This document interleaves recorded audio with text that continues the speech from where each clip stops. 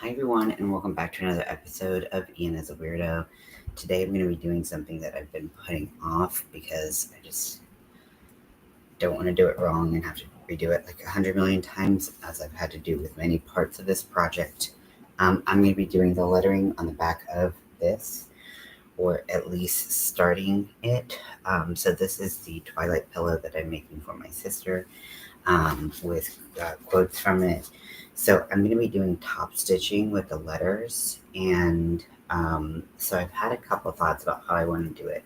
So first of all, you saw that kind of like light pink that is the base of the pillow, and then I'm going to be using this color, which is Orchid from Premier Basics Chenille Brights, to do the lettering. And one of my first thoughts was, okay, well, it would be good to have a guide to go along with. So what I'm doing is I'm going to take some scrap yarn, and I'm going to go through it with that, just kind of like with a needle and some yarn, so that I can get it through with minimal, hopefully, damage to the chenille yarn, having going back and through the yarn several times. Yes, the base of the pillow, there might be some friction from rubbing if I go to the same spot too many times, but at least it won't be kind of on the text as well.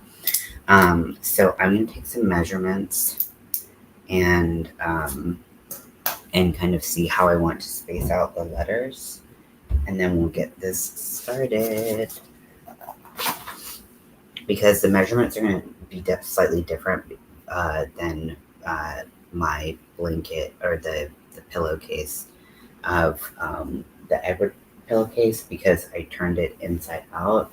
And so some of that edge is like kind of folded up and curved, and I don't want to put lettering there. I literally just had my tape measure. Where did you go? You ornery tricksy little minx. There we go. Let's crawl into bed, which is relatable. Okay, so on average, we're about 16 wide, which is quite a bit different than what we did on the other side. And I haven't sewn an extra layer or anything for the bottom. And then there's that zipper inclusion, but it's about 19 and a half tall right now.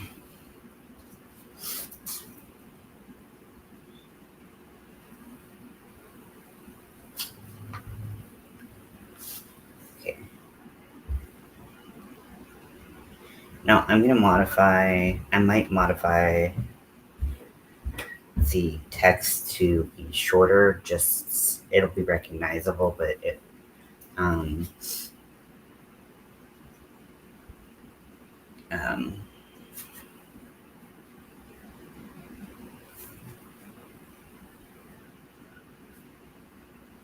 eliminate a lot of letters if I modify it.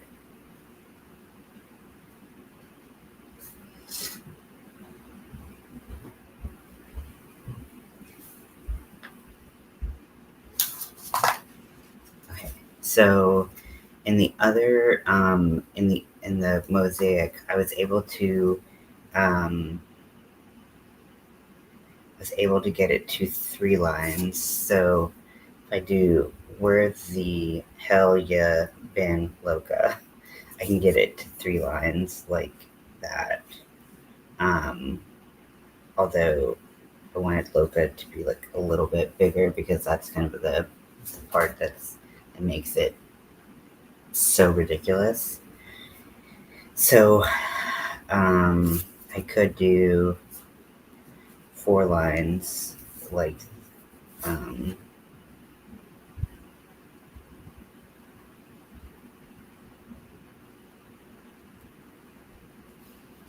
so okay, so let's do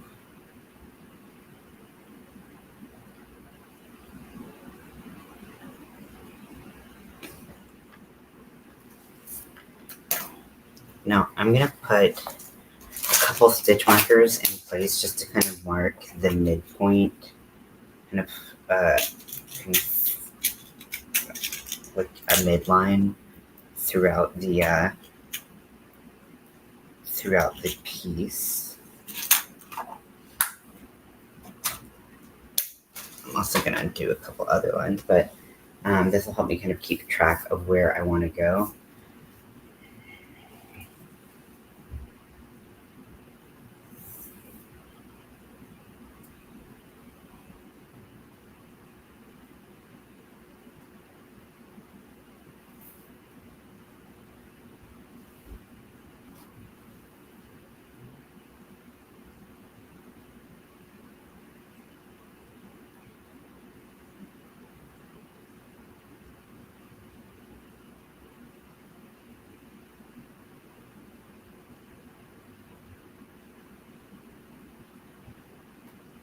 Also making sure I don't sew the what is now my top layer to my back layer is important.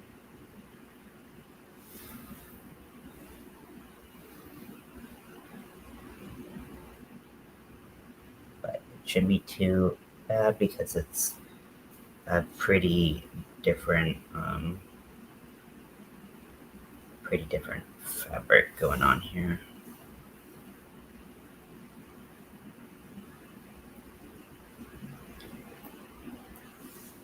This is just to give you kind of a general idea.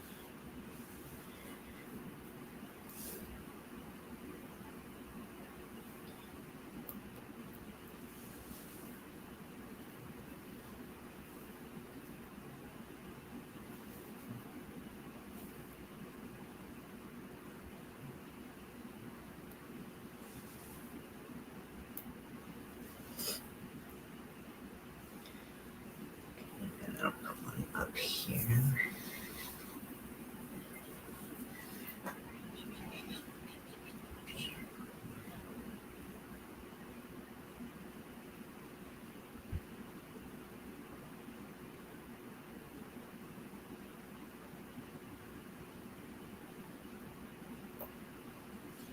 Okay.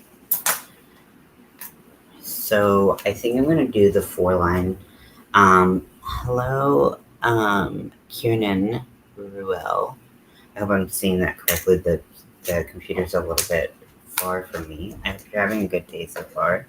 I am going through. I've been working on a pillow with Twilight quotes on it from my sister for her wedding, and she didn't tell me what she wanted, and I didn't know what to make her because this is always in picture. So that's what she gets for not telling me what she wants. And so I'm going to have each, I think I'm going to have each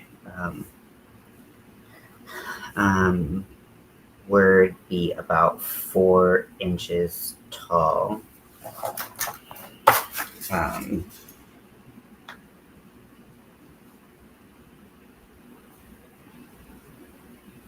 4-inch tall text, which will leave me with 5.5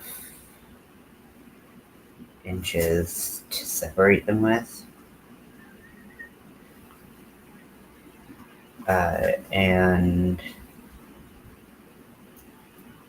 let's see, so 1, 2, 3, so 3 lines of separation. So I can do about 1 inch between, and then I'll do more for that bottom line so it stands out a little bit more. And then I can also make it a little bit taller.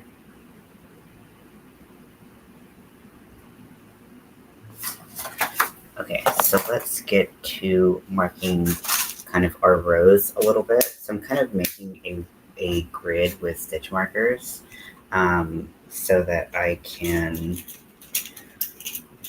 follow along lines. And then I'm going to take that scrap yarn and I'm just going to kind of start mapping out where I want the text. Now, there were a couple different ways that I could have done this. It probably would have been easier, better, more, you know, precise. But for me, I whether it be access to those items or um, uh, anything else, I don't know. I've just been putting this off, and today I was like, you know what? I'm just gonna do it, or just gonna go for it. So, unfortunately, because I have you set up on a chair, and I'm set up on the floor, so I can get a nice flat surface that's big enough. I uh, uh,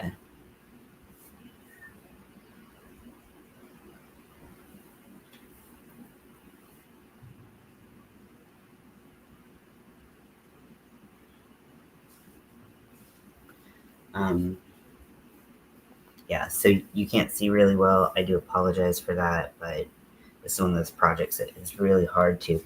I mean, I do have a camera that could show this, but I don't know how to get, like, have my phone set up and have my computer set up and not have, um,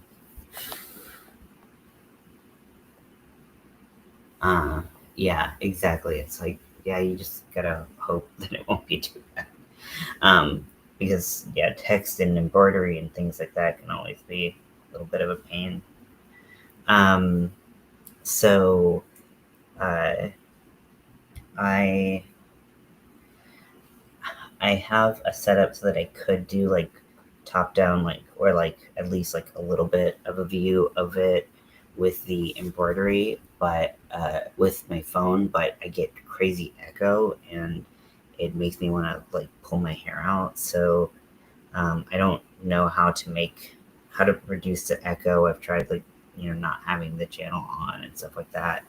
Um, I don't know what or why it does that. So why I can't get rid of the feedback, but it is hard to listen to. So so an inch in terms of stitches is about 2 rows of single crochets.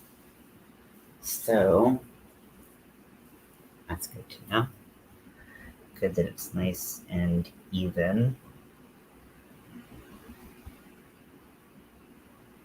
Okay, so go down to this one.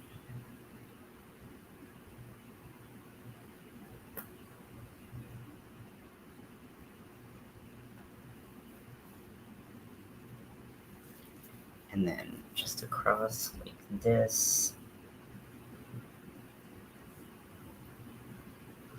So yeah, because I'm working with chenille, and I've heard that one of the things that you really don't want to do with chenille is to overwork it.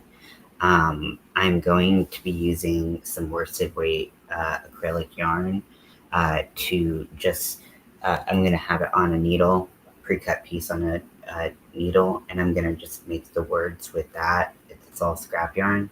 And then I can shape and figure out what I want. And then after that, we can make sure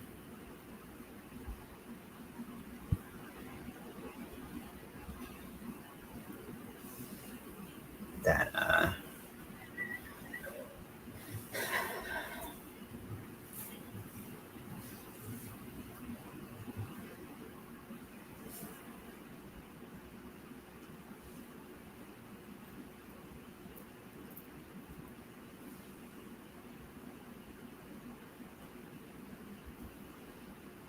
that it's in kind of like a placement and a text style that we want, because I'm just going to kind of try to make letters work and make things fit.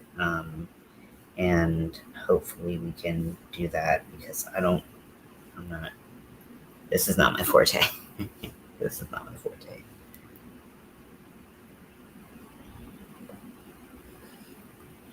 I did do this whole back in single crochets for a reason, so it would provide more anchor points for the single crochet for this.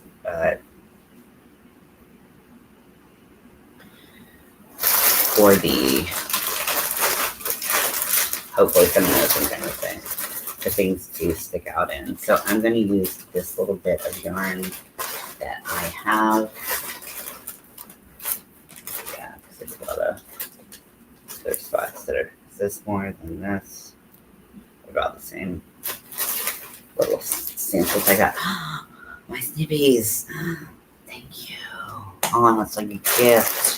I guess this definitely doesn't do well when overworked. Thank you for confirming that. I actually ordered some more because this is my first, doing this pillow was my, this is my first time working with chenille. The gray back is burnout blanket sparkle, so it has like a really nice sparkle because I needed the Edward side to sparkle. But the red is chenille, and I did a mosaic pattern for it. But I tried to do a mosaic pattern with the back, having the same dimensions and the same weight of yarn. It was just way too thick. But I ordered more chenille because I actually really liked working with it. I expected to hate it. I think if you go in with knowing what you're going to expect, it does make a huge difference with this yarn. But you still have to be really mindful about what you're doing and what not. Okay, so I'm gonna go in.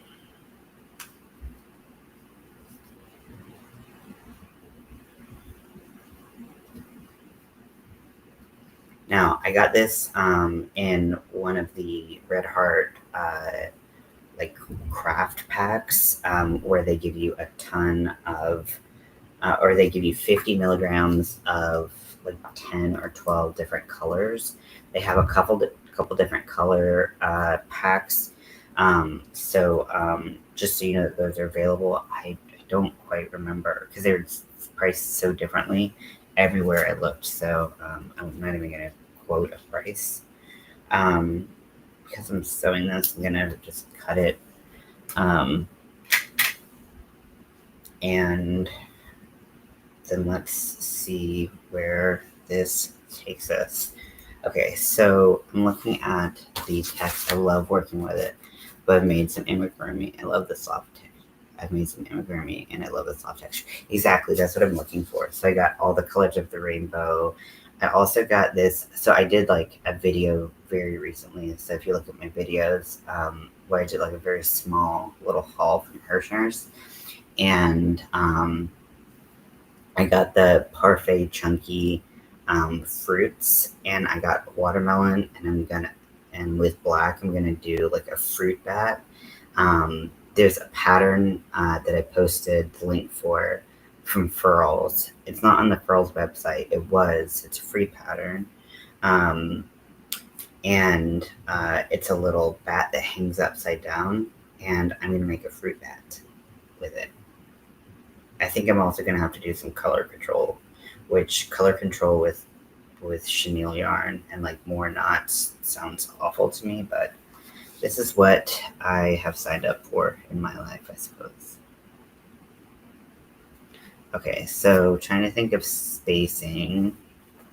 So 1, 2, 3, 4, 5, at least 2 times the length of a letter there. 1, 2, 3, 4, 5, 6, 7, 8, 9, 10. Okay. So where I like to, I'm going to go up to the space.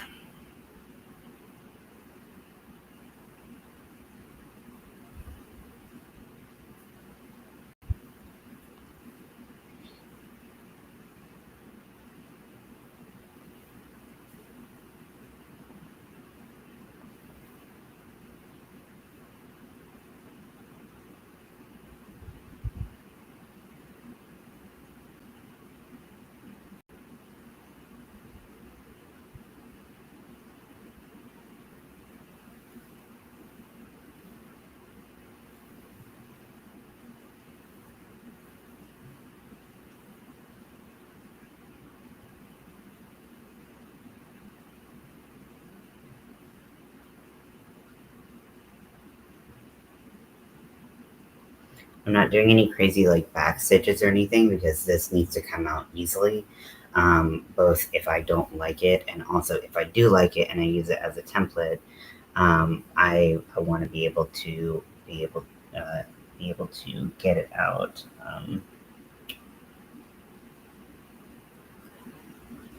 easy enough without too much annoyance.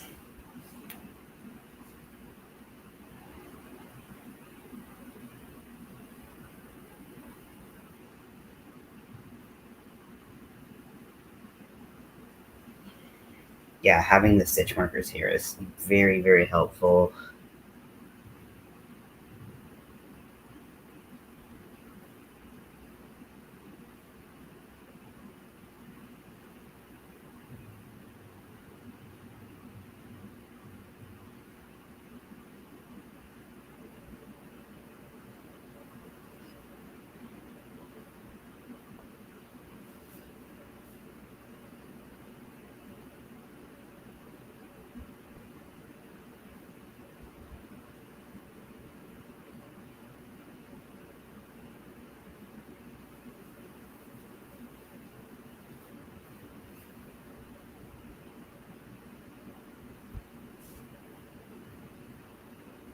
A little knot. Probably could have cut this a little bit longer, but and that's more to like get away the fruit bat. Oh, thank you so much, and thank you for reminding me what I was talking about when you were like, "That's amazing." Hi, Rudy, welcome in.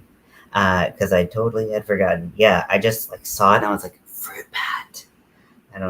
Yeah, it was a little bit of a felt like a good like epiphany moment.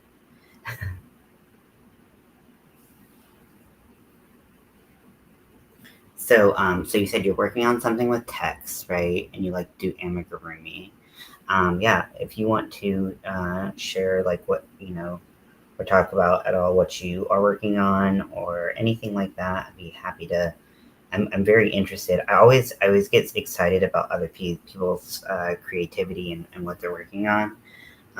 For me, it's just as exciting um, to hear about what other people are working on. Than even sometimes like my own projects because it feels like I can kind of like live vicariously through people, but also not have to do the work. It's kind of weird, isn't it? I don't know, whatever. That's gonna be way too wide.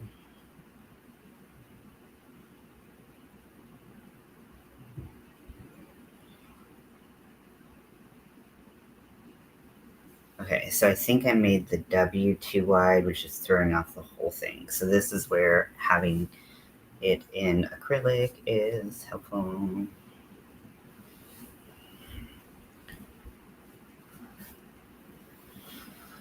Okay, so I think I'm going to take it out to about here.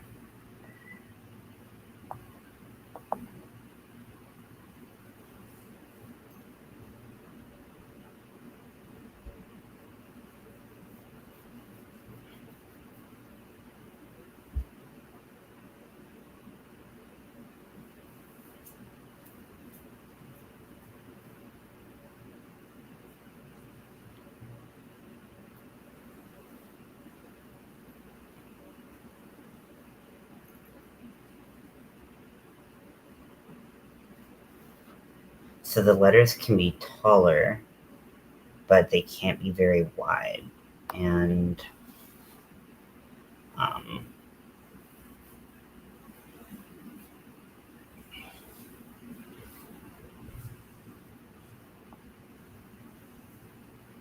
that's something I gotta remember.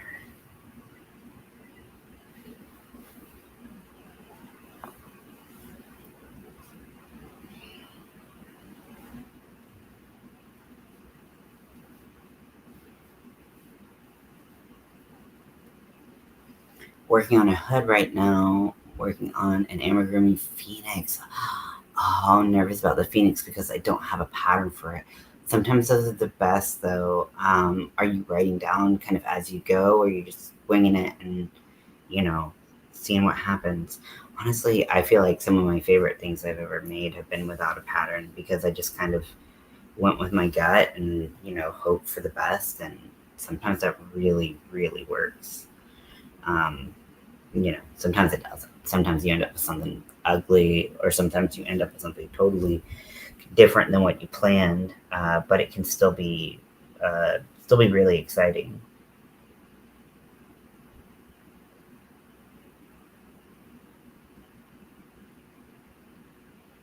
Okay, I think I need to backtrack even more so that I can. And how I'm not tying the end that I started the. This is kind of like inadvertent, but it worked really well. I'm not tying the end that I started tracing the letters with, so that as I start doing my top stitching, I can kind of pull out the yarn from there. Therefore, I don't have to worry about. Therefore, I don't have to worry about. I just pulled my scissors out immediately because I was like, yes. As I go, I'm writing it down as I go, so it's easier to back and fix. Exactly. Yeah.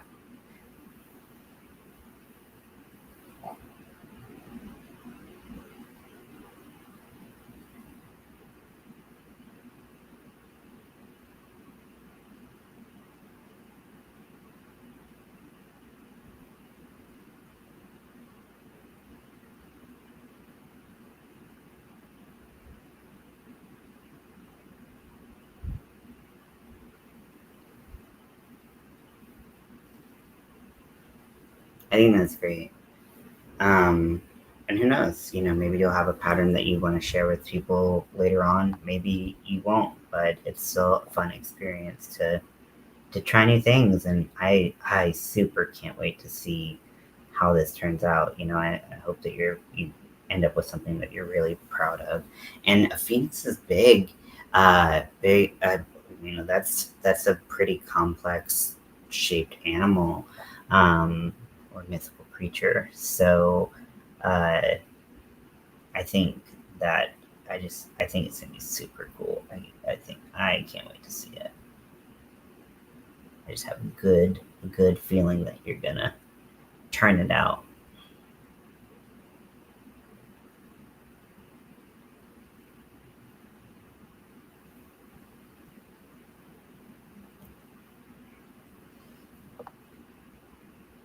Okay, so the letters are gonna be a lot closer than I initially planned, so I'm gonna have to.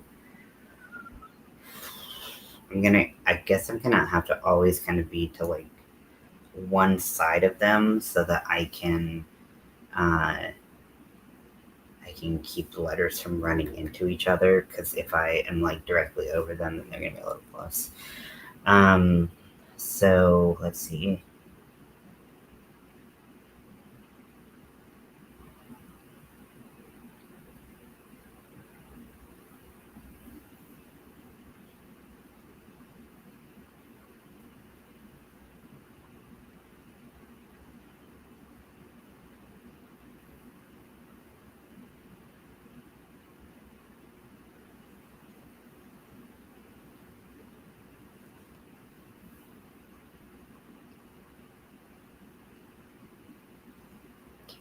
And so this ended up being. So let's see. This ended up being 1, 2, 3, 4, 5, 6 stitches wide. I definitely don't want it that wide. I don't have space for it to be that wide. Let's just do 3. Now the E's are going to be, because the first word is where, and so it needs to be the E's need to be easy to read while having enough space to read them.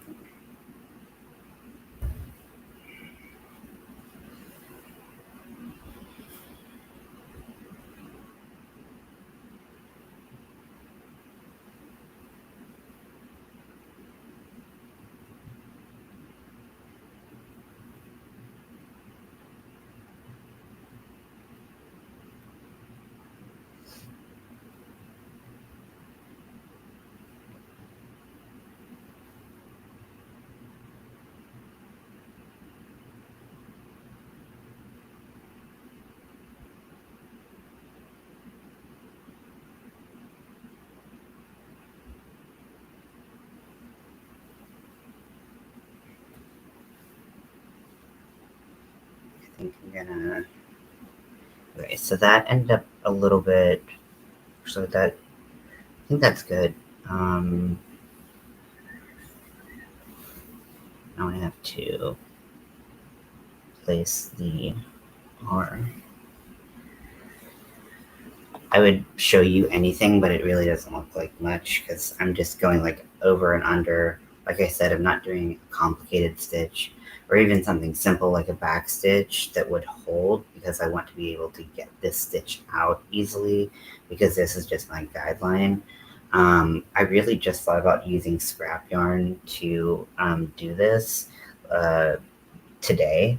And I'm like, why didn't I think about that before? Like, that's such an easier option, and I could use, you know, acrylic yarn so I don't mess with my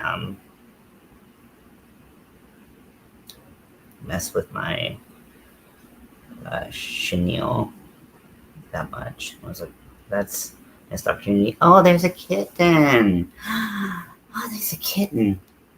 Hi, baby. Hi, baby.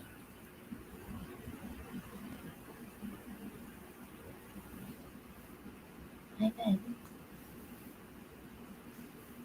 He's so skittish.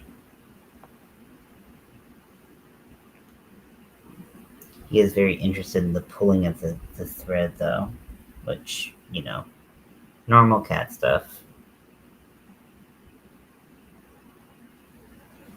Okay, so I went a little bit past the midpoint with this one to finish this word, but I think it should be okay, because I think that I have a good feeling about how to...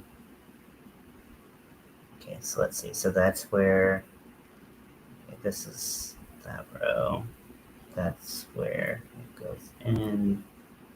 Boom, ding, ding. Yeah. Because the second word is shorter. And also the dimensions on my blanket, I mean on my pillow. I don't know why I call this a blanket so much. Probably because it's so freaking heavy and stuff. But he's so interested. Okay, you want to come on camera? So this is Scotty, if you haven't met him. He's a very sweet boy. He's very scared of everything.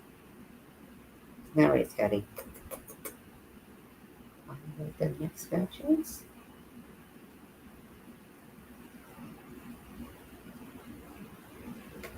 Let you go. There you go, baby. Okay.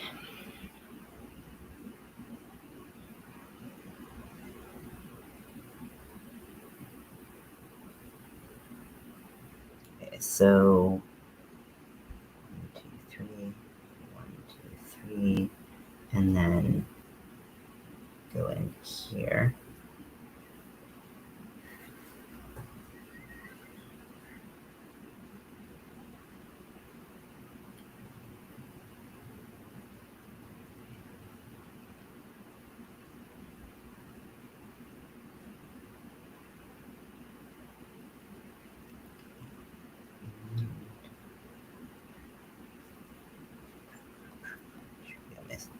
My everything looking straightened so I can make sure I find stitches properly.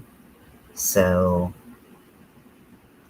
we're going 1 to the right, so make sure I find that.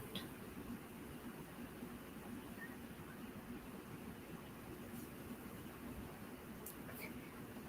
So the first word looks like it is out of the way. I hope that is the case. Okay, now I need to make sure I get far enough away that it's clear that we're in a different word. However, I need to be able to okay, so this is what where is gonna be. Yeah, he's a very pretty cat. He's also so scared and so sad. So I need to put T, H, and E. T can be really skinny, as H can also be 3 letters wide. The the E I've been doing is 1, 2, 3, 4 spaces wide. So really, this is not that big of a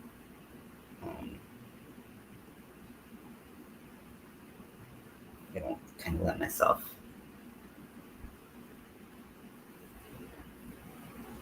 go an extra space.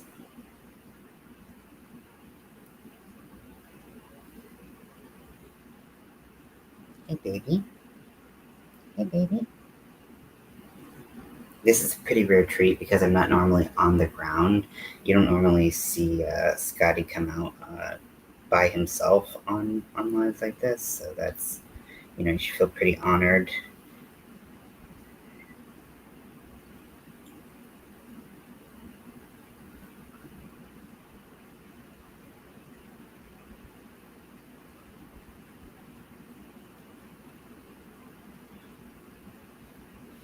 Hi, baby.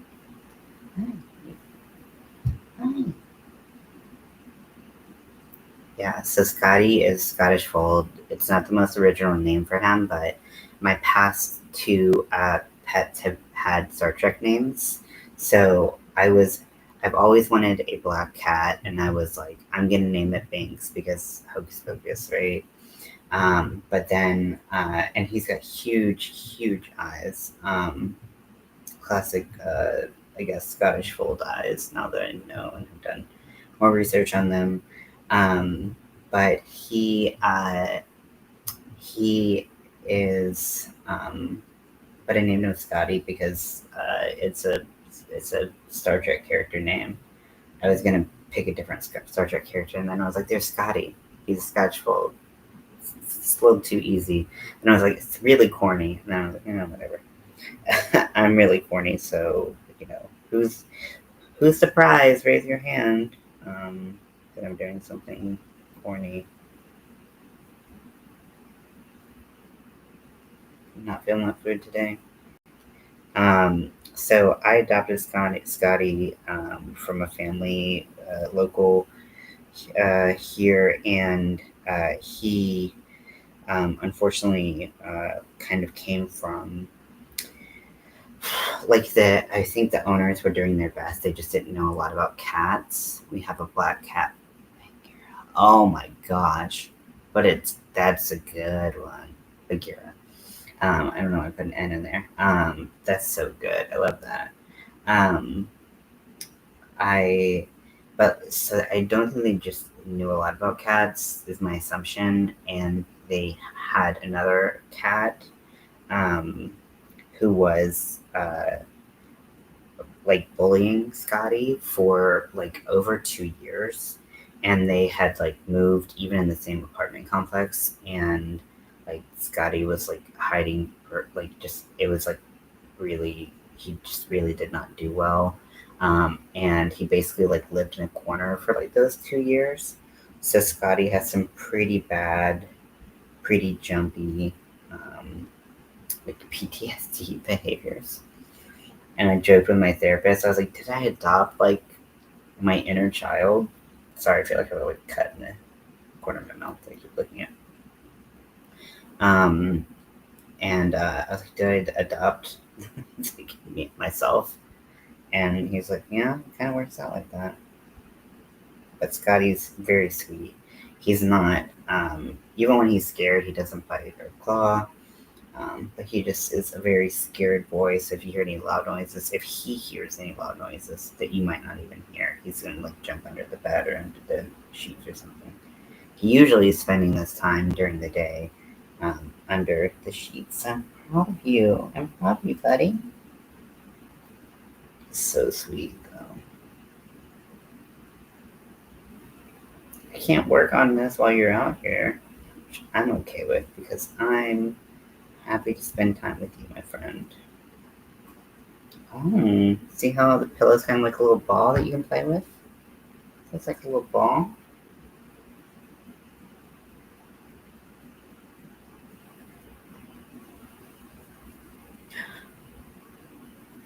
What's that? What's that? It's kind of like a little toy, isn't it? Good boy. So I didn't know this, and I felt like I knew a lot about cats, but I didn't know about like specific breeds because I've always had, um, just like any old random breed of house cat. I've never had a specific breed of cat. But Scottish Folds are really smart, and like it might sound, if you don't know cats, and if you don't know, um, if you don't know like certain things about cats, this might sound like extra silly, but like Scottish Folds like are very smart. They're very trainable, which training a cat in itself, like if a cat can be trained, that's like wild cuckoo bananas, right? So, like, I'll show Scotty something once. I'll be like, "Hey, Scotty, here's this toy," and he'll be like, "I'm not gonna play with that." Like, I no. And then, like, within 30 minutes, like he like knows the toy, or like I'll push the ball, I'll show it how it rolls, and then like he's like immediately like, "Okay, I know how to play with that." But there's a lot of things that have been like that where I'm just like, "Wow, that is not at all my experience with cats." Like cats that I've had have never like been like either they take a longer time to do it, they're doing it on their own time. Oh, look at you. Whoa. Good job, buddy. Good job, buddy. Let me move your water bowl so I can roll a little bit more. You're so smart. Crazy.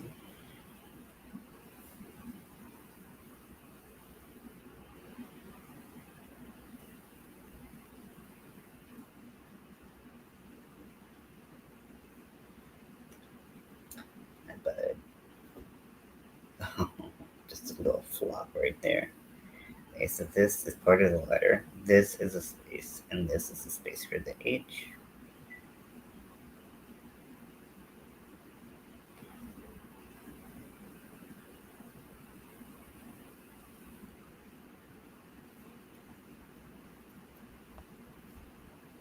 Hey, buddy. Hey, bud.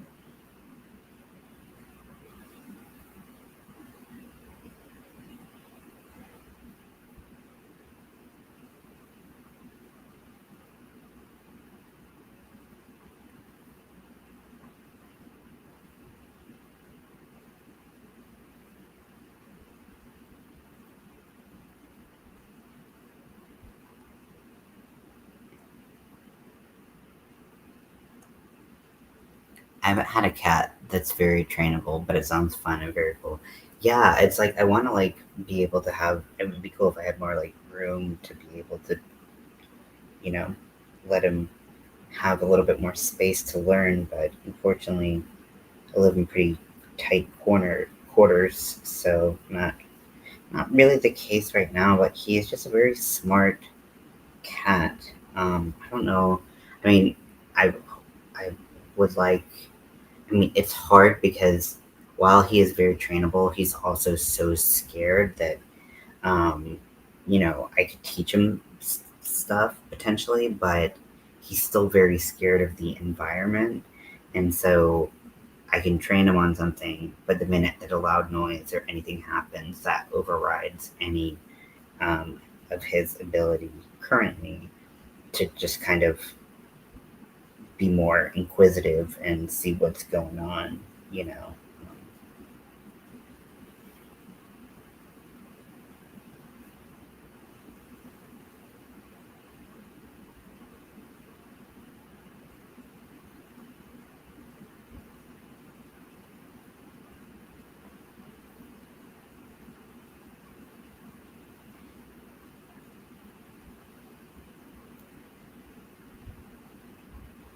Okay, so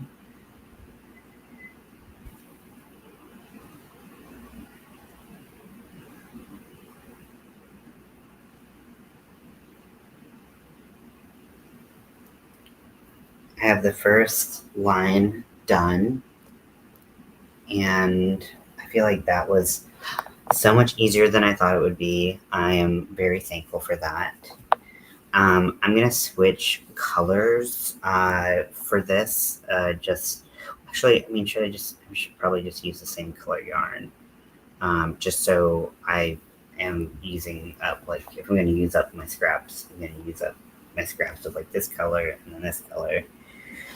So I think the way that I've always remembered this line is not actually what is said. However, it does make the third line different. So if you know Twilight, you might. Does he have many high places to go? Some cats, yeah. From I watched My Cat from Hell for a long time, and some cats do need some high places to travel, and he has some.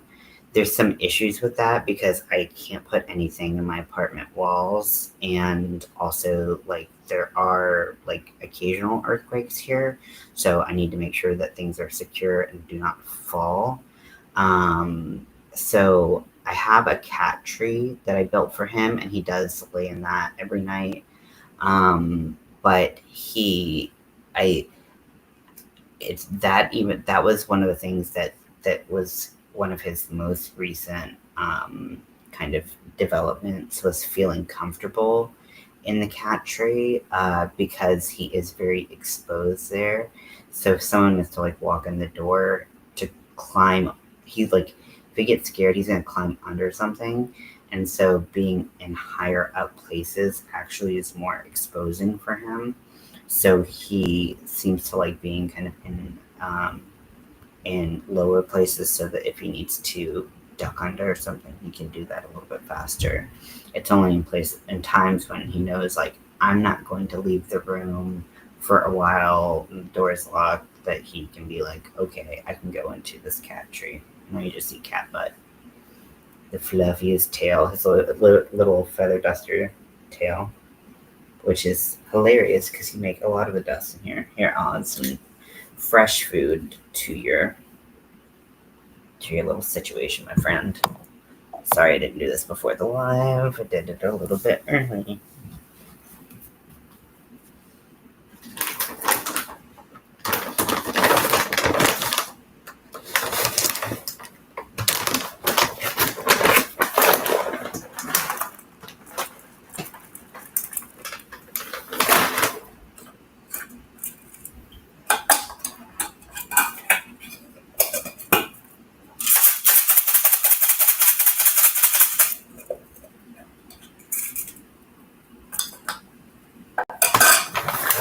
There you go, bud. Let me get you some more water as well. Sorry, a little intermission.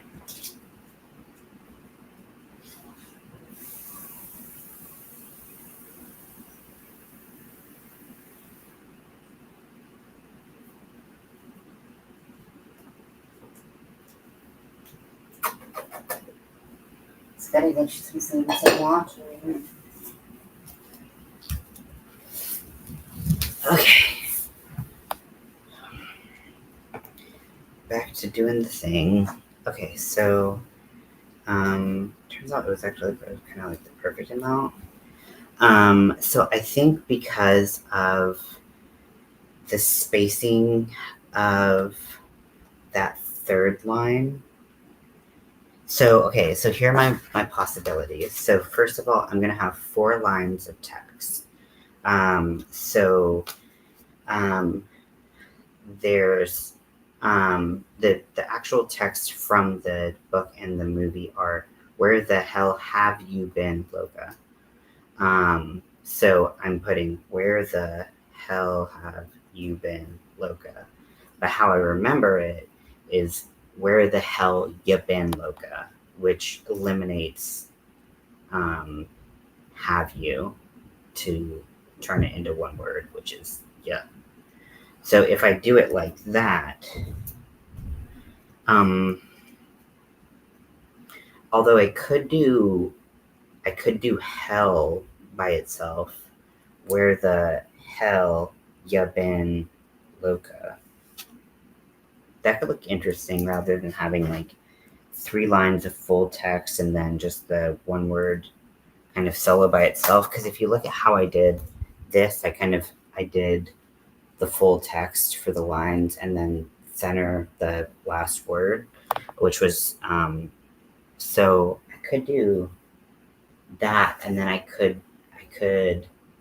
do red, the red that I did for the other side.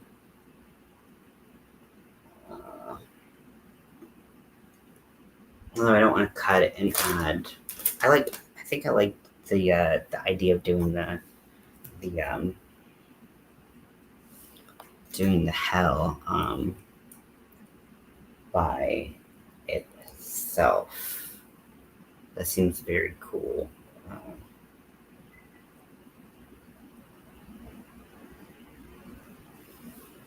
Okay, so let's see. Okay, so this is the bottom of the line, and above it, because the H and the E are like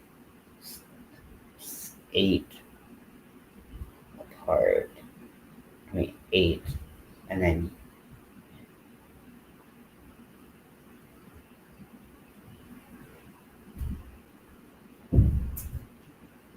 see, he like immediately wants to run something. Someone slammed the door. But I could make these letters a little. I don't think I'm gonna make the letters bigger. I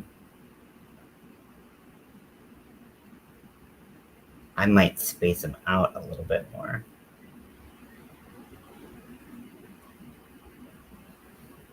But because I don't want them to be like the feature of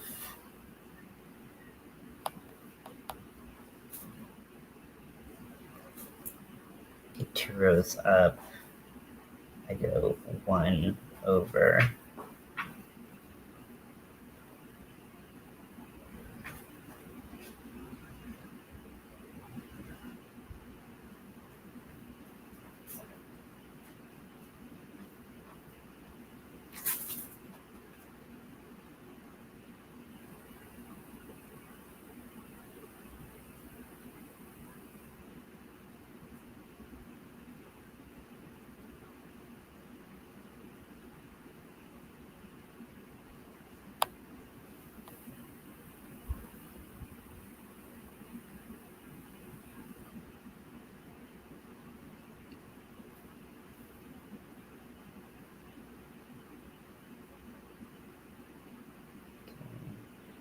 Put a little bit more spacing in between the letters, just because I do have the room to let them breathe a little bit, so I'm going to do that. L's don't take up much room at all. I found that out, especially when I was doing this. It's like, oh, I'd have like ILL, like that's really like not much space at all. So I do want to balance it out between the other letters. So I'm going to make sure that they have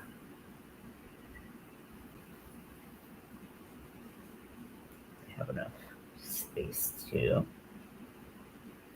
show. I might even do, when I do the L's for this one, I might even do my surface crochet. I do like a line going up and then a line going down right next to it, so it just makes like a thicker L. I'm not quite sure yet. I haven't really.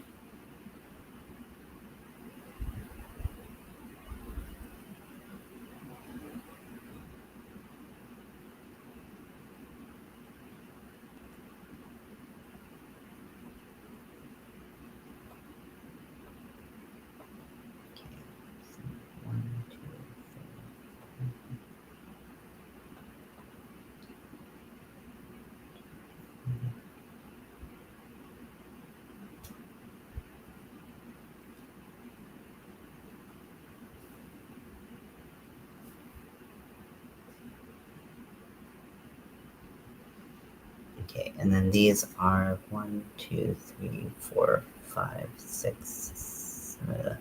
1, 2, 3, 4, 5, 6, 7, 8, 9 tall.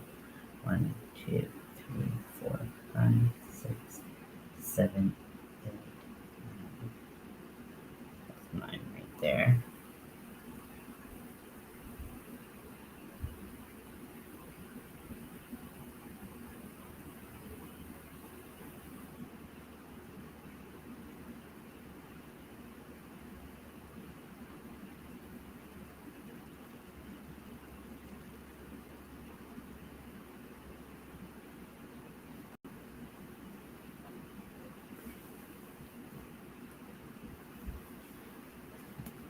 Okay, so I did the H and the E for the next row. This popped out of the pen I was using. I might have to go soon, just FYI. It's been real chill time though. Yeah, I know during these types of projects, it's like when I have to really focus. I'm not the most like chatty or interesting, but I do appreciate just people who come and hang out with me. Also, I feel like it's oh, this white would have been good because white's the easiest to find in that, but whatever. Uh, but uh, but sometimes it's just kind of how crochet projects go. But anyone is welcome to come and go as they please. Understand everyone's got their own lives that they are attending to, so no hard feelings. I appreciate the heads up. You're welcome to show up and leave whenever you want. But I appreciate you being here nonetheless. That's not me like being like hit the road. And I have some yarn that's just like bundled up in a mess. Oh my gosh, I did this lesbian pride half of a cardigan. The other half was rainbow striped. But finding the right colors and trying to make it affordable was so hard, especially as Joanne had gone out of business and like I couldn't find the big twist value to match the colors and all this stuff. So what I did is I took the I color controlled the Big Twist ombre in violet and the one in peach, and I made the lesbian pride one, and oh my gosh, it was so hectic. It was such a experience. But I'm looking at the yarn, which is why I'm bringing it up. But yeah, that was a moment for sure.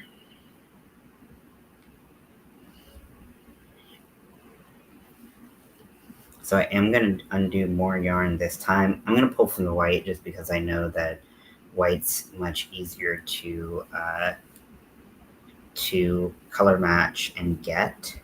There's really never a time that I can't get white yarn. I don't use it much, but if I have to, I know that I can get it easily from Walmart. It's not like a specific color of red heart that is just like totally unobtainable. I say that now, but next time I need white, I'm not gonna be able to find it. It's okay. We're just gonna work with what we're given in life, Okay, crochet. There's my tapestry needle. Okay.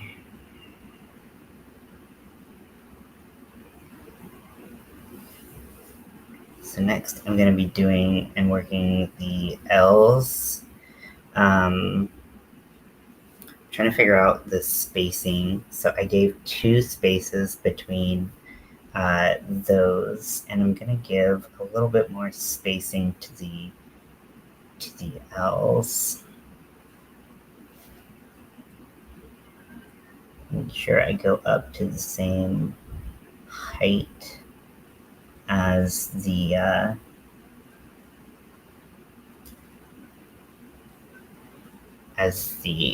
H, even though once I see it kind of on, it'll be a little bit different. But okay, so take this all the way till I have the end of the yarn sneaking out. Again, I want this to be able to be removed really easily. So that's my goal.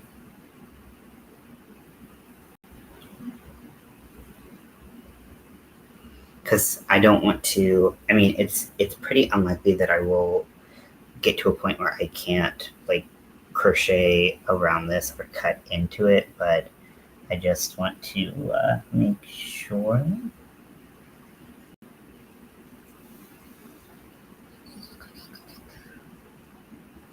I wanted to be a little bit further away, but that's fine, whatever.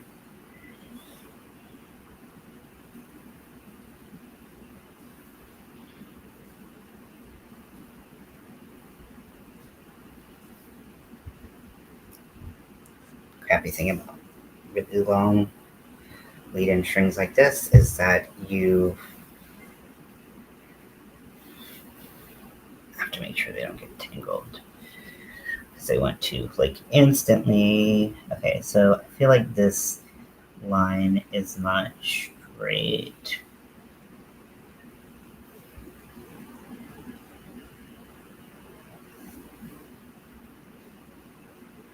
Yeah, I don't think it's straight, so I'm going to redo that.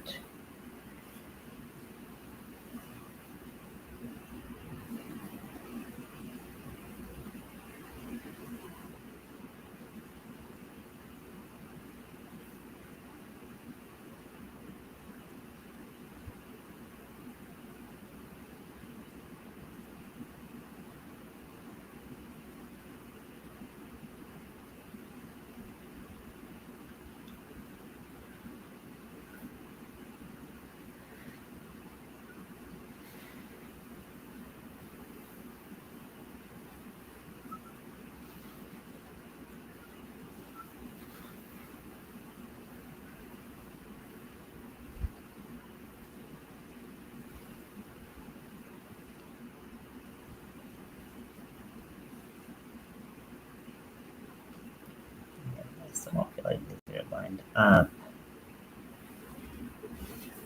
So what I'm going to do instead is I'm going to take this off the needle because I know that the bottom is where I want it. So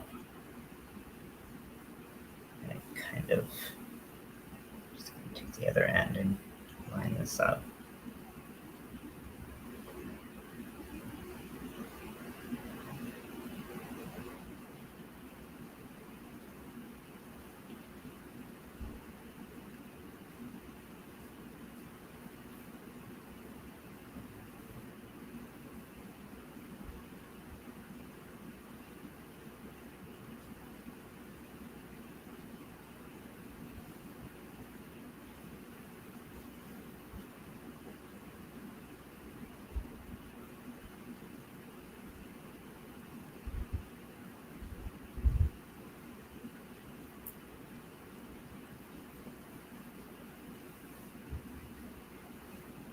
Thank you, really.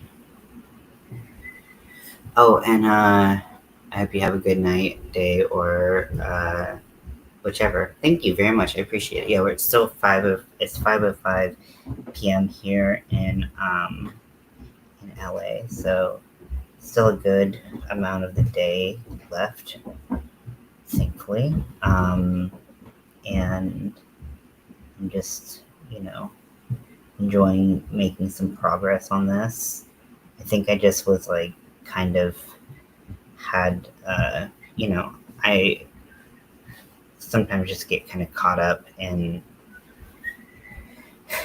whether or not I can get something done, whether it's going to be good enough, and not even like in a way of like perfectionism. I think it's more about like just like how big I size up a task in my mind, that sometimes things just like seem so big that I'm like, no, I can't do that. I can't do it. No, I can't do that. So I think that's kind of where things get to up in here, which is cool. So like I said, for the L's, because they are just so thin and I don't want them to disappear, I'm probably going to kind of like double the line width, which I'm not going to do in some of the letters where the letters are more compact. But if I have space to do it, I feel like, I might as well. And I mean, with surface crochet, I feel like also I can do it into what I have already. I don't have to necessarily do two stripes next to each other. I can like single crochet maybe or slip stitch onto the line itself. So I'm going to kind of see what shakes out when I am actually at that point. But I'm going to leave an extra space there, and then I've been doing 2 spaces in between letters. So this one is going to go here.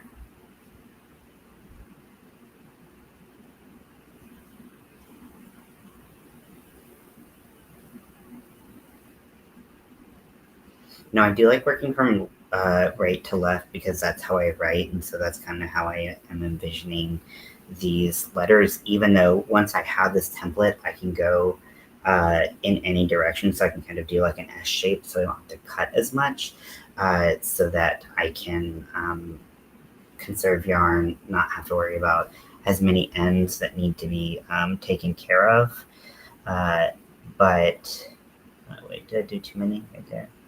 That's an extra one. That's just one space, two space.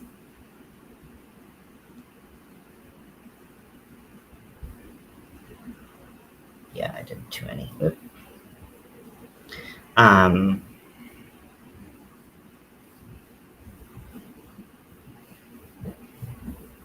Forgot where I was going with this. But yeah, once I have the template, then I feel like it'll be a little bit easier to kind of go in different directions. But with making it, I feel the need to kind of go all in the same direction, just so, or move from right to left, if possible, just so I can kind of orient it in my brain a little bit more.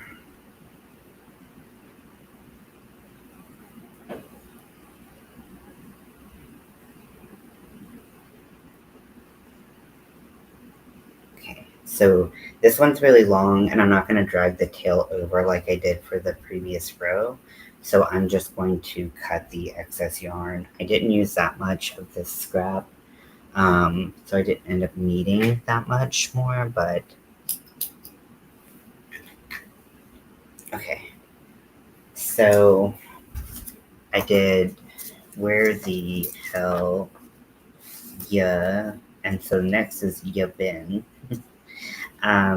So with the Y, that is an interesting one because the text needs to go below the line of the bottom. It needs to go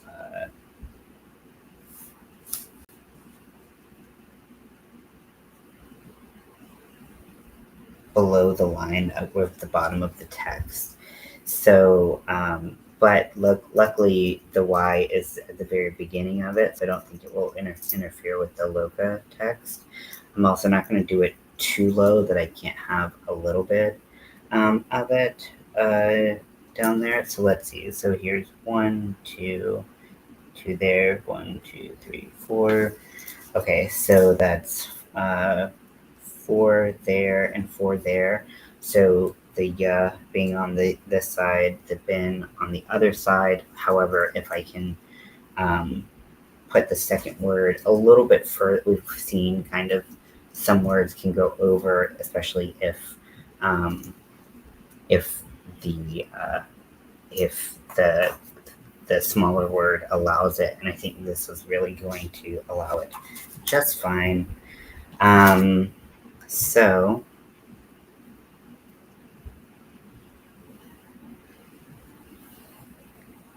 I'm going to start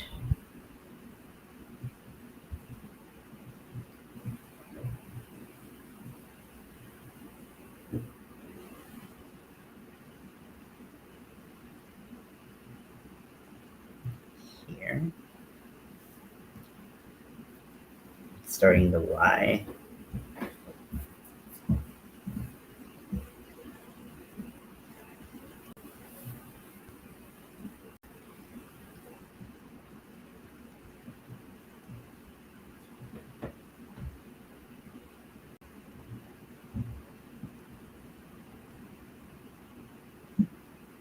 Kind of making sure that I'm having similar dimensions that I did when I was using when the letters were cramped, so that I am kind of on that kind of style with all that stuff, so it's a little bit more even. Oh, thank you. Oh, hey, Crystal. Hey, Rudy. I'm gonna do the text overlay. Not that that helps me that much, but just, I find that when I'm watching, if I ever watch replays, it is nice to see the overlay so that I can see what people were messaging about. My pen popped apart. So what I'm doing right now, for those of you who are just entering the room, I thank you, Rudy, for the time, but if I didn't, I apologize. So what I'm doing right now is, instead of so I was kind of having this fear of just starting the text of the pillow, and I decided that I had to get it done. I don't have a choice. So what I did is I took the measurements, and I was like, oh, okay, so I want to do the top stitching on the pillow. I do feel like one thing that would make it easier is kind of to have a template.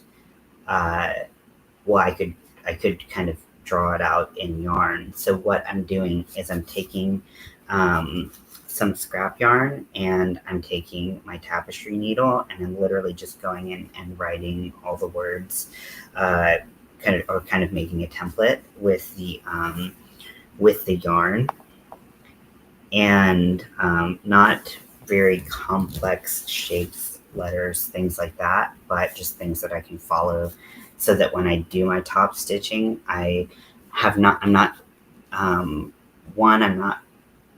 doing it with worsted weight acrylic. I'm not doing it with the chenille, so I'm not overworking the chenille, which would cause it to break down faster. And also, I can get a good idea of it with really low stakes, really low stakes. Okay, I use a little bit of scrap acrylic yarn, not a huge deal. So what I've decided to do is I've decided to, one, modify the quote to I feel like flow a little bit better, because the way I remembered the quote and what the quote actually is are different. So the actual quote is, "Where the hell have you been, Loca?" Which is a crazy sentence in itself. But I remembered, "Where the hell ya been, Loca?" So I combined "have you" and "ya." So to "ya." So in spacing the lines, I decided to do 4 lines of text versus 3 on the other side, and to get the best spacing I possibly could, to give Loca its time to shine, because that's kind of the craziest part of the sentence. Just like I gave Bella its own sentence on the line on the other side. And then how I also decided to split it up, which these are really, I'm not sure, even with the L space like they are, I feel like I should move everything on that side over 1, which I might do. I might be able to do when I start this. I still feel like it's leaning so heavily towards the other side. I feel like I need to move that text towards the middle more. Okay, I can do that.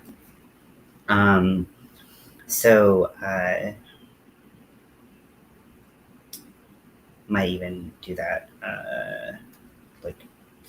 before I move on to the next part of the next row. And then I'm gonna just keep going, and then I'm gonna do top stitching. Where the hell have you been, Loca? I've been right here, fool. Even though it makes no sense that he would call her Loca. I mean, granted, you can use words in Spanish even if you're not a native Spanish speaker, but it's not even playing a Spanish speaking character. He's playing an indigenous person in the Pacific Northwest, so it is even further out of place.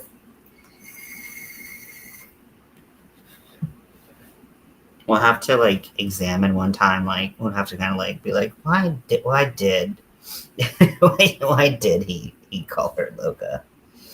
Okay, so I found that I had moved I'm going to move this quite a bit so that I'm giving it lots of space here.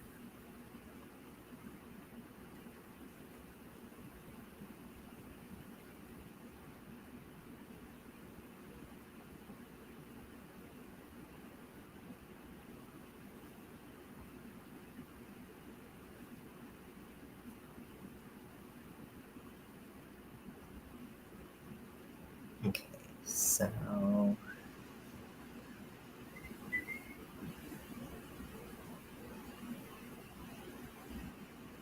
I did sleep a lot last night. I still slept super late, but I slept in super late. However, I did not break the third wall.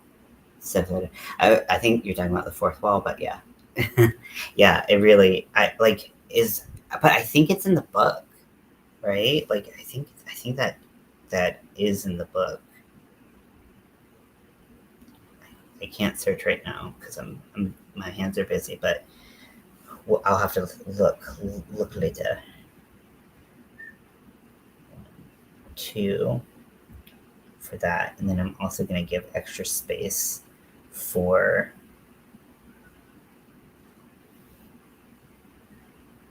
well, I didn't do that for this one, so I might as well not do it for this one. Okay, because I'm going to make sure that the L's are thicker than just having like one line. They might not end up being. We'll kind of see how I decide to play it, how they actually look. But see, even that looks like way far over. I think I did it too far.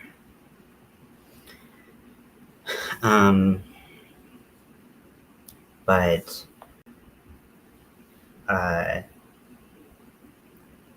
that's embarrassing. I meant fourth wall. Hey, all the walls you want.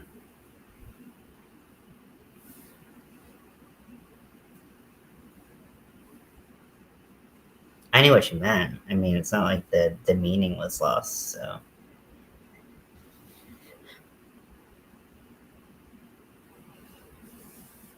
It's funny because I don't think that was like common like language about like breaking the fourth wall until like Deadpool. Like comic book people talked about it a lot. Especially when they were talking about Deadpool, because that's kind of his one of his main things is breaking the fourth wall.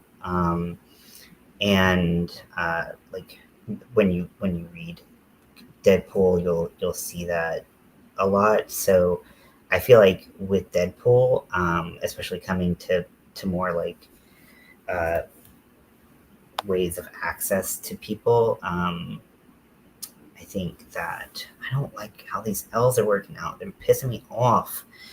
I think that that's a term that most people aren't don't know at the moment it's gone. Okay, we're trying to help you. Just coming to your defense, but you know, we'll just let it slide. It's cool. It's all good.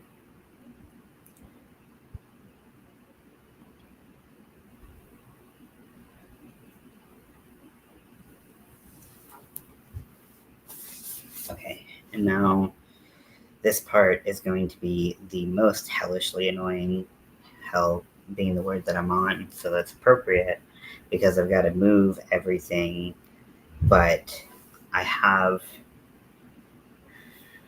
don't like, I need to shift everything to the right, but my end of my yarn is on the left, so I have to undo it all. But luckily, I think I can do it. Well, I mean, I just started pulling things out, so right.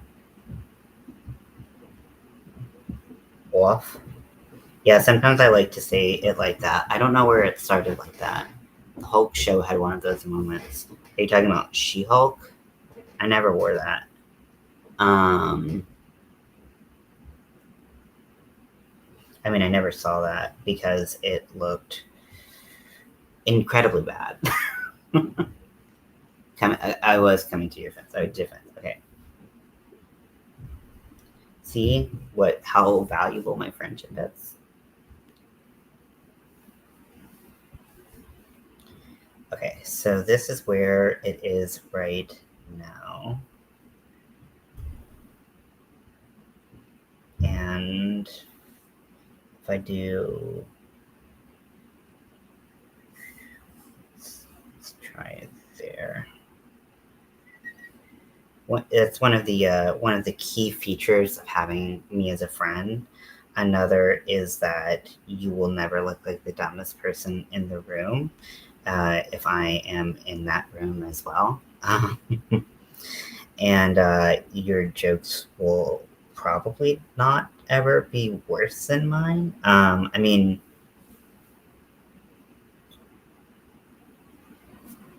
I'm gonna amend that statement because I think that my jokes are funny, which not all people think my jokes are funny. My jokes are very crass, but I also do make a lot of like really bad dad jokes, and so that's something. That's something, right?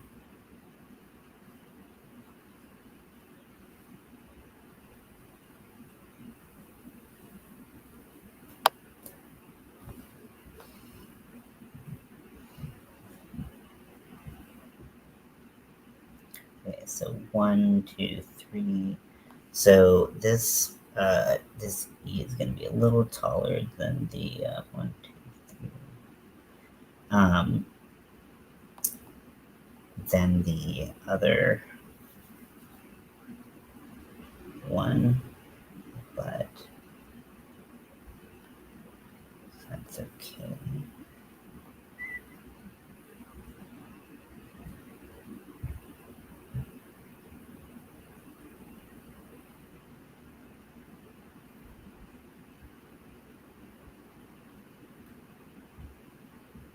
I don't like this one.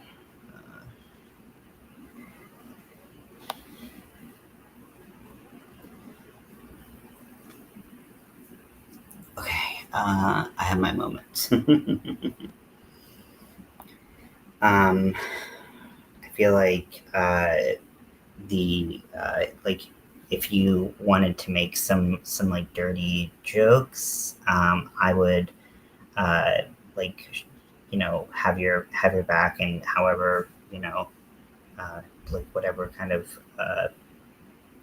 journey you wanted to go on with that, because dirty jokes I believe are my forte. I would like to say that I'm pretty confident in my ability to tell and deliver a dirty joke. Whether or not people like that I have that ability is a totally different story.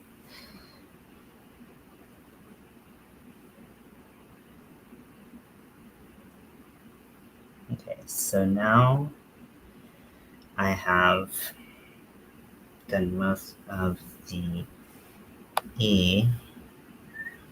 Okay, so spacing wise, 1, 2, 3. 1, 2, 3. I think I'll go right there.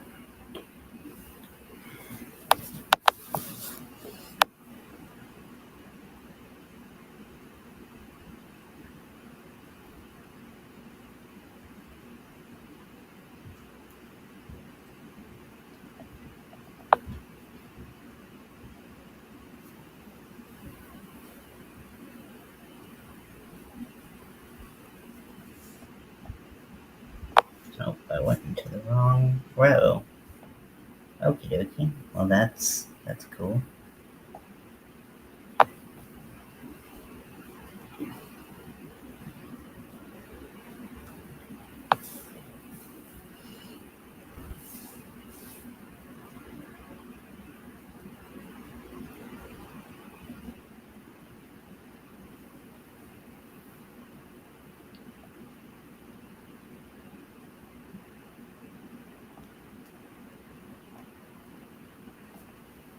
Another perk of my friendship, I'll never make you look poor, because all you have to do is stand next to me, and boom, you look significantly richer.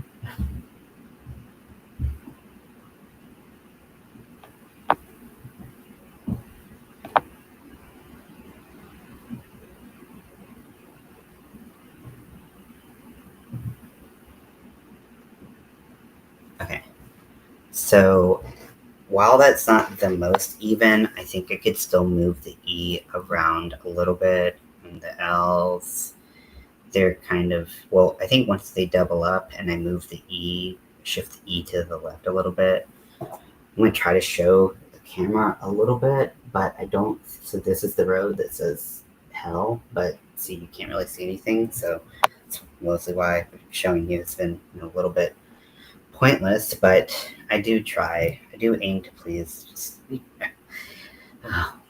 we're all doing our best.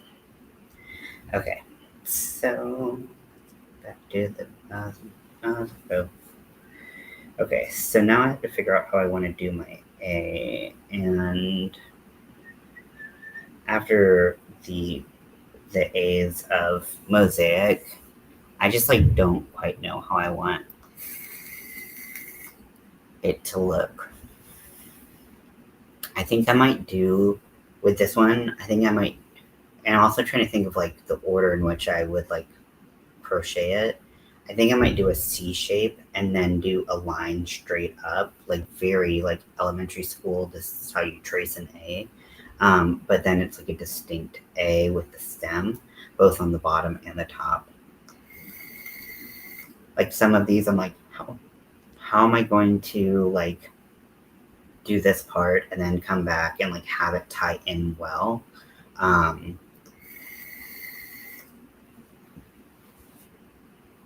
I've definitely, I mean, I've done surface crochet before, but it's not something that I would say that I do a lot. Okay, so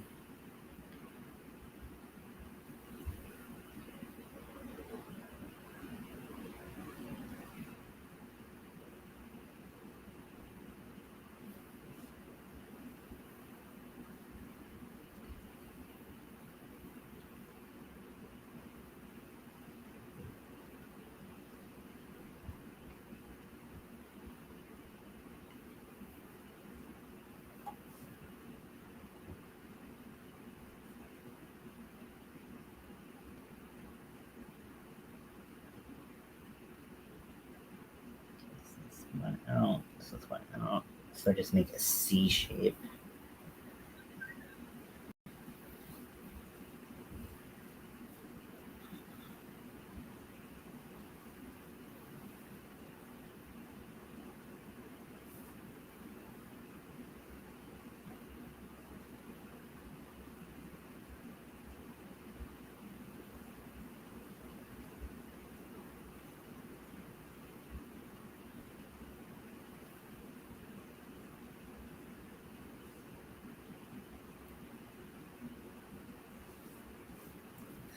Got it.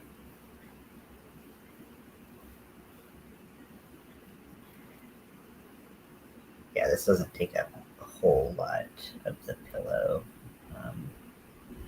to do this. I can't decide if I want it to go to the same height as the part of the A that is the C shape, or if it's going to kind of blend in with that. So I'm going to start with that, and I'll go a little further, and then we'll see. Because the bottom I didn't go further. I don't know. This is planning on doing cursive or cutting the yarn as you go each letter. Probably more. It's going to be blocky, but the letters are going to be connected. So the letters are not going to be connected in between the letters. However, I'm going to cut the yarn as little as possible because of the fraying ability of this yarn. So the letters are going to be distinct. Cursive, I feel like would just make it harder to read a little bit. Like I was telling you, I don't even know if my sister was in school when they were teaching cursive, which makes me feel old as fuck. Oh my gosh, so old. Yeah, I think that I'm going to keep it all in kind of like blocky text.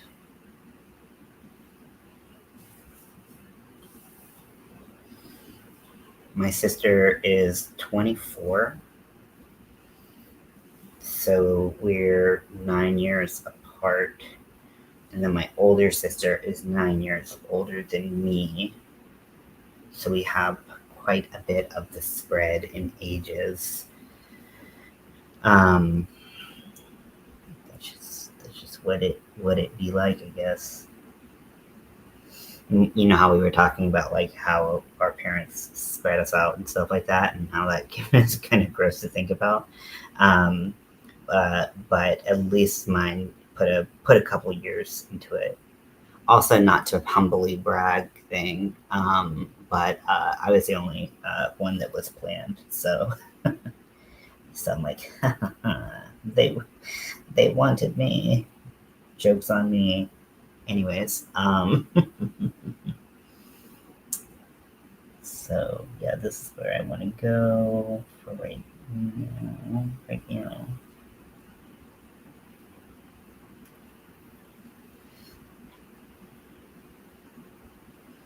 Yeah, if this was acrylic yarn, I might do it. And the thing is, it's hard with like if there's gonna be exposed strings like this on the inside. I do worry that when my sister puts the pillowcase in, it's going to pull on it. So I'm not quite sure how I want to protect the yarn on the inside from getting caught. And it might be something like me finding like a scrap piece of fabric or something like that, and just sewing it on the inside so it covers some of the inside mechanics, just so it's a little bit easier to to replace the pillow and stuff like that. Because like yeah, this is like 7-8 inches long, and it's just I mean, granted, I'm gonna go. I'm not actually gonna go there. I'm gonna go straight into the L. So that's gonna be about 4 inches long of just that thread. So that actually won't be as bad. So I don't know. We'll see.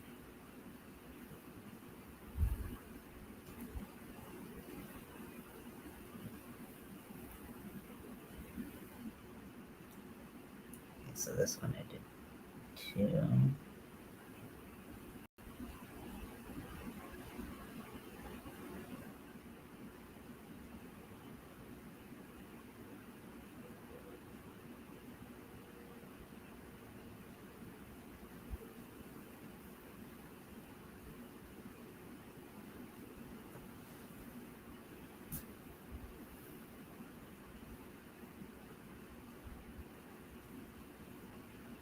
Okay, so, and there's one space in between each of these. The E is 4 wide. So there's this one.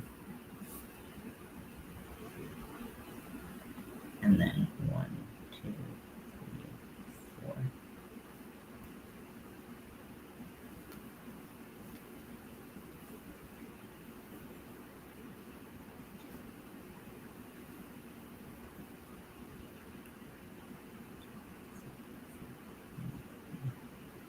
I was like, I declare thumb war. Wait, no, that's not what I was thinking about doing, but okay, sure.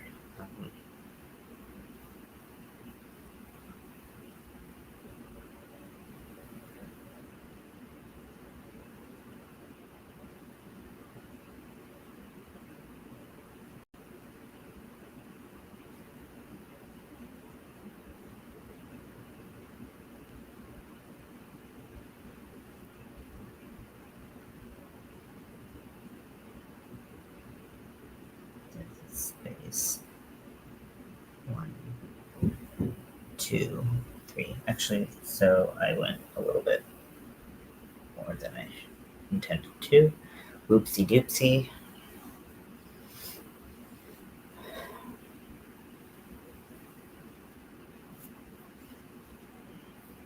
I wish that I was saying earlier that I wish I could like have like my phone and camera situation like show this, but I feel like I can't get to that place where I don't have like that feedback, the audio feedback, even when I turn like my audio, I can't.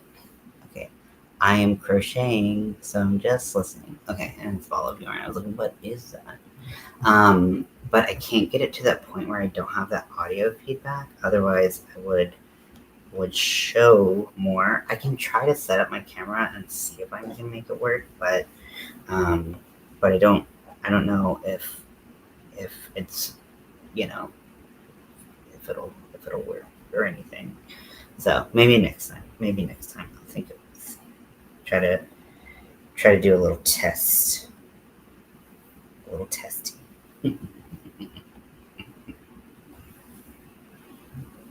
Are you making more kittens? I said you just make kittens kind of like for the rest of your life, and just at one point you just release the kittens and just cats everywhere. Like everyone you know, donate to charity. It's just cats released among this world.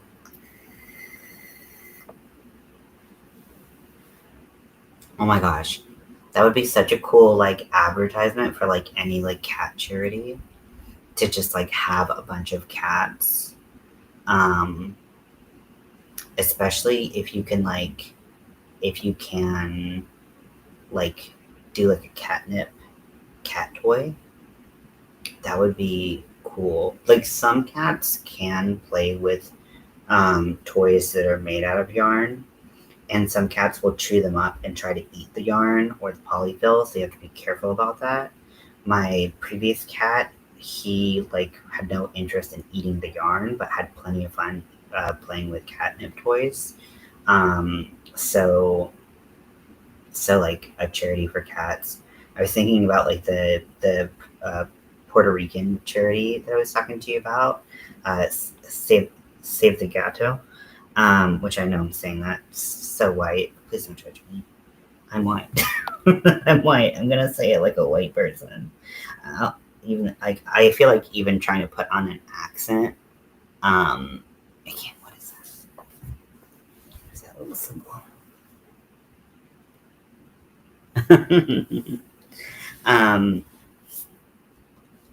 But like, if you're like, if you put that and you're like, hey, like, you put a little like tag on it about like the program and things like that. Like that would be so cool. Not that what you're doing right now isn't cool. It would be like extra super cool. I don't know what I'm trying to say. But what's new? Me not knowing what to say? Twat.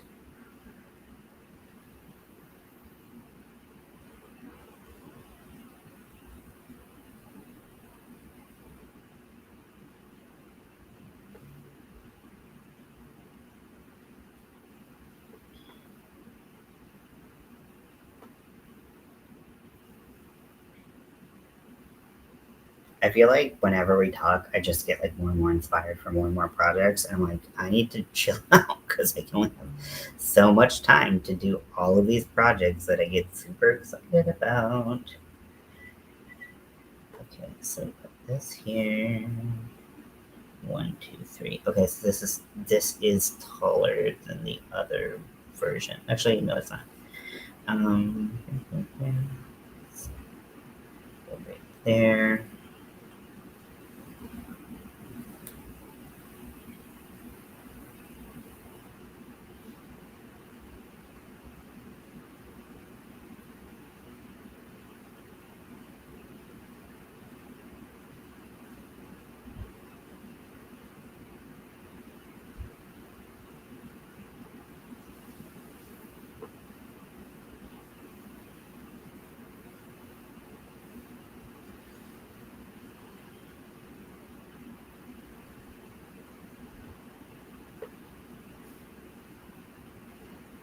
So now I'm going to try to find the right place to.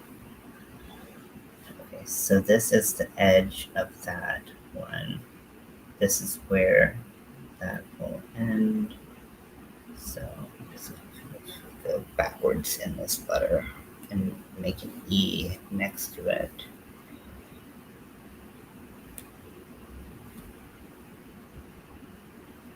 think I can even spread this out some more.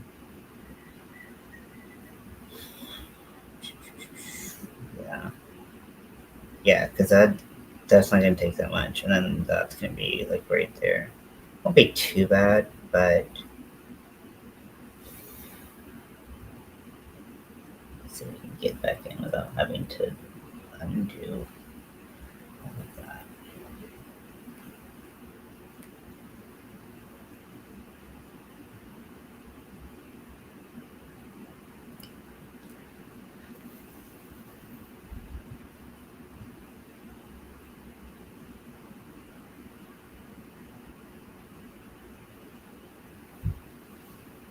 You're a creative person.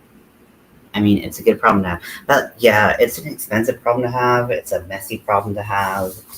It's like, it's like good and bad. So I feel like someone who like grounds you in like reality, like what you can do. Also, having limited funds. If I had unlimited funds and unlimited time, like things would be so much worse. And then there's also other creative pursuits that I do like to do. Like I like to do makeup, but I don't have time for that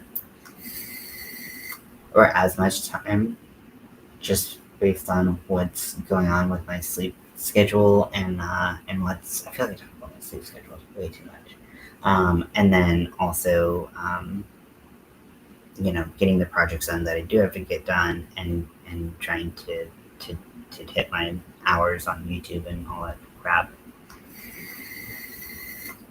But yeah, I've always just been I just really love creating, and I feel like there are so many people like that out there. Okay, so even though I actually moved my stitch back, I didn't go into the right place because there's not enough room for me to do what I want. So I need to go to one.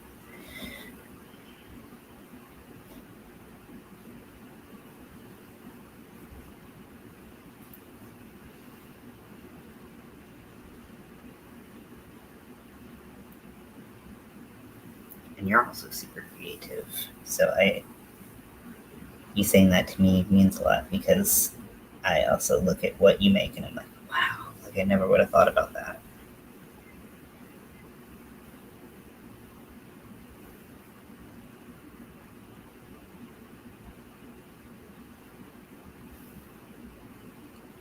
It's just very cool to have like people who are creative as well around you who will sometimes enable but also like encourage you to like pursue creative endeavors um, and try new creative avenues and things of that nature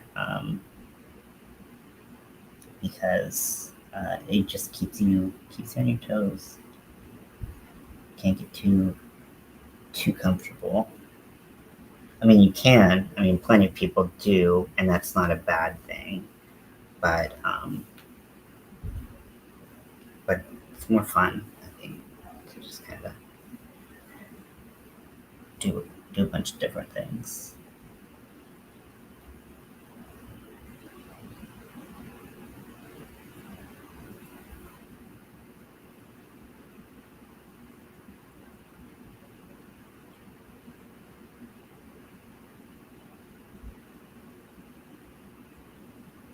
Okay, so I think I have the placement of the second E of bin in the place that I want it. So I'm gonna go ahead and start with the N. Now, with the H's and some other letters, I'm having it be less rounded. I think once I start doing the stitches themselves, like I might be able to make them more or less rounded depending on. Oh, yay, friendship! I think that I think I'll kind of decide how uh, you know how blocky some things are and how rounded some things are as I've worked through the project. So yeah, that's going to be how I guess decide how I'm going about this. So I'm going to go kind of like this pattern of like that. And then it's going to come down here. So that will be a pretty big drop down. I'm going to put this, just going to tie it like loosely so I know where I'm going. And it's easy not to get out. Yeah, I feel like when we're together, it's just like creative fireworks. And I love berry juice. That name, honestly, is a very cool name. I like that. Hello, I assume you are saying gang, or I'm not sure what G and G stands for. I'm just going to assume that the letter of A is missing. But hello, welcome in. I am currently working on kind of mapping out letters for one side of the pillow that I'm giving to my sister for her wedding, which is on the 30th. And I've been really just not, I've been avoiding doing this because I just have had kind of like a, I don't know, just like kind of like I've been saying like paralysis around it. Like it's just been like so scary because it's so different from what I normally do that I have been like, oh, I should, like I don't quite know like how am I going to space the letters evenly, and I just kind of get into this like loop in my head of like not being like there's no way I'm going to be able to do this, and I think that that's been kind of making me a little pause a lot more than I normally would when I just need to get this project done. So I am doing the project now.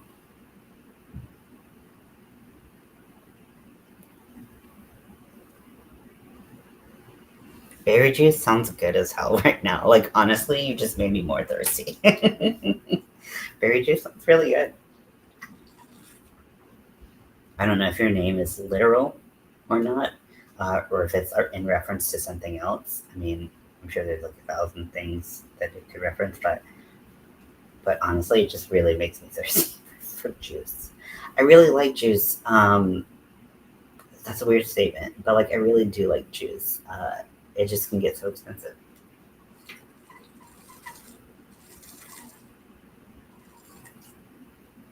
So I had like a little bit of an aha moment. You can be very envious of me if you want, or you can be like, that's dumb. I actually don't really care either way. So I live in an apartment with, for those of you who don't know, Crystal knows, but I live in an apartment with shared kitchen space with other tenants.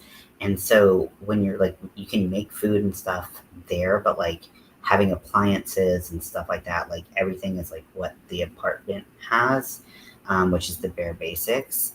And yeah, and that's part of the reason why I've just been like once I got to the point of like I got to do the letters, I was like, eh. And it wasn't like, and some people I think it could read as like perfectionism, but for me it's just like it's less perfectionism and more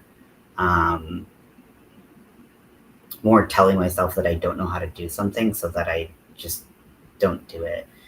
So maybe like that, like learned, learned, not inferiority, but learned like hopelessness, usefulness, whatever.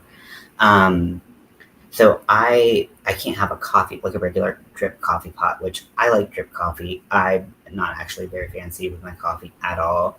But I can't have a coffee pot. I could have one in my room, but I don't. Instead, what I do is I have like a tiny like French press machine, and I have an electric kettle that I store in my space out there.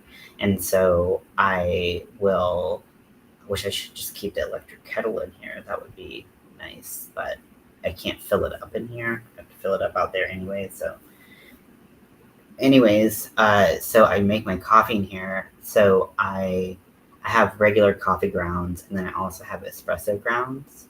But I don't like, I'm not a big like straight like espresso fan. I don't mind it, but I don't love it. But but every once in a while I'd be like, oh, it'd be cool to have like, like a little, latte or something. But that every once in a while is truly like once a month, twice a month maybe. And I'm not going to spend the money to go to Starbucks or something to get it because, which, occasionally, like if I'm going out and meeting friends or like after meeting, we go to a coffee shop, I'll get a latte or something. Usually I just get coffee just to be, it's not that much cheaper to get drip coffee at this point than to get a latte, which is wild. Anyways, so also they give you really weird looks when you get drip coffee from a fancy coffee shop, and I'm like, don't judge me. Story is getting to a point. So I got like the smallest thing of milk that I could get, and a while ago, and still it was what are like the ones that are like the size? It's like, is that a quart or a pint, half pint? I don't know, whatever. It's like this size. It was the smallest size that I could order online. And in the time that I had it before it spoiled, I made one latte. Like that's how frequently I make them. Also, I got one of those little stirrers from our little electric whisk things from IKEA that was like 99 cents. So I was like, ooh, I can froth my milk. Fancy as fuck, right? And then I have my what seems very fancy press, which is from Temu, or maybe it's from Walmart. Anyways, so that's how I make my coffee in the morning. So I have espresso grounds, and I was like, oh, I can make a latte, but then the milk situation is annoying, and I don't really like milk that much. Like I like oat milk, but it's expensive, and then there's the spoilage thing and all of that. And then I remembered when I was a lot younger, I used to get really bad acid reflux, and so I couldn't drink regular milk or even reduced fat milk anyways, but I could drink skim milk, but I didn't drink enough of it before it would go bad. So in that time, me or my parents, and I was like, this was like first puberty age, we found powdered milk, and you just like, it's just, you mix water with it, and then it becomes milk. And so I was like, I could have powdered milk and then not have to worry about the spoilage thing. And I'm like, brain blast. Like I felt so smart. I felt like, oh my gosh, all my problems, all of them are fixed. And so I felt really smart. And so I got some powdered milk, and I'm hoping to make some lattes when I feel like the process, because the process of making a latte also is like a little bit more than just making, pouring grounds into a French press and, putting water in it. So yeah, so that is my coffee story, and the my finding of powdered milk again, because I had forgotten that it exists. And no, it's not like powdered baby formula milk. It's just, they have at Walmart, they have whole, and they have reduced like 2%. And they don't have skim, which, skim milk is gross. I'm just not a fan. because it is already very watery to me. But I guess you can kind of change the water amount with how much water you add to mix. Anyways, I feel like I can make a latte now, but I'm not pressured with the ticking time bomb of having to do it while the milk is still, still good. So I'm very happy with myself. I feel like I accomplished something, even though, like, did I really? No. But if you too are one of those people who like doesn't drink milk much at all, but like occasionally wants like cereal or something like that, powdered milk, I had totally forgotten it existed. They have um they have ones that come in packets where you can make like quarts. Like a packet will make like a quart of milk at a time, or they have bags that just like you like self measure. Um, and so you get more. And I got a bag for $9 that I think makes like a ton of a ton of milk.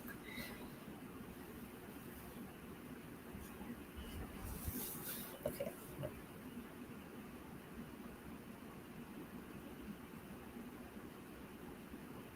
Anywho, the story of milk. I also looked at evaporated milk. I've never used it other than actually, I don't even think I've used it in baking. I've used condensed milk, which is something completely different. And like condensed milk, correct me if I'm wrong. So like evaporated milk, apparently they do heat it, so there's a little bit of caramelization in it. But I don't think evaporated milk is what they use for like dulce de leche or like anything like that. Um, but I think they use condensed milk for stuff like that. But I know some coffee drinks like like or not coffee, tea, or I think probably some coffee as well. But some of those drinks do use condensed milk, maybe even evaporated milk, but I don't know about enough about all that to be able to confidently verify that information. So if you know any recipes where I can, or anything, I don't have that many kitchen tools, so that is another issue. Okay, so I have just finished the third line. I'm feeling super good about it. Um, and although now I'm looking at the height of where I place some things, and I'm like, ooh, poopy. I was placing things higher in the second word than I was in the first, so I'll just have to make sure that I place things high enough that I don't. That one broke.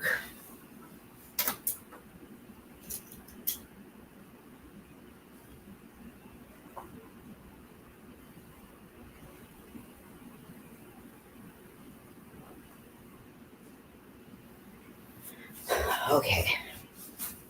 Okay. I like evaporated milk, but I don't often get it. I did get a creamer recently and whipped cream for coffee. Yeah, my ex like really loved creamer. Drink it in her coffee every day. I mean, if you're using it every day, I mean, it's never gonna be as expensive as a coffee shop, right? Like never. Unless it's like a crazy like luxury creamer, but like the regular ones, like it's not that big of a deal. But I like all I do is like I drink my coffee black and I add one artificial sweetener to it. Like I add like Equal, which is an aspartame based sweetener. Sometimes I even drink it straight black. Like I like don't mind that. Which I didn't have coffee today. I just because I woke up kind of late, I was like, I'll just drink Coke and then that would be fine. So usually that's enough. But yeah, I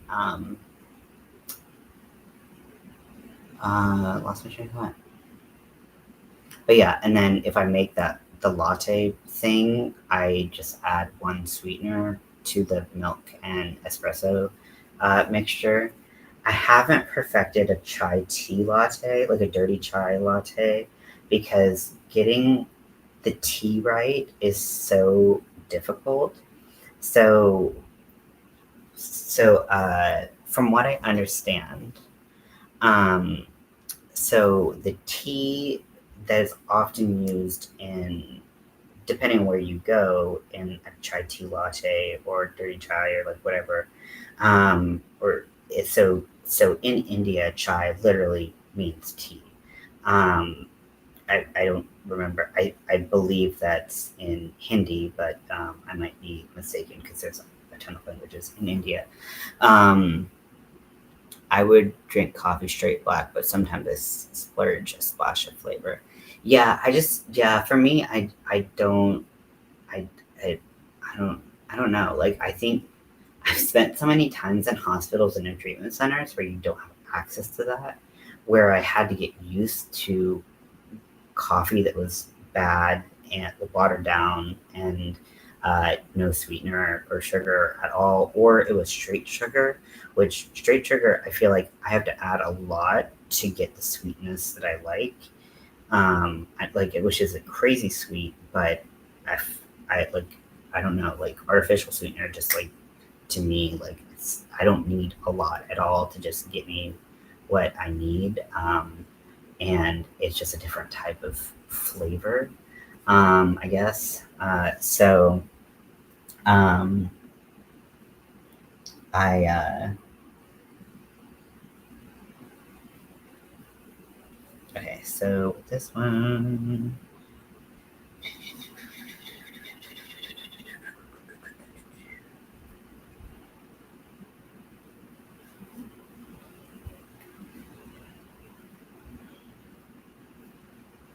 I didn't mark the bottoms of these ones.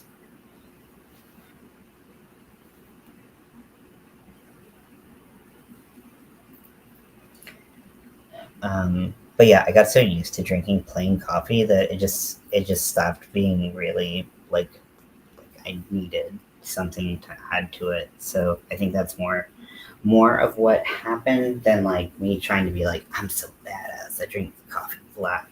Which I've had people literally say to me, like, wow, that's so badass, or that's so like, oh, it's so like whatever. And I'm like, I mean, I guess, like, I don't I don't sure, like whatever, okay.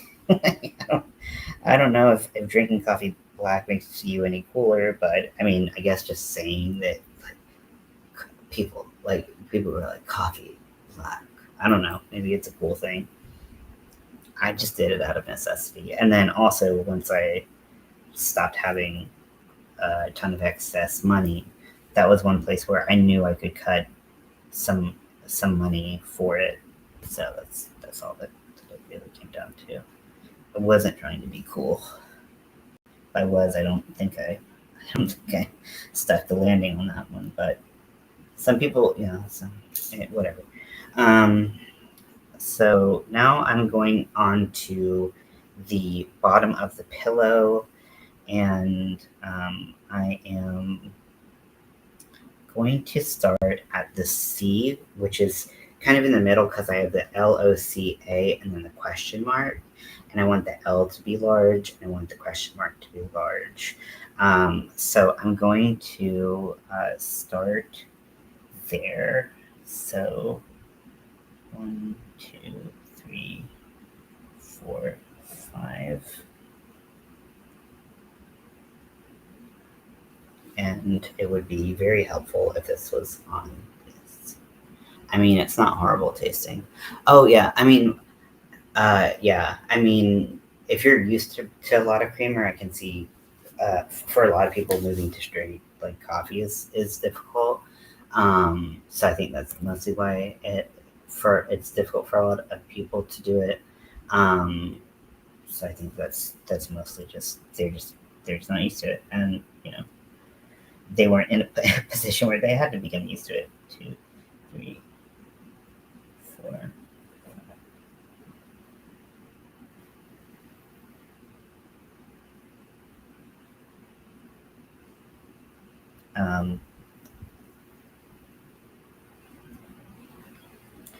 But yeah, so, but I'm really excited that I finally thought about powdered milk, because I was like, okay, well, because like you can't make a latte without a milk product, but I or some type of something, because it wouldn't be a latte, it would just be coffee. And I I want them every once in a while, which is why I got the espresso, because I'm not really the type to just, like I said, drink espresso by itself. And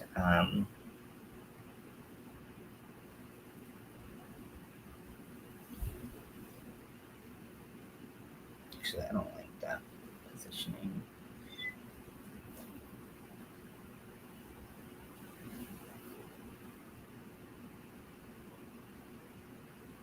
I don't like any of this positioning. It's all wrong.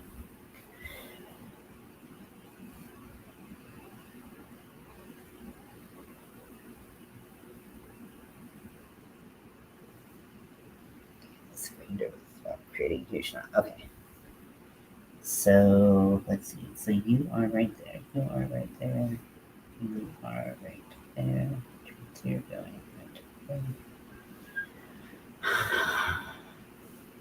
Yeah, so I've gotten to the point where like most creamers I don't like, but I I don't turn down many coffees.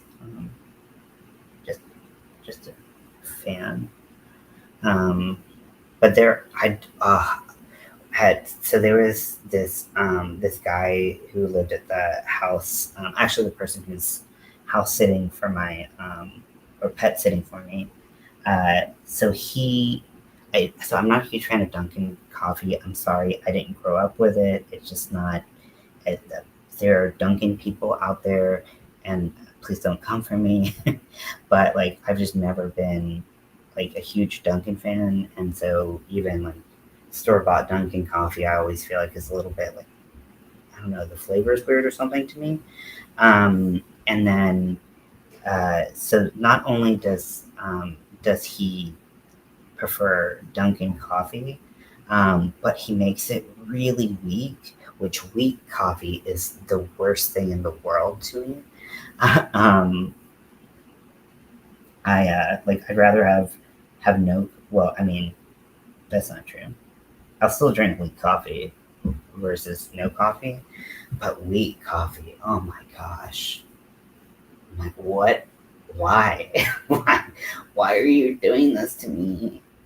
And it would just be it would be that when when you like lift it up and it's just like you can it's it's just like the tint of brown, and you're like, what the fuck? And not I'm exaggerating, of course, but it was still like way too way too watery for me, and I was like,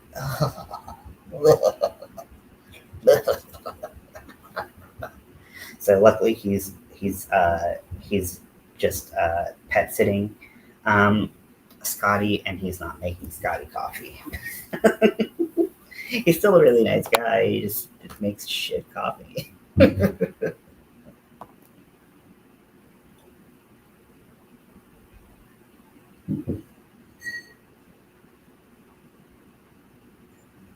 Okay, so let's see. This is 1, 2, 3, 4. I feel like it should be a little bit bigger, but we're getting kind of close to the edges where I feel like the pillow is gonna curl. So it's possible I could do that thicker line technique that I'm thinking about with the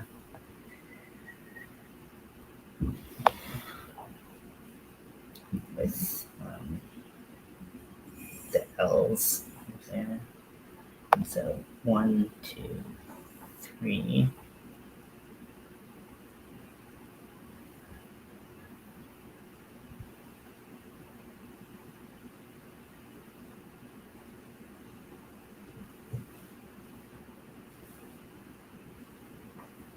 And one of my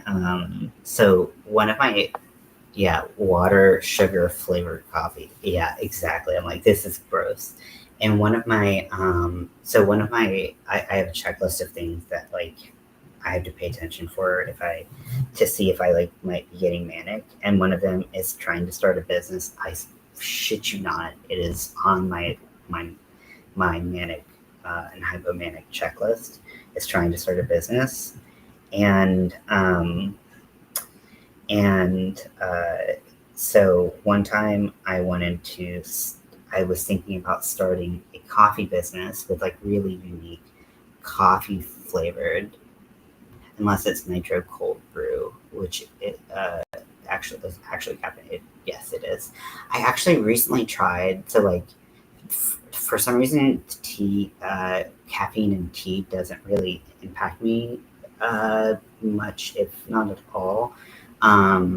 Like it can stave off like a caffeine headache, but like that's it. Like I don't feel well. I mean, I guess that's all it really needs to do. Um, but I still don't feel like I still feel like I need coffee. Sweet cold foam. You sound so fancy. I'm like, what is it? What even is sweet cold foam? Like, I I don't know what I've seen it in the ads. I don't want to know what it means. Like, is it like sweetened milk? Is it like sweetened condensed milk that's foamed in like a canister, or like it's blended or something? I don't know what it is. I also don't know what the nitro means. I think that's part of like the process of making the coffee. I don't. What are these things? I truly don't know. Everyone says them. I don't know what they mean. I'm too embarrassed to admit it. So I made it on the internet, of course. Um, so there was one day where, due to the rolling shortages of ADHD meds, I could not stay awake, and I really don't like to drink energy drinks. I feel awful after I drink them, just like physically. I'm just like, ugh, like I just kind of have like an ick feeling. Um, and and so, but a lot of the people around me were drinking energy drinks. If you want to know how to help a recovering addict, fucking give them an energy drink. that is that is a prominent thing in the recovery community. Even though I'm not a recovering addict, I was suffering from physical withdrawals from a substance, right? A light foamed milk product with sweetener added to. Okay. I've always wondered how they. I felt like when I add sweetener to things like to anything that I was foaming, I felt like it affected my ability to foam things. Also, I'm like, should I try to foam things when they're like with my little thing? Because we were gifted for our wedding like one of the fancy machines that had like an espresso maker, a drip coffee maker, and then like a foamer on the side. But I never felt like could get like good or like great foam. I think it looks passable, but whatever. I mean, so cool. I'm not complaining. I grew up on percolator coffee, so and I didn't start drinking coffee till I was 2021. Um, so I uh, but any someone like I feel like hot milk beverages tend to like milk uh, always tends to foam better. Higher fat content tends to foam better. And then if it's hot, it tends to foam better. So I'm like, how are they doing like cold foams, but they're doing it with one of those like frothers and not like a you know, is infused with nitrogen gas and it's cream. Whoa. But so on that fateful day when I needed that additional boost, um, I went and I went to the convenience store, And I knew I needed something to get me through the day, but I didn't want an energy drink. I was like, like I don't mind like one of those, basically like the only one I know and like to drink a whole beverage of is like the sugar-free monsters. But there's so many now. There's so many energy drinks, and they've just never really been my thing, because I just like I go like, and then I just crash super bad. But I had heard good things about yerba mate, and so there was this yerba mate drink. I'd seen other people drink it, and I had heard about it and read about how the caffeine in tea and you don't experience a crash after. So I was like, okay, let me try this. It actually, like, I could drink the whole thing. I didn't feel like I was wired and like electric. And I really liked it. So I've been trying to find like the actual tea. And I don't know where to get it. I know that there are, so I where I used to buy loose leaf tea, because I do like loose leaf tea and I want to start drinking it again. But where I used to get it, they have some mates. So I don't know if the yerba is like I have to do some more research because I truly haven't done that much.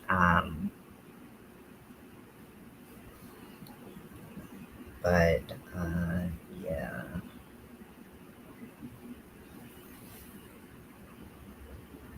I know that I just kind of trailed off there. Sorry about that. Okay, so 1, 2, 3.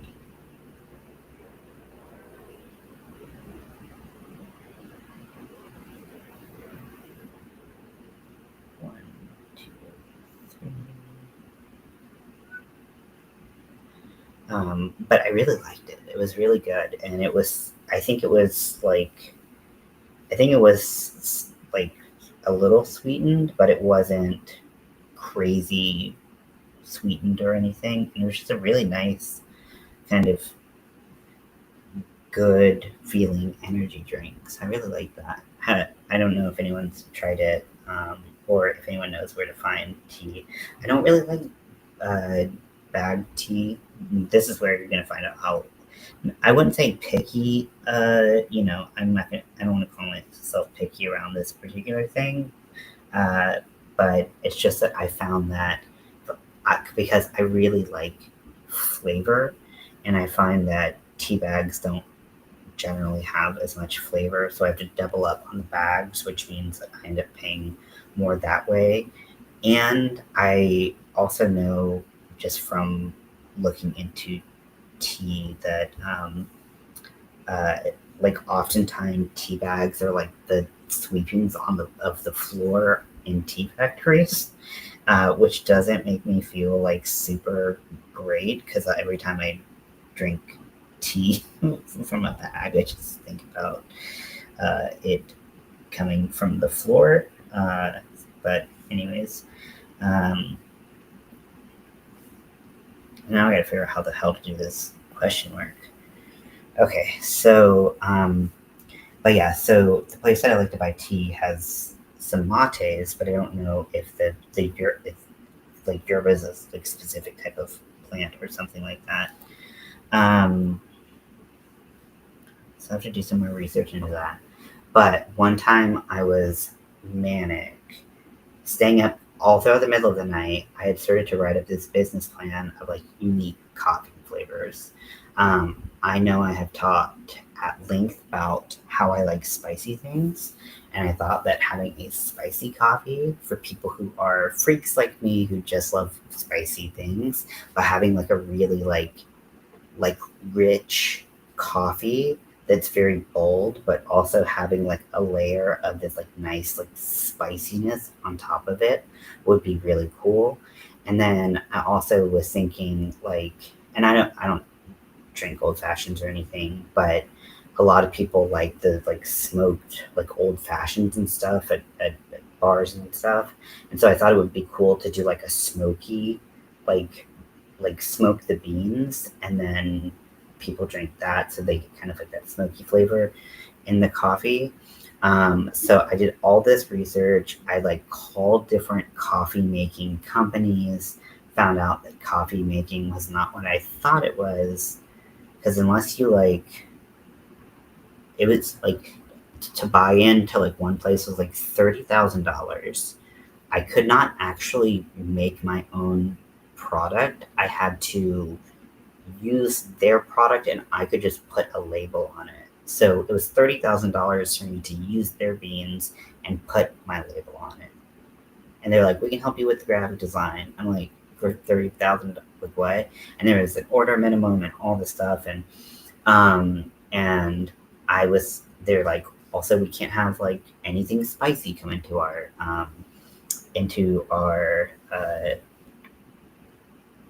I'm trying to think how to question marks look.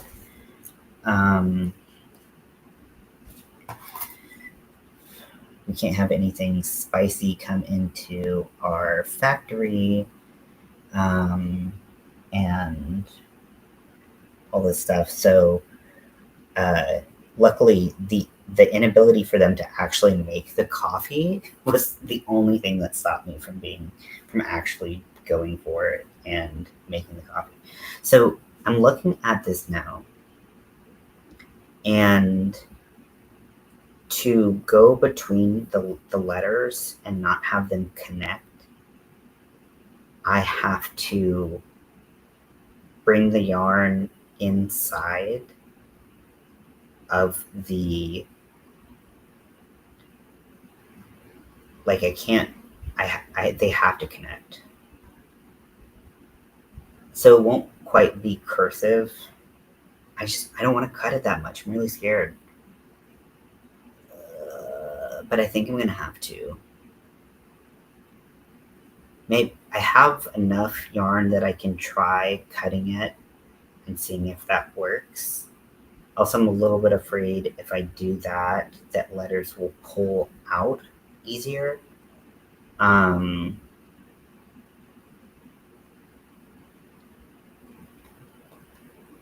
not sure. I mean, I guess I could get that scrap fabric, cover it in like fabric tack, and then glue it to the underside or the backside of this so that it would cover the ends, keep them from pulling through a little bit, hopefully. Because something pulling through the stitches, that wouldn't be hard at all. And especially if it's not like tied together in the back, I could tie it in the back, but yeah, I'll tie it in the back so at least they're connected more than it looks like, and then fabric tack, sew the back. Rhymes with Jack. Sorry, my storytelling is all over the place right now.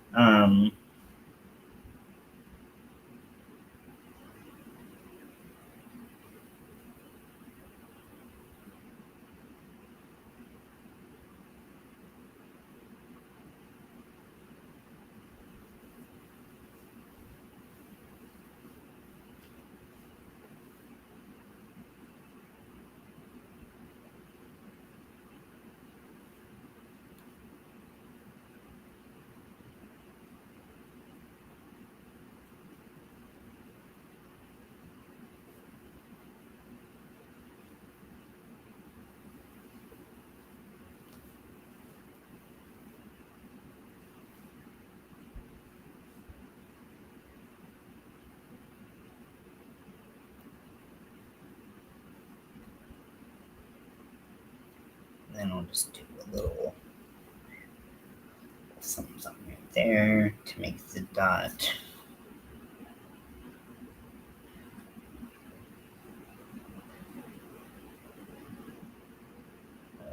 That doesn't stop quite high enough. Okay. From here. I'm listening, just trying to figure out what I did wrong. Literally me. But yeah, so I did try to start a coffee business. Luckily, my inability to have money actually helped me. And my inability to do things like get a credit card easily also helped me. Uh, but yeah, that's one of my early warning signs. And I don't know why. I mean, granted, like I was raised by two people who I would like identify as like hustlers, and like not in a bad way. Like, but like they're always like hustling, like trying to like make money. Like how can they like they're very entrepreneurial, if that's like the right word. Like so like they're always like, how, what's the next step, how can we do that? And so to be raised like that, for me, I felt like I like also have that same thing. Like I see it in my older sister. My younger sister doesn't have it as much, and not in a bad way. It's just like not her personality, which is fine. And I'm actually, I think that's good. That she's her own person, and absorb traits at different rates than the rest of us. Um,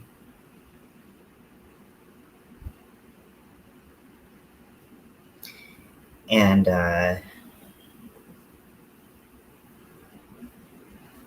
but yeah, to be careful, otherwise it's too easy to fall into financial ruin. Did I still go down too far? Okay, so it's gonna be like this. I think it can come up one row because I don't think that little stick needs to be that low.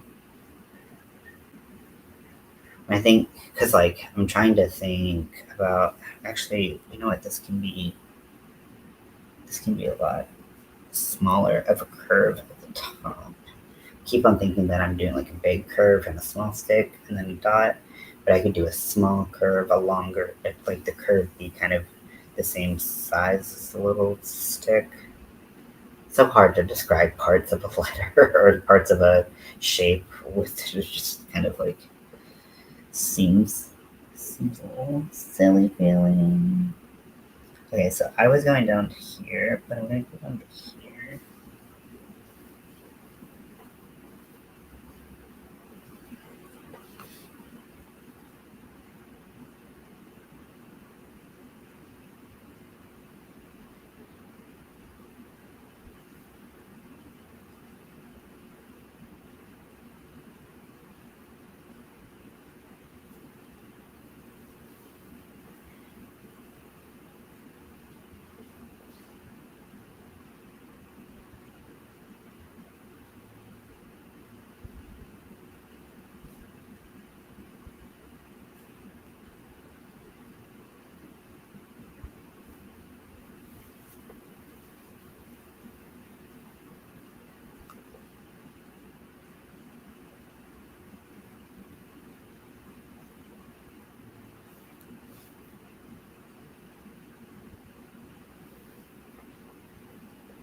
I'm not sure this is visible.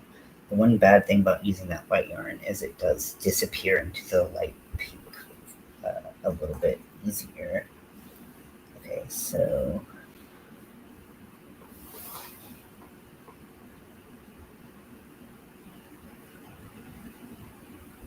right here, I know there's some stitch.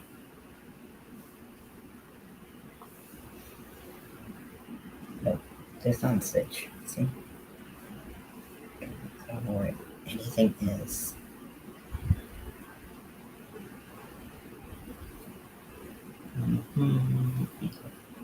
Yeah, the green is definitely a lot easier to see. Also, I once I realized I didn't need to do as much detail, I was like, okay, well, just doing the bare minimum, and now it's harder. Okay, so I'll hold this as close as I can.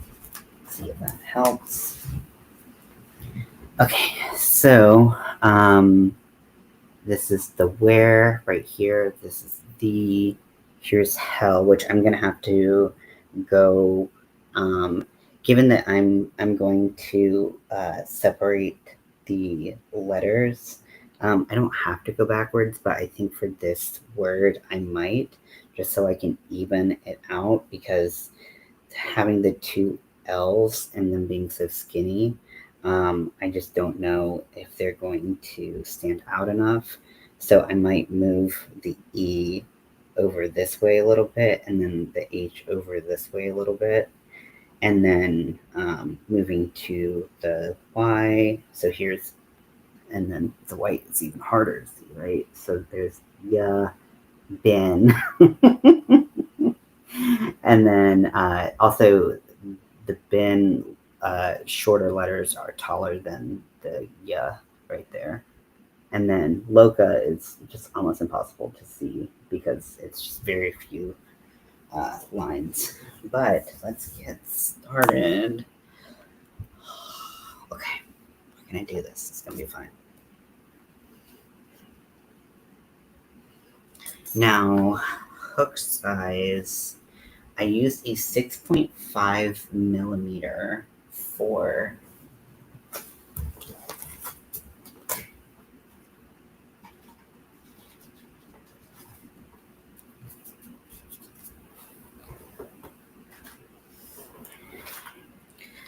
the yarn.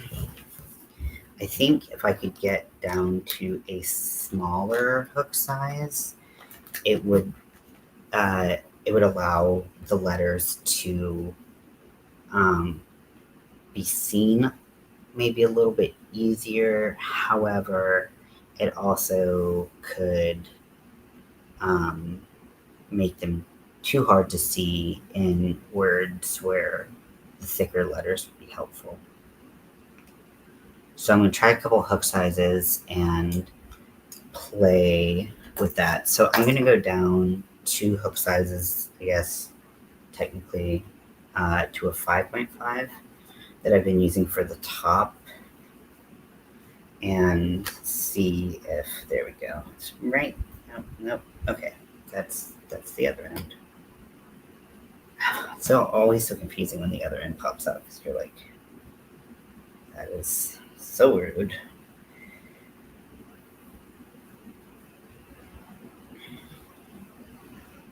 My lighter is not here. Oh, my body is falling apart.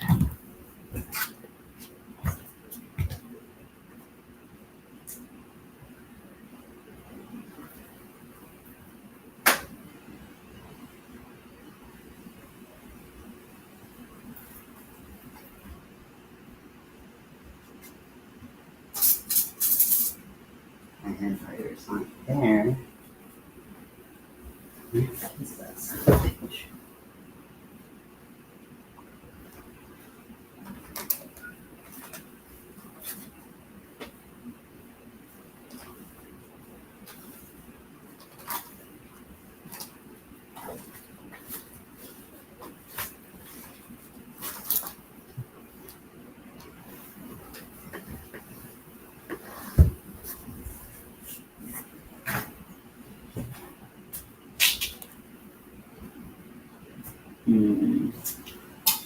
Here is a lighter.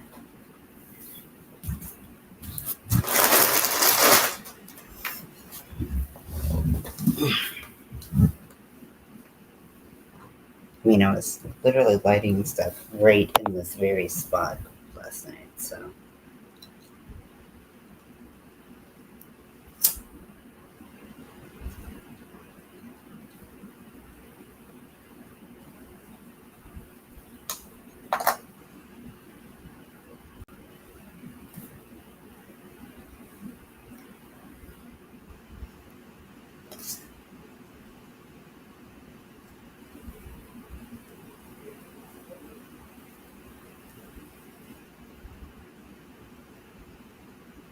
Okay, so I'm just going to play with some different hook sizes. I'm going to go down to a 4 for some godforsaken reason.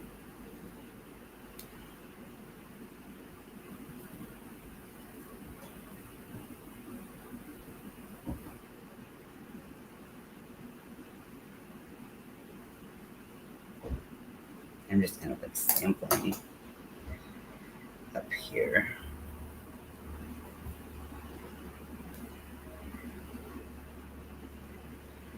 Now, the thing is, I don't have anything between a 6.5 and a 9. I thought I had an 8 or a 7, but I guess that's in North Carolina or in my imagination.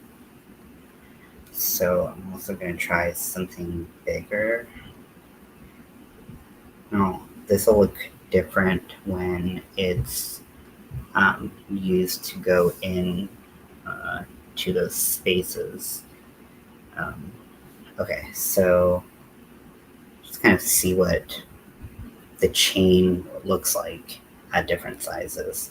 So this is the 5.5, and I would say it looks almost identical to the 6.5, except the 5.5 you can see a little bit more stitch detail, which I like less. And then you see I moved on to a 4, and you can't really see any stitch detail at all. It's really, really tight. So between the 5.5, getting to see a lot of stitch detail, and then the 4, it did twist, but that wouldn't make a difference. The only thing is it might compress the base fabric a little bit, so I'd have to be watchful of that. But that's an interesting thing. Here's the 6.5. So there is more definition in the stitches than the 4. And then this is the 9, where you do get to see a lot of stitch definition. But spread, if you pull on the entire thing, I think that I kind of like the way that the 9 looks, if I'm being honest. And I wonder if having that kind of chunkier text might make, I wonder if it will be, like things like the letter E, I feel like that's going to be really hard to read at that. I'm kind of going over the sections with these different sizes and seeing how well I can read with them, because I don't want to encounter like the issues of, not being able to see certain letters again. I think I'm going to keep the same hook size just so that I don't warp the fabric underneath, even though I do want to try, I kind of want to try something a little different. Like even like two 4mm stitches per one 6.5mm stitch. But it does look a little crazy. But yeah, then I feel like it serves to not serve the purpose that I wanted to. Okay. Chunky sounds good. How does it look? I think the too chunky is gonna, it looks good until you put it on like the letters where you need to see a little bit more, where they're a little bit more compact, specifically the E shape, because that's just making sure you can see the whole of the E. Okay, so we're just going to use what we used before, which is fine by me. At least we have that. So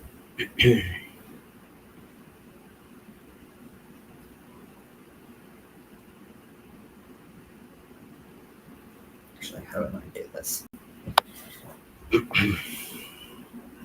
Thought I wanted to start on the inside and pull, but I don't. or start on the outside and then pull from the inside, but I'm gonna start on the inside, pull the tail all the way in, and then I'm gonna surface crochet again, really being careful to not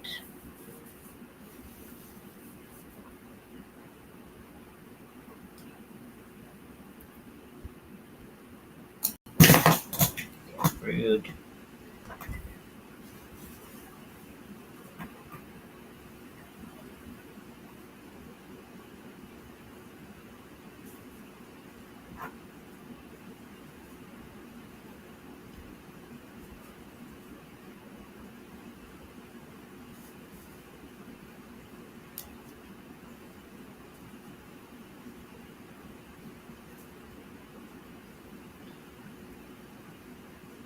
Yeah, I think that because I'm doing this, my tension actually is just naturally tighter when I do the surface crochet.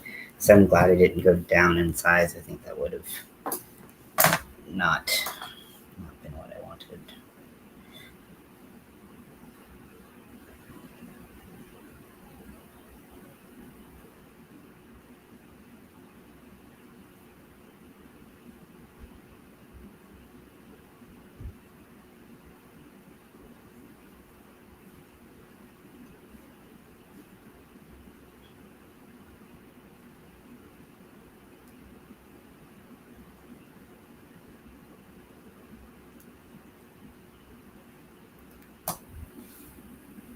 Okay, and then I'm going to use another hook to pull my scrap yarn out as I'm going so that it gets out of my way and I can continue to work around. We're just gonna shift a lot of stuff.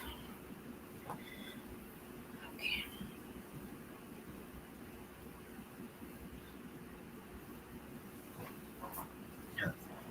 This is so inconvenient. Like, it is such a pain to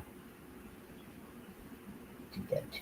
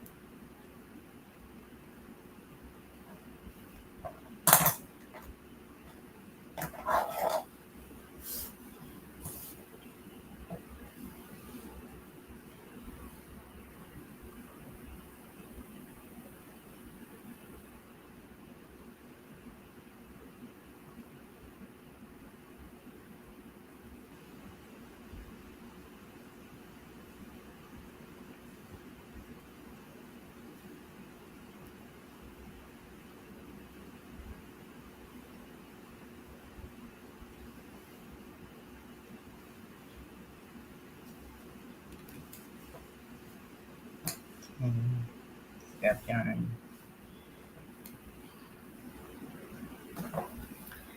Oh my gosh, my back is gonna get a full-on workout. I looked at other stuff from teaming last night, which meant that I lost like a couple hours. But anyways, but I was looking. They have this it's like an acupressure back stretcher, but it also it's like hard plastic that you lie on, and then you could push back on, and it kind of stretches out your back. I guess I don't know. It had good reviews, and it also looked really nice. And I was like, oh, that sounds nice. Okay, so when I get to the kind of very middle of the W, I don't like the way that stitch is sitting. So I'm trying to think how I can do that, because what it's doing is it's kind of, because it's an anchor point, the stitch itself is like rolling forward, so you see the yarn over. So it's kind of creating a weird look that I don't love. So I'm gonna try.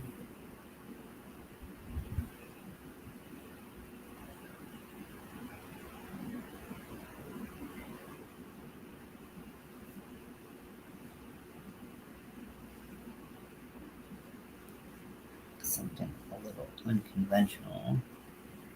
Let's see if that came up okay.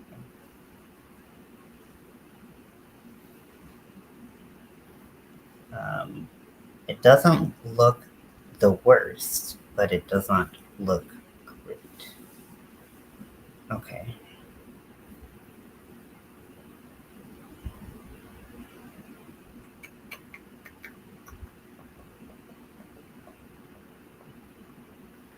What if I place like a half double into it instead? So that there'll be 2 yarn overs.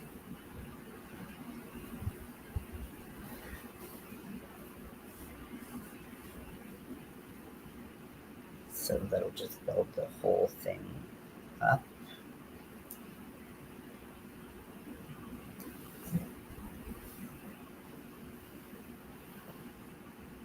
Actually, I think I know what I could do.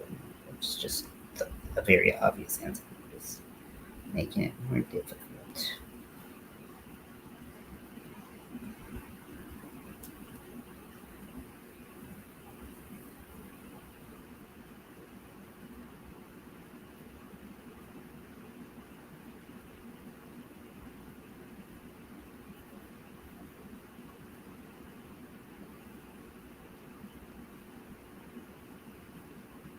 Yeah, that looks better.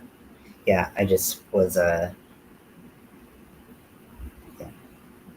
There was an easier answer.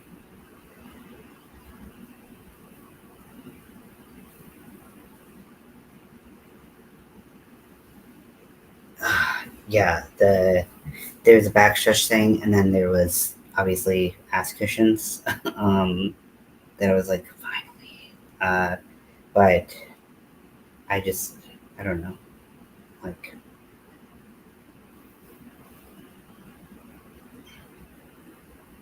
So Temu does their thing where it's like you buy a certain amount of things, you get all this stuff for free, and that's how they get you with all this stuff. And so because I had gotten in the order that my first cushion was in, had gotten part of it free, the refund I got was very low, and so I still have to pay some to get a cushion, and so it's I still have to pay, and then it's not that expensive. It's still like 13 to 15 or something dollar cushion, maybe more. It might be in like closer to 20, but it's not that expensive, and I would feel like it would have a lot of like relief from it, but I don't know why. I'm just like, Temu found me once, and I am trying to like limit my packages received just because I don't want to like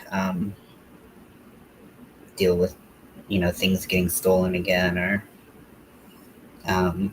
have to like burden other people with like keeping track of my packages. You know.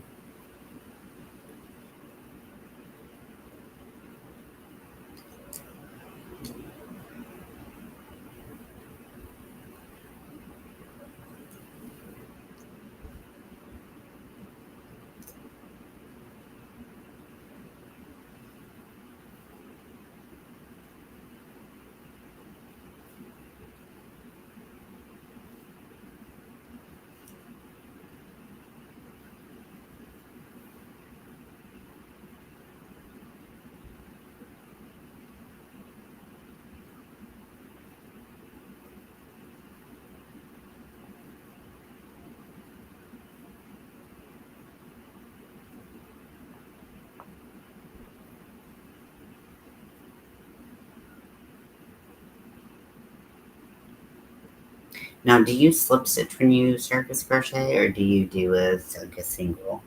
Because I'm doing singles, so it's like 3D. Um, I wonder what it would look like with this slip stitch instead.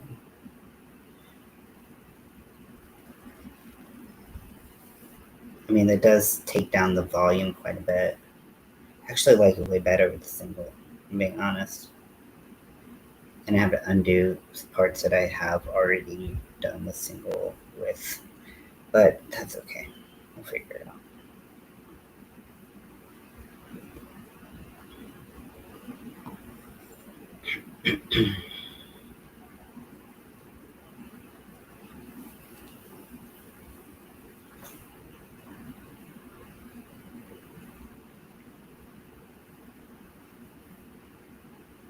Yeah, as much as I complain about my back, I feel like investing in good back maintenance care items is a good call.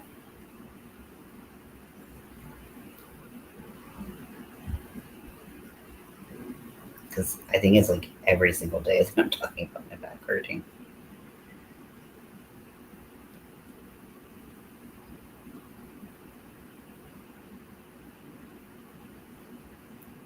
I think the thing with the slip stitches is just making sure to not have my tension be tighter than I want it.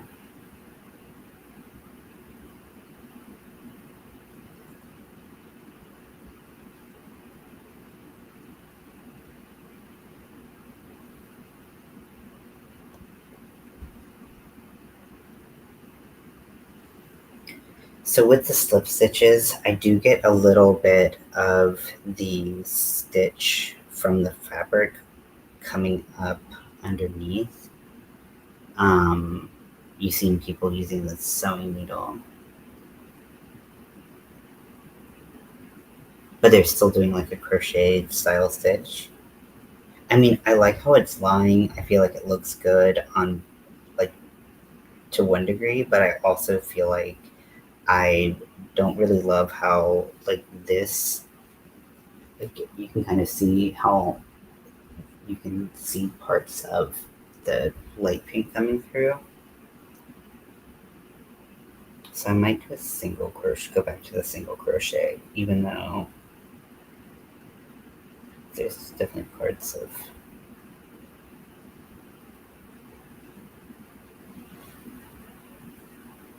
it I like.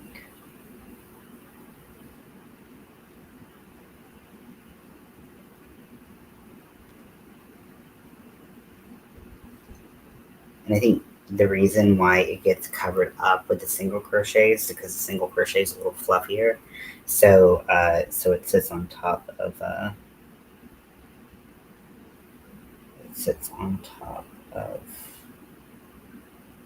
I'm trying to find out where I went. Um,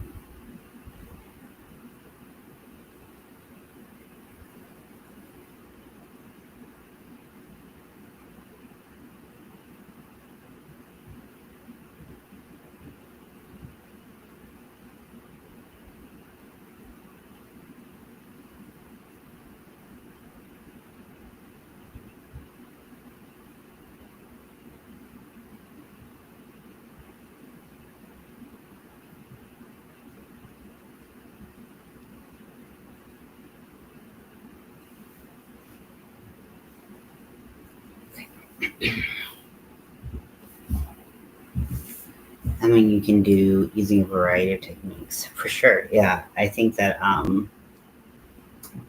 yeah, I'm glad that I tried a couple of them out. Wow, this is very hot.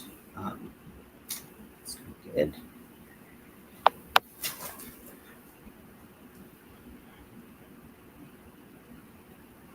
It's probably my fan shot.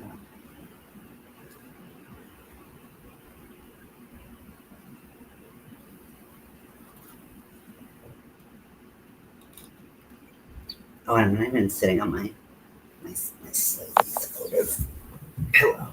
Okay, here we go. You know, if I just jam down on that, apparently that's gonna feel better. That would take one at the time. Feel very good. Okay.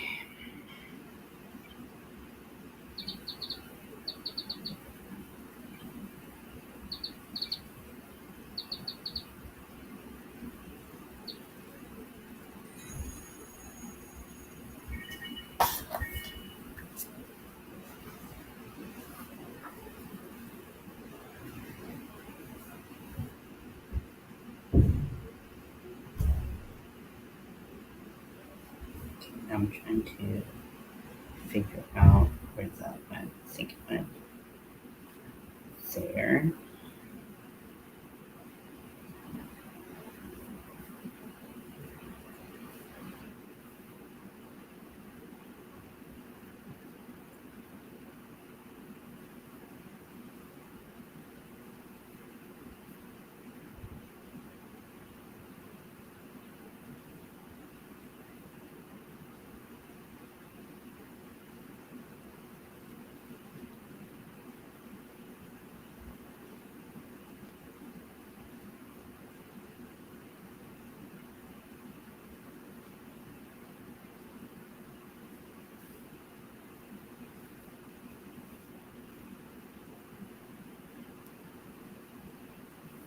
Yeah, so this is a little bit more like 3D than the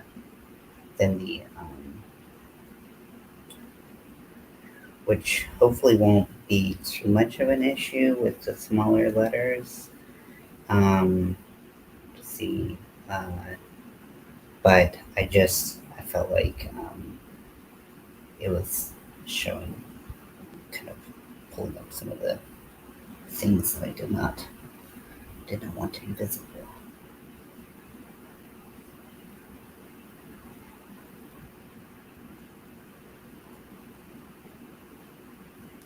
Crochet is so cool because you can like do so much. It's like you can't.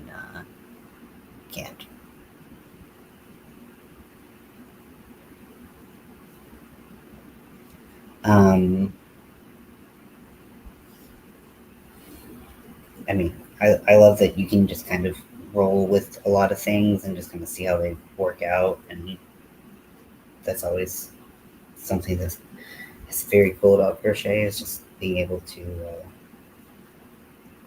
the ability to do that. Okay, let's see. So we're gonna put the yarn on the same side the whole time.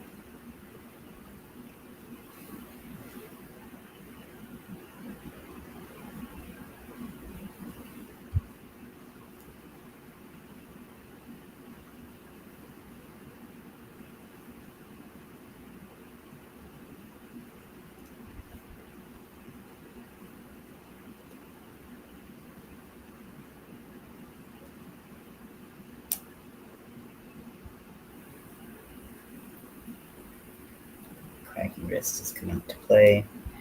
Yeah, this is quite a bit of wrist work. If you don't have a very great wrist. Now I remember why I don't surface crochet.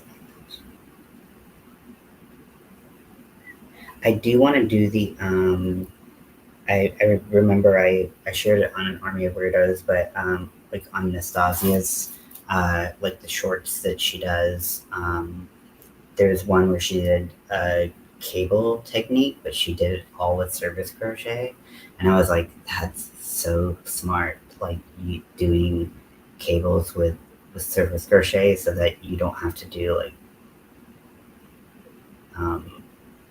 thinking of creating a cable. I have never done cables in crochet. I've heard that they're not that difficult. But a lot of the cables I've seen that are not that difficult, I don't like the way that they look, because to me, they still don't evoke that same feeling of knit cables, which I find knit cables so gorgeous. And I just want to be able to emulate that. And even though crochet cables are very cool looking, I feel like once you get close to them, it's like I just don't feel the same like wow as I do with knit ones. And when I was trying to knit, cables was one of the things that threw me out of the game, where I was like, nope, this is not my wheelhouse. That, and so there's this thing called the magic ring in knitting,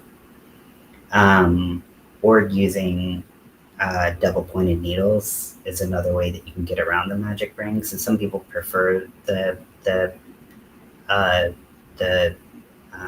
double pointed needles, but I couldn't figure out. I couldn't figure out the magic ring, which is supposed to be a substitute for it. If you have circular needles, you like circle them up and then you create basically a triangle that you can sew, and that's good for like socks and hats and stuff like that. Oh my gosh, no, no, no, no. So between cables, which is something I really want to do with knitting, and making things like socks and decreasing very small, no. Hard ass pass. For knitting,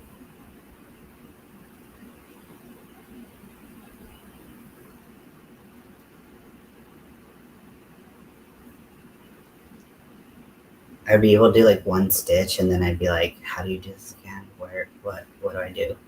Ah, okay. So I have finished the um, the letter W.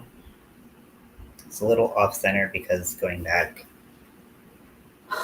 it's not as neat doing the single crochet, and doing the slip stitch looks better in a lot of senses, and then also less good in other senses.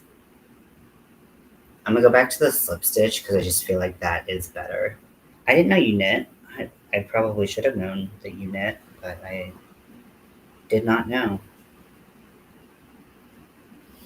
I haven't knit in a long time. I think the last time I knit was actually to do a series of videos of just like basic, like knitting basics. I did like 3, which was like how to cast on, how to knit, how to purl. That was it. Um, but yeah, it hurts my brain so much. Knitting involves way more brain power that I don't think I have uh, readily available.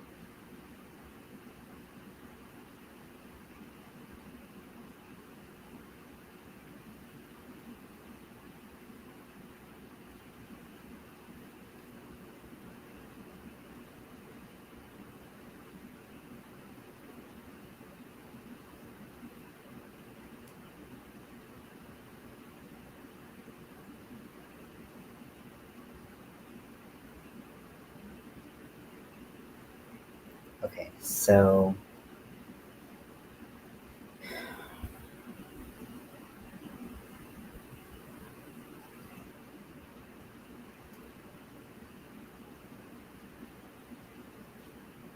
this is what the slip stitch looks like, and you can see where those spots are moving. Hey Lydia, sorry you snuck in.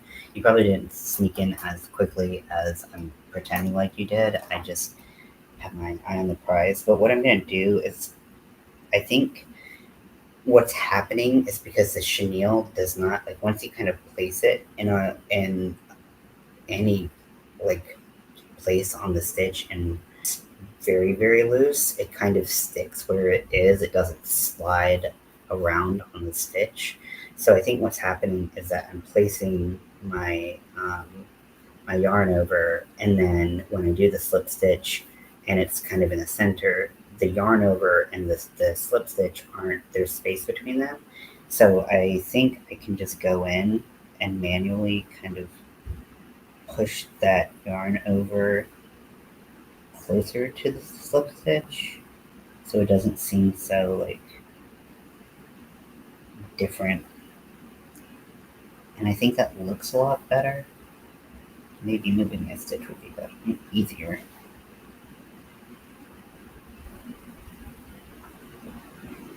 Like opening the stitch up a little bit.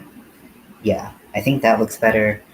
Will give me some opportunity to play a little bit, and then I think I can go through like the whole line and then clean it up. Haven't knit for a long time. Okay, yeah, I dabble in knitting. I learned in 2017 or 2016, I think. I don't know. Yeah, I learned in some like Michael's class. I went to that was one of the things. My mom was always very encouraging of me crafting, which I was very grateful for, especially growing up and still being a crafter. So like we would go into Michael's and like we'd see their list. Like Michael's at the time had like classes, and one of them was like learn how to knit, and I wanted to learn how to knit, and she, even though she had no desire to go, she went, and we picked out our the colors of Caron 1 pound that we wanted to start on. So that's why I used Caron 1 pound. You know, part of the reason why I used Caron 1 pound for so much of my like knitting or my crochet or just fiber experience is because that's what it's actually what I started with. I'm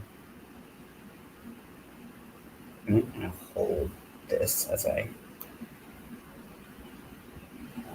make it so it's a little bit looser, maybe.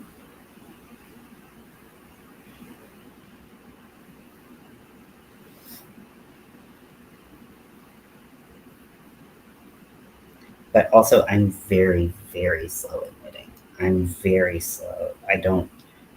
If I don't think I've finished any projects. If I have, I've only finished one, and it's been something very small because it takes so much time uh, to do, and I'm not very fast at crocheting, but I'm especially now I'm so much faster than I would be at knitting. It's kind of insane.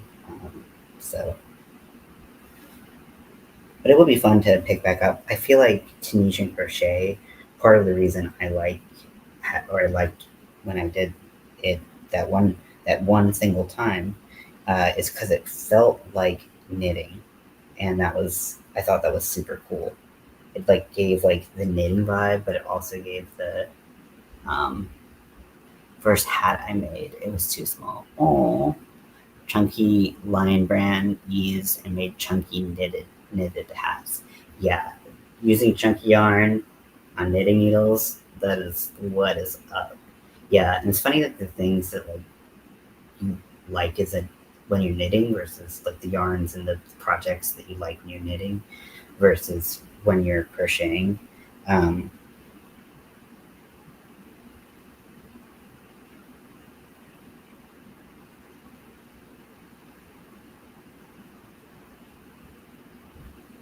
like I didn't understand why so many people didn't like homespun because knitting homespun isn't. I didn't think it was particularly difficult, but crocheting it is a very different experience, right? So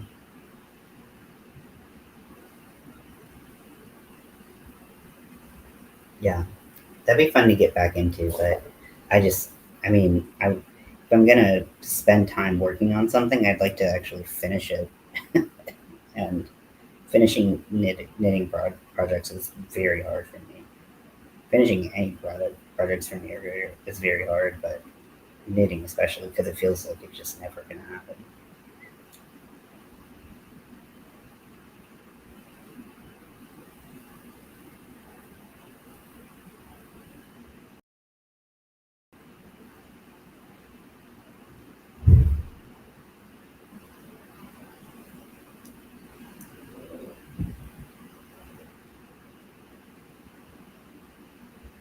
I use my knitting machine for hats because I'm not.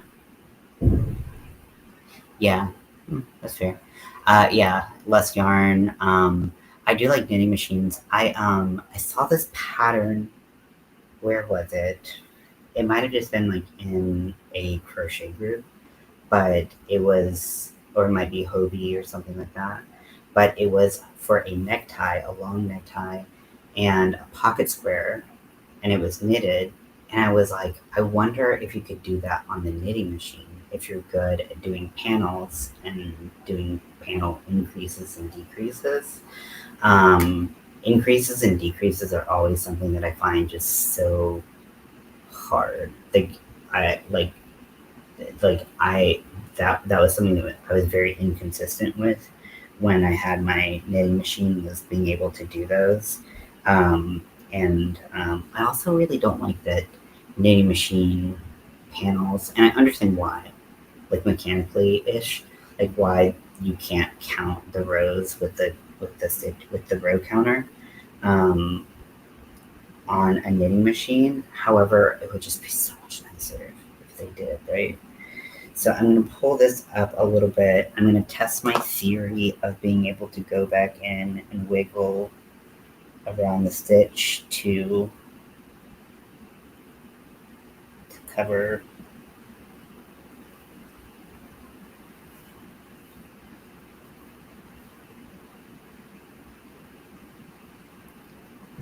It's probably too small of a hook. It's probably going to annoy me more than anything else. I feel like I should actually just use, because the hook is catching on the yarn when I just want to wiggle it around. Where the hell is my needle? I have plastic needles, but I'm afraid I'm going to snap them.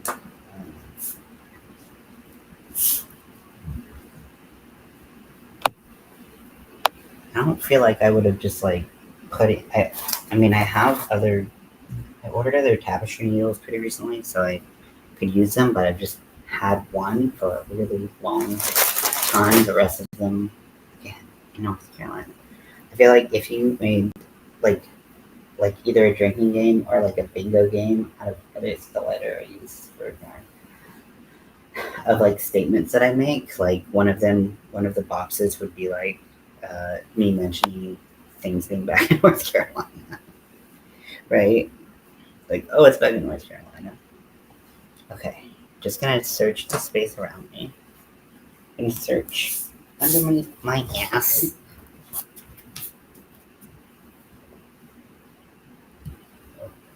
But I do need to sleep right there. There's a lot of cat hair and stuff. Okay. Where the hell is that needle? Okay. Because I'm looking for it, I cannot find it. That is the rule. Okay, I'm gonna take at least a bigger one. So I'm working on the other side of my Twilight pillow that I am making for my sister for her wedding that is on the 30th. So this was the first side. I did a mosaic pattern from scratch.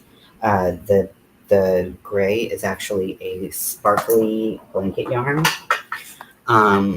It is Bernat Blanket Sparkle. I liked it as much as I like working with any other blanket yarn. It was not any more rough or like no texture difference, surprisingly, but with the sparkle. But because if you've seen the movie, he sparkles. Uh, I I wanted to do something kind of kitschy like that, because that's the only yarn that I could think that was sparkly and not metallic. For me, I did not want metallic for this project, at least not for what I was giving away. And then the other yarn, every other yarn is chenille, other than what I used to create like a pattern on this side. And then I'm doing top stitching. Oh wait, no, that's not it. I'm doing top stitching on the on this with another quote from the movie, from Jacob, the other love interest, Crystal's preferred love interest for the movie. In fact, a lot of people's. I mean, I think time has kind of shown that Edward, was that actually they both weren't great, and actually time has shown that Team Charlie was the best. But you know, I think at the time, when if you watched it when you were young, you maybe didn't realize that he was the best character in the series. So okay, so now that I have reached the end of the W and I do want to disconnect the letters in between, I'm going to pull up my loop a little bit and I'm going to cut the yarn. So we're gonna have like a ton of like fuzzies floating around. Team her dad, yeah, Team Jacob. I don't own a knitting machine, but it's on my list maybe. Honestly, like I've seen them for really cheap on Temu, and like I've seen Centros. With the Centro, you know, I'm sure you've seen a lot of people use them and stuff like that, but I say the 48 is the only one worth getting. The 40 is fine, but it doesn't make adult size hats, which for me is like the primary thing that you're gonna make on it if you're me. And the small one is garbage. It is like everybody like agrees that it's bad. So you can't make it better. No amount of expertise is going to help. If you want the small machine, you got to go with the Addy, unfortunately. But I don't think you need the Addy King. I think uh, the Centro 48 pin is the way to go. And I think I saw it. I've seen it ranging from like $22-ish and up on Temu. As long as it says Centro in the picture and on the machine that you get. I wouldn't just get any knitting machine. So I'm going to cut this. We're going to have some fuzz, either that we see or that we don't see, but that's fine. I'm going to take this and pull it through that loop, and then I'm going to take a hook, go into that stitch, grab the extra yarn, and pull it through.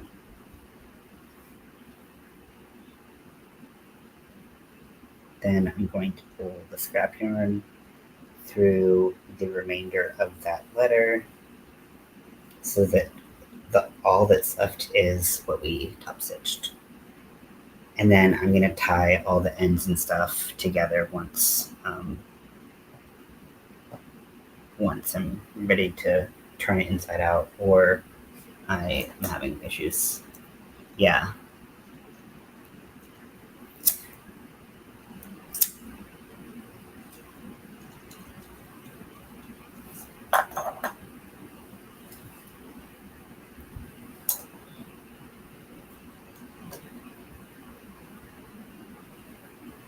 Okay, so to start, I'm going to start my letter and going to pull a little bit of that yarn through, and then on the outside, that's where I'm going to be doing all of my work until I get to the end of the letter. So try to, it's a little bit of a organized chaos mess. I would say less and less organized by the moment.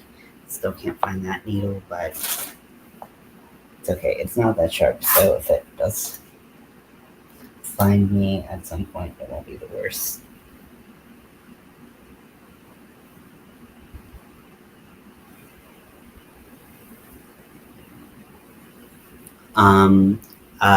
Lydia, do you like Twilight? Do you have you seen it? Do you have any opinions about it?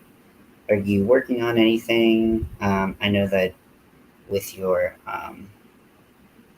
some of the pain issues that you're going through right now, it's pretty hard to craft. So no pressure from me, obviously, if you aren't working on anything.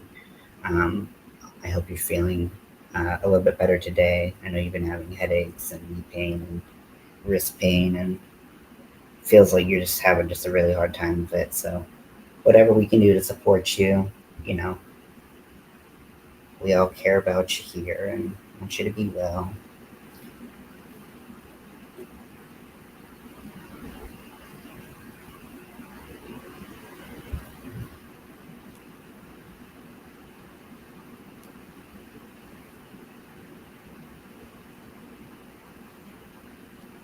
So I am continuing on with the slip stitch method.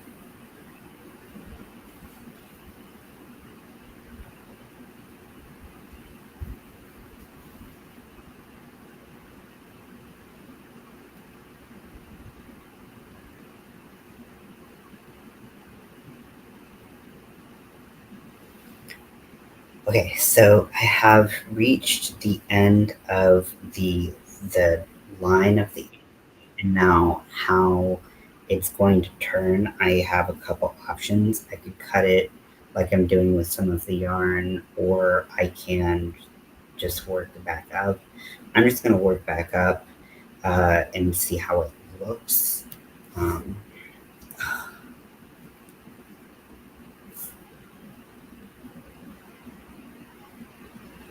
I'm gonna slip stitch into the slip stitches if I can.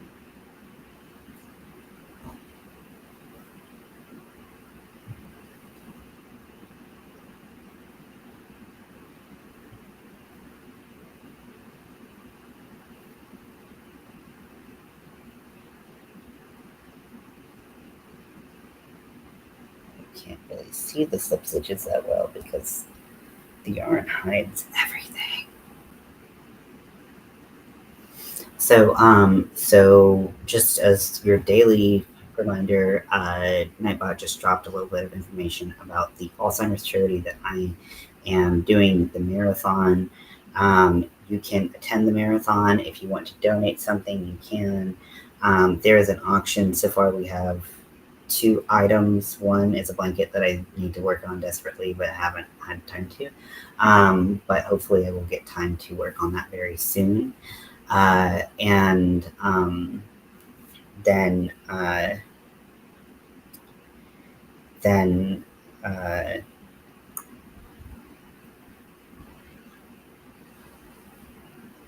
let's see. So yeah, that's just another reminder of something coming up.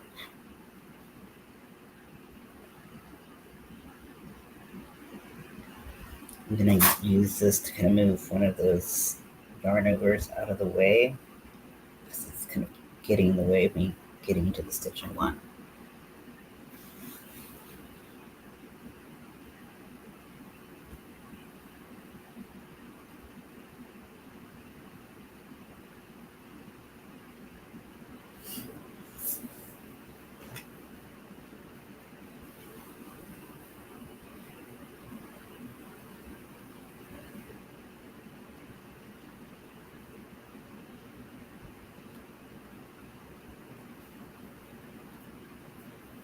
Okay, so doing the chains into the other chains does kind of create this single crochet effect where you can tell that I had to go back over.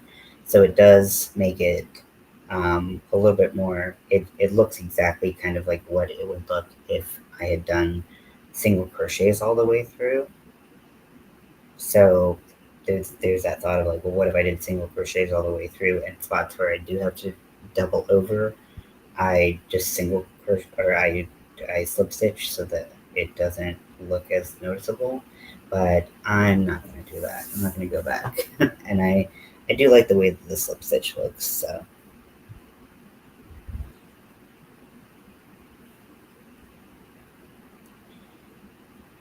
now I'm going to, well, I just have like 1 or 2 more stitches. So I'm going to finish this before I take out my scrap yarn, and then also cut the yarn and finish the letter.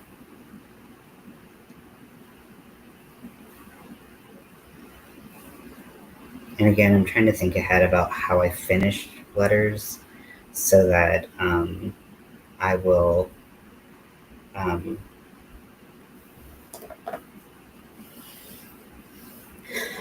uh,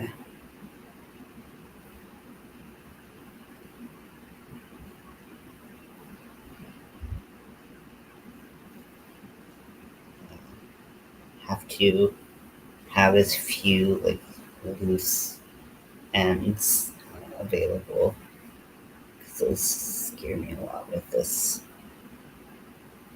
yarn.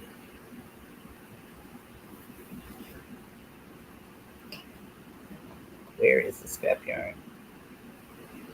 There it is.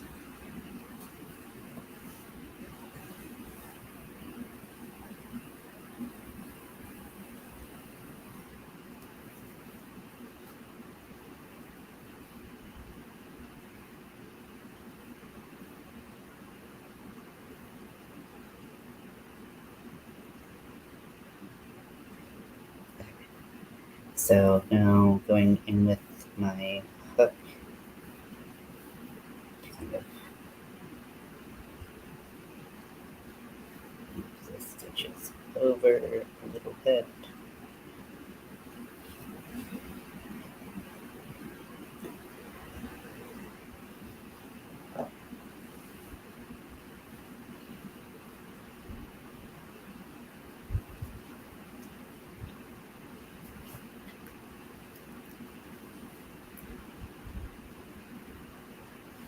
Yeah, Crystal and I had a private conversation.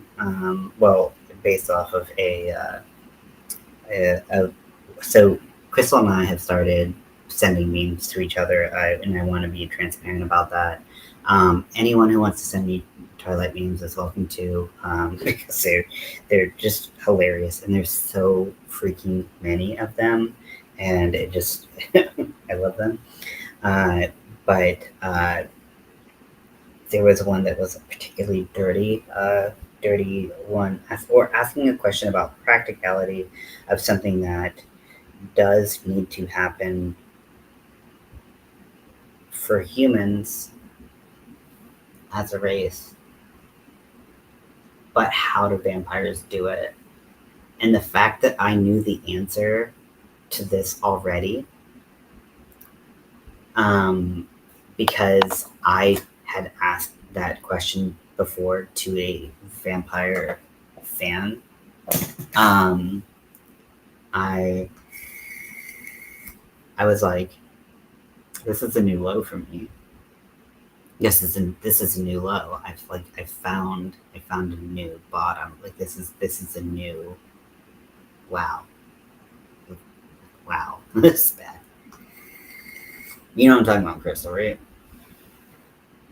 I had my response like that. Because I'd been like, how does that happen? You need blood for that. You ain't got no blood. Like, or do you have to like okay, how does this work? And like to have like a yes, well, not how to, you know, humans would use it to reproduce. Vampires don't use it to reproduce. You know, they use it just for fun reasons, which humans can do it for fun too. That's allowable, especially because we're, you know, this is a queer friendly channel, so it ain't all about reproducing. I'll tell you what. But anywho, but the fact that I knew the answer already screamed, that's weird that I know this. Yeah, it's sometimes life is just not. Sometimes you know too much. That's all I'm saying. Like the fact that people have spent time thinking about this because the question comes up enough that people have time to think about this. It's just a very, very strange phenomenon.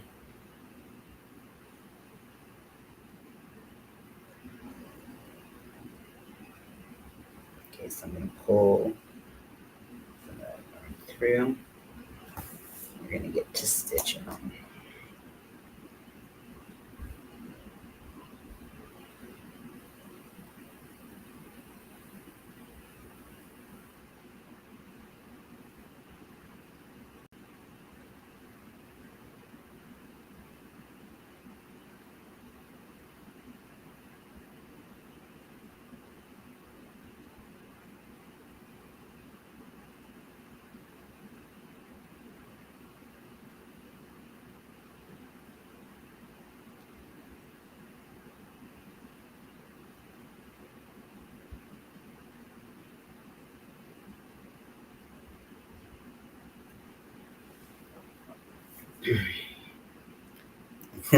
Like they took Vampire Anatomy 308.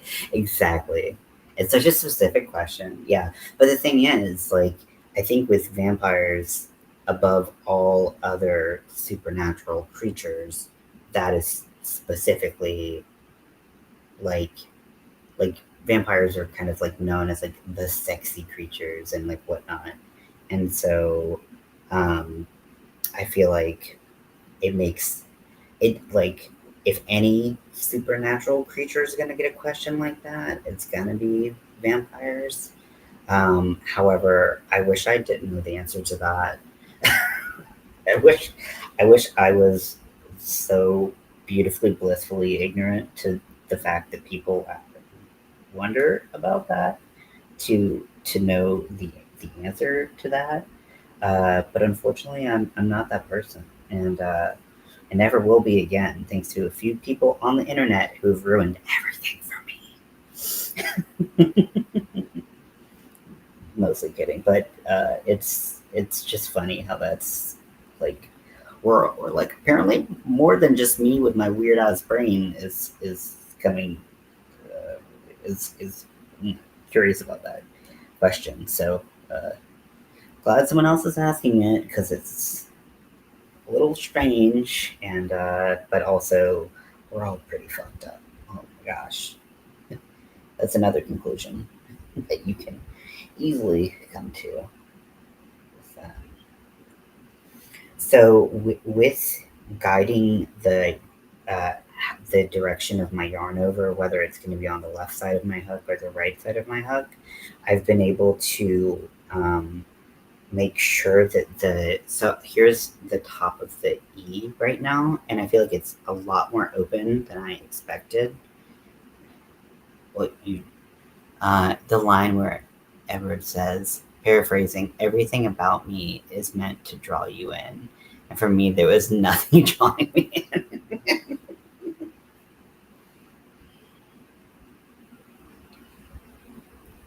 Yeah, didn't do his job well. But yeah, the side in which I yarn over from does seem to make a difference on how, where the yarn lays. And therefore I can kind of guide uh, the the stitch a little bit more open on one side or the other. Um, but yeah, like literally, I was like, okay, like whatever, like yeah, it didn't draw me in either. So that's okay.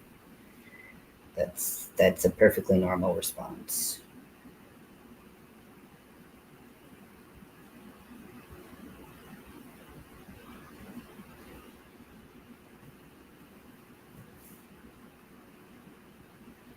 Okay, so I am going to have to cut this one. I mean, I'm going to have to cut between every letter. But let's go ahead and take out the yarn. Now with this one, I think I actually started at the bottom of the E.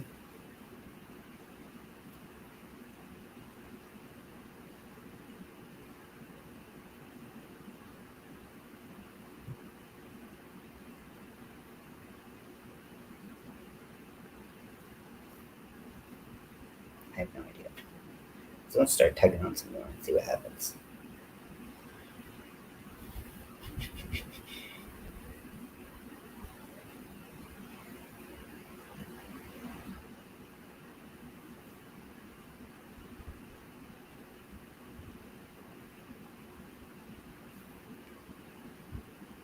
A lot of us here.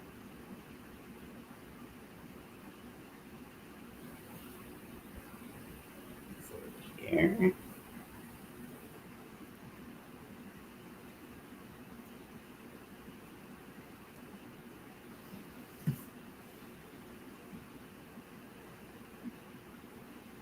So this is before I was thinking ahead about how I would take out this scrap yarn.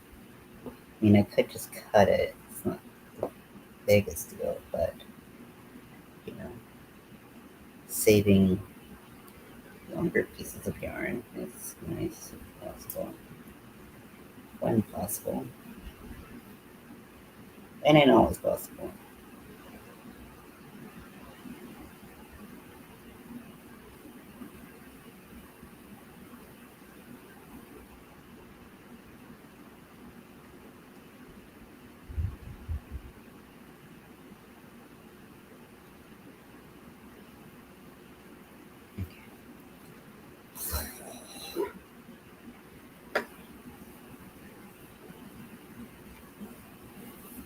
He's like, I'm the world's most dangerous predator. I'm like, okay, Dateline. Like,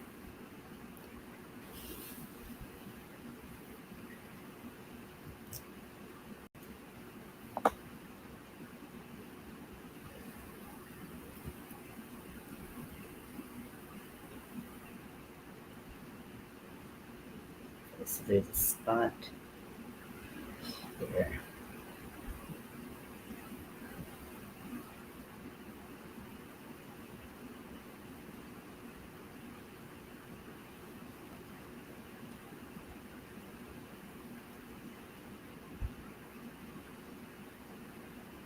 That's what the hold up was. Getting the scrap yarn from the inside is much easier than getting it from the outside, it appears. So, but everything is hard to see.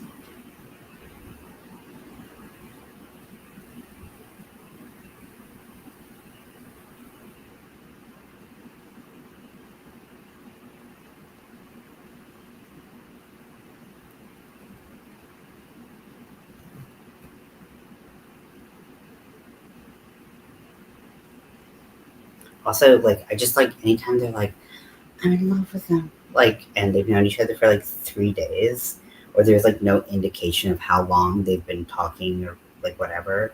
Like, I'm always like, what? Like, I was a teenager before. I went through puberty twice. I like falling in love with someone as fast as like so many like shows and stuff like represent. I'm like, is this really, like, we're really doing this? Like, okay.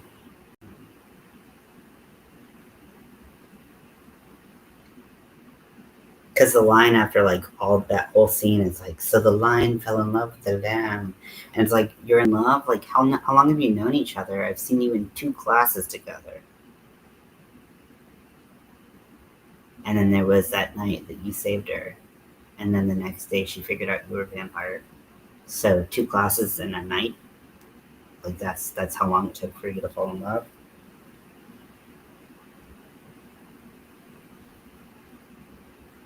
Granted, I know teenagers are dumb, but that timeline's a little hurried, I think. Let me know what you think at 1-800 vampire questions.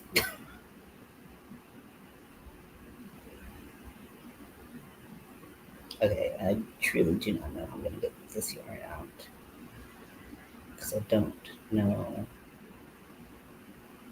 where it's coming from.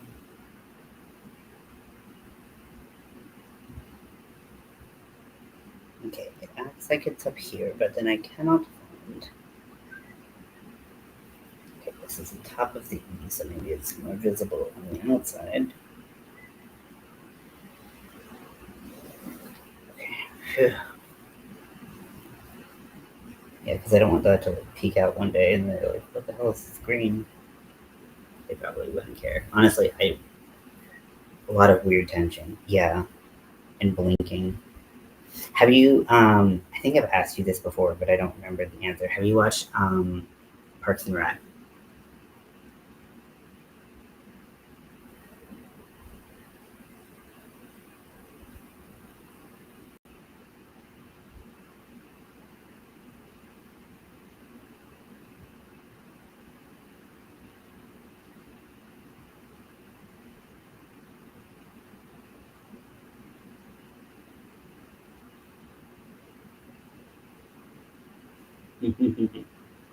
Some might say they had chemistry, but did they though? Something I just remembered that I have not been doing is when I've been doing my little pull through end action. I haven't been uh, melting my ends. And I melt the ends at the beginning, but I don't melt them at the ends. So I need to make sure I'm doing that and then pulling through the stitch. Oop. I love how it just like disappears, just like Parks and Rec. Yeah. Did you do you remember the Twilight time capsule episode?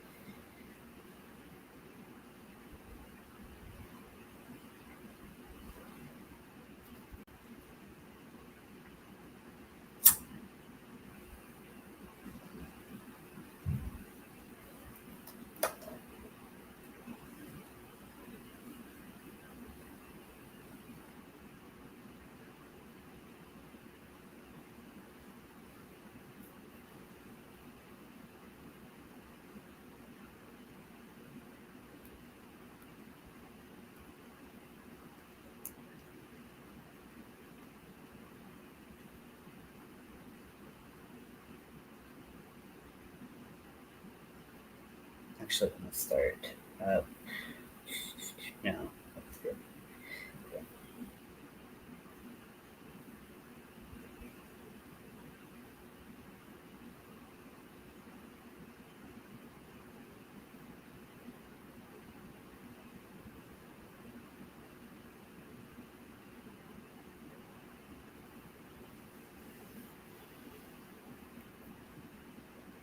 Don't. No, I don't. My memory is garbage. Hot garbage. Trash even. So there was a episode where this guy was they wanted the Parks and Rec uh, group wanted to do a time capsule, and this uh, guy wanted to put Twilight in it, and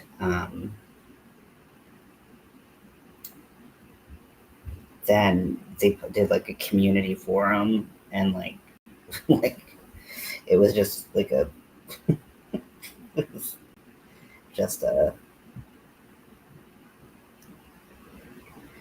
lot as it usually is with the the characters of that show. But they talk about Twilight, but they then compare like Twilight to everything. It's I guess a good episode.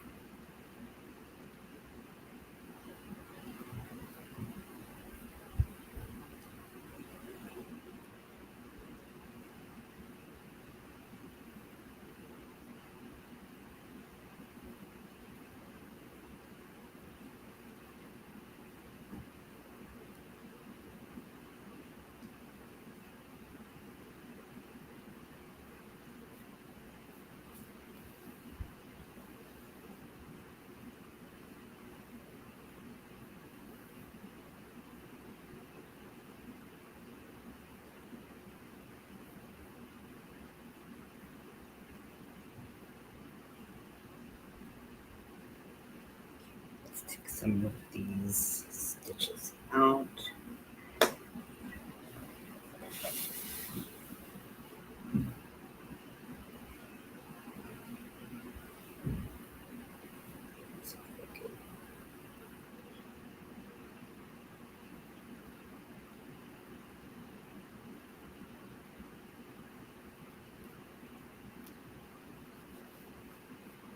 Oh, to one side. That.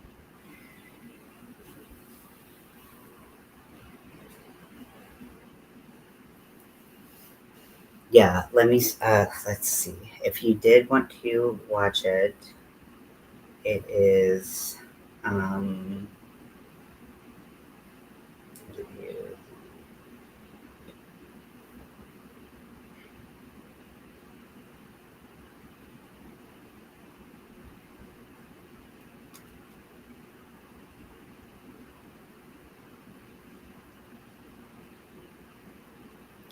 Okay, so that is episode 3. Sorry, season 3, episode 3. And I think it's a really funny, really funny episode, especially if we talk about Twilight frequently, because I think you'll enjoy it.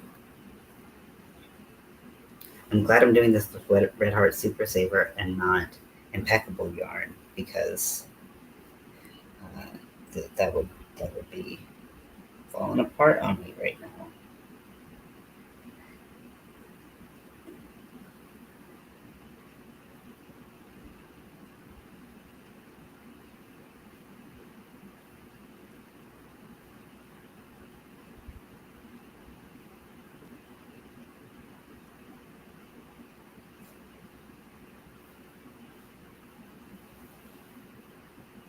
I wrote it down. Nice.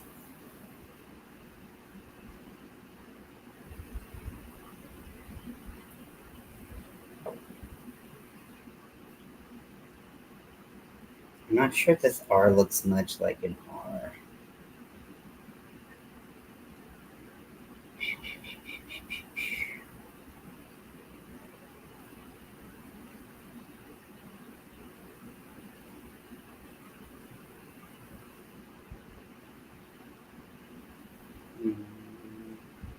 I think I can position it in a way where it does.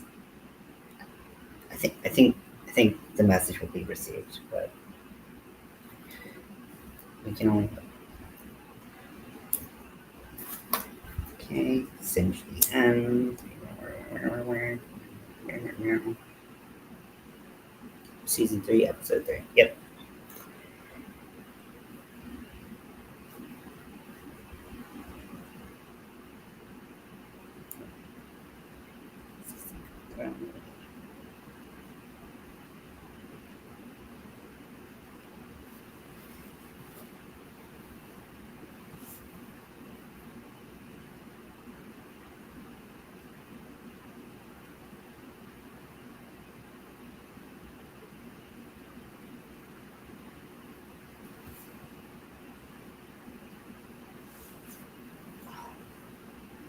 Legs are cramping. Okay. Oh my gosh, we've been on here 4 hours, and I've done 4 letters. I've done it, and I am literally going at a speed of a letter per hour. I do not think it took me 3 hours and 30 minutes to write the text out, but at least we're getting somewhere. I'm feeling good about how things are looking, so I feel good about that, and I feel like less like stalled. I was feeling really stalled and kind of just kept on going back to the top. Even though I need to get those tops done, they're not nearly on the time crunch that this is on. So I was like, why am I not just getting it done? And I felt like that was ultimately part of it, was just that I just kept being like, oh, I don't know which way to go. Like, how am I going to do this? How am I going to make it look good? But asking myself all these questions and like doubting myself so much that I just kept on kind of getting in my own way. And now I'm here doing it.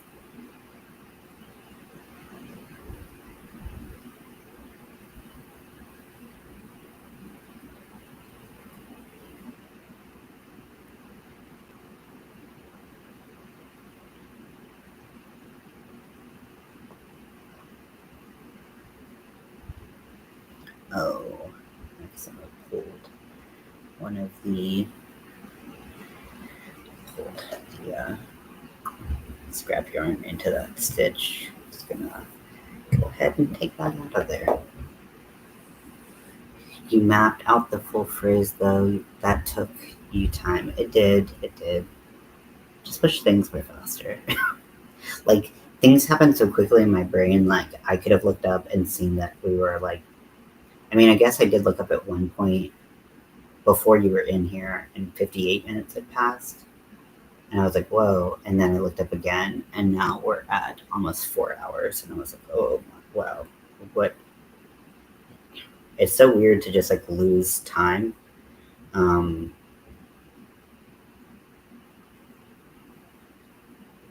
because I'm just like, where did it go? What happened?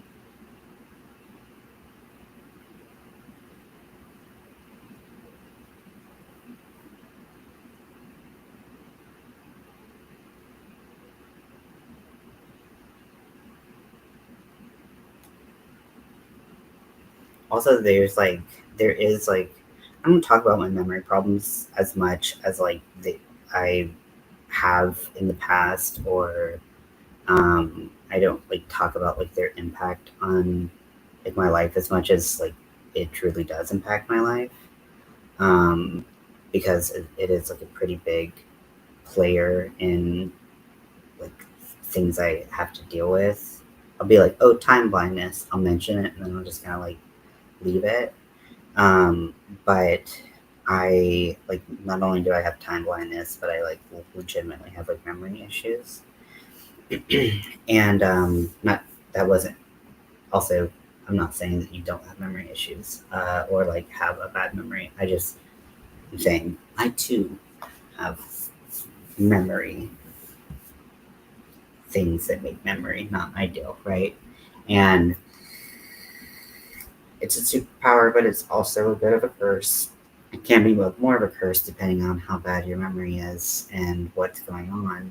Um, and like, they don't really know why my memory is as bad as it is. I think they have speculations, like doctors have speculations on why it's as bad as it is, but I've done like expensive and extensive, I meant to say extensive first, but testing on like my memory. So like with my ADHD, uh, they do a couple tests, or depending on where you go, like a test on different,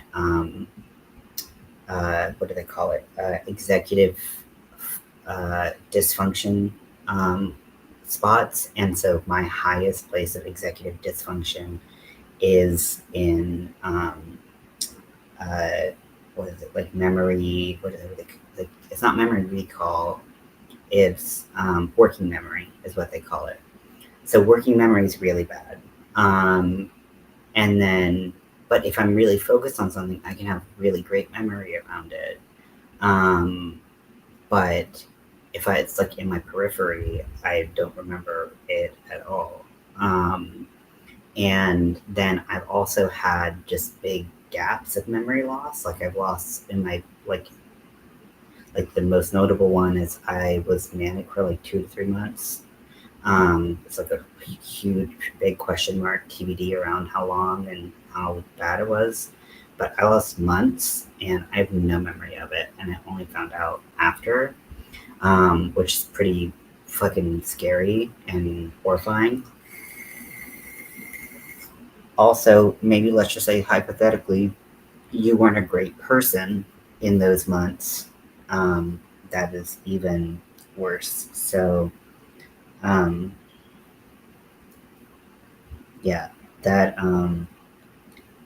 I have tried to figure. So the combination of ADHD, PTSD, it's it can be part of like dissociation caused by multiple any of the uh, a couple of the diagnoses I have. So, um, I think that also when you have bad memory or memory issues, and something happens that you don't remember, um, you know, having people that know about, like your memory concerns, memory issues, is comforting, because there are people who out there who like won't believe that you don't remember something, and that you're just saying that so that you don't have to take accountability for it, and you're like, I legitimately don't remember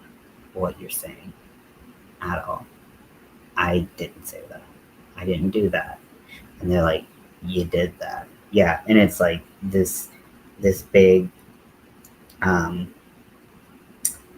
not not super fun moment. I don't know where the hell this yarn is coming from, because it's definitely not inside of a stitch, because I can't get my hook inside there, but I don't know what what is happening here? Okay, so if I go from here, there's one stitch. Right next, okay.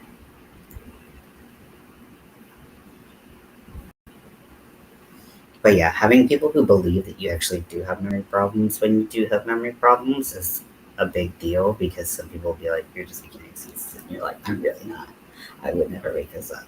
This is really bad. And it's not fun. But, you know, that's just life sometimes. Every person has their, cross to bear and challenges to face, and, being understanding of other people's challenges, and, you know, all of that. Sometimes these motherfuckers slamming these doors, I just want to. Anyways, it makes me very not calm very fast, I will say, if you've noticed. I'll be cool, and then all of a sudden I'll be like, motherfuckers just slam my doors. But I'm not about to start anything. Some crazy people in LA, so I'm just saying, I can bitch to the internet.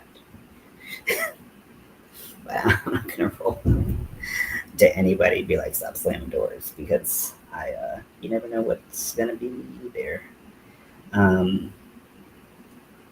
Yeah, so but I don't talk about my memory problems that much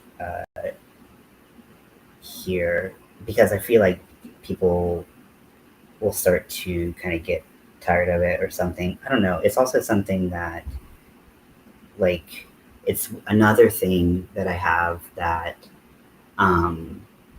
like young people, calling myself young for a second, aren't supposed to have. Like, young people aren't supposed to have memory issues, and it's like, well, if you're quote unquote young and you do have memory issues, it's like, well, okay, but I still have them, so I don't know if you think you cured them with the statement of I can't have them because I'm young, or what, but I do.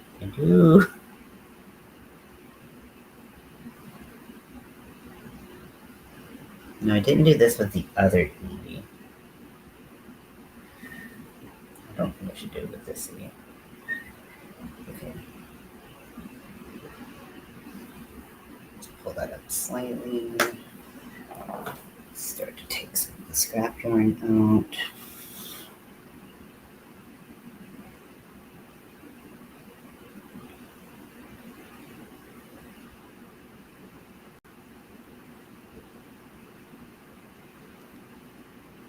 And while, like, Alzheimer's research, going back to like the charity thing, like, while Alzheimer's research is important to me, because Alzheimer's and dementia have been in my family, like, memory research is also something critical to me, because it's like I'm like barreling towards like having a non-functioning memory. It barely does its job now. Most of the time, it can scrape by, but it's so important, because I think if people don't have memory problems now, it's one of those things that they're like, it's so far off. It's when you get super old, and like, not necessarily. Like, it can happen. For me, I didn't have a great memory before, but it was a lot better. And then I had all this health stuff happen at like 27, and then my memory's garbage. And like, not like past garbage, like you're like hot garbage, like, but even to the point of like, I developed agoraphobia, because I didn't want to go outside, because I was afraid I would have like a memory lapse and not remember what I did, and potentially like hurt myself or someone else. Like, I, you know, I didn't go like out for almost. I mean, like, I think there might have been like a couple times that I went to like the grocery store or something, but I didn't go out because I was just so scared of being out. And, you know, not knowing what would happen. And I think that, you know, that's not an average, you know, 27 to to 30 something, you know, experience.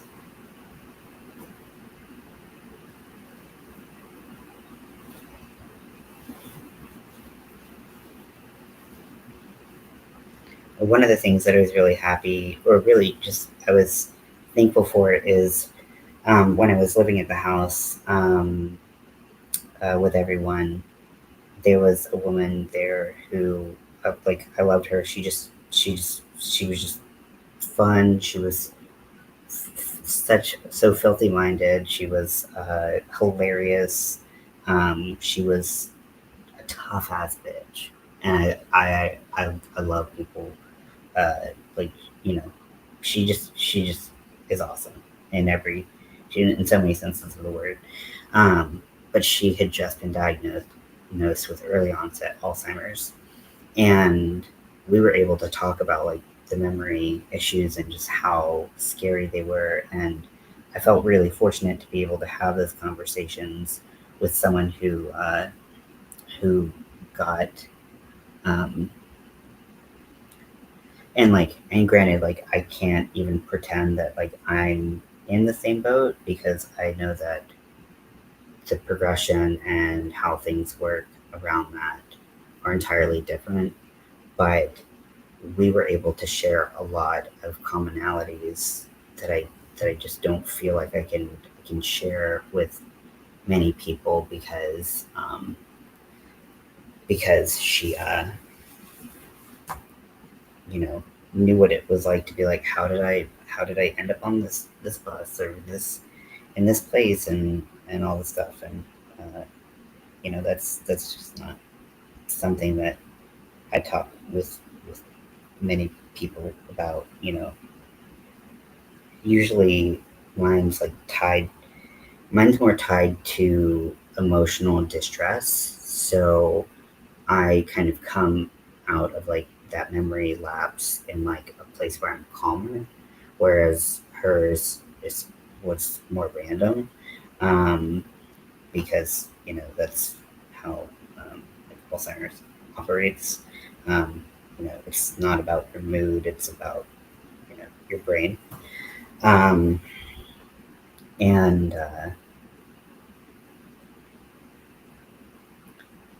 but yeah, we were able to talk about that, and it was just really nice to be able to be able to connect with someone about that, because it's just a lot of those things are conversations that you're prepared to have when you're younger. Yeah, definitely. And really, you know, any issue, I feel like if you don't have someone to talk to about it, and it's bothering you, I feel like it can really, um, you know, it's not exclusive by any means to people with memory issues, right? Um, and so it's just nice to be able to talk to people about things that are hard, um, and, you know, feel feel seen and heard.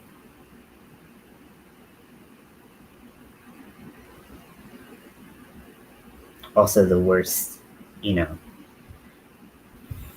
you know, it's not fun when people doubt that you have memory issues, but uh, you know, it's even less fun hearing what happened when you were like, quote unquote, like out, and you don't remember it, because you're just like, that was that wasn't me. But I have to take ownership of it, and I don't know how to handle that. So yeah, definitely a different type of experience for sure. Um, wouldn't wish it on anyone, which is why I continue to do stuff with the Alzheimer's Association, because memory research is something that will affect, or memory problems are so prevalent. I think I was reading in the handout. So I think they said that 1 in 3 women, or I'll just say like AFAB people, son female at birth, will will get an Alzheimer's or dementia diagnosis, and it's like uh, it's a little less for guys. It's like or AMAPs, it's like 1 in 10 or 3 in 10 or something like that. So they have a slightly lower prevalence, but it's still happening, So definitely an issue that will face a lot of people. Okay, so this is the where. The W is a little uneven because I did undo my guidelines, and so, it kind of ended up a little. You can see kind of when I hold it up, especially how much bigger the top is than the bottom. But hopefully the pillow insert will hide a lot of things. But yeah, I think that, let's see, it's 8:09. It's not even that late because it started so early. But I don't really want to work on this anymore because it's really annoying. It's really fucking annoying. My sister better know that she better know that I love her. I think she does. So, good job. But it is cool. I mean, it's cool to stretch different skills when you are doing any type of craft.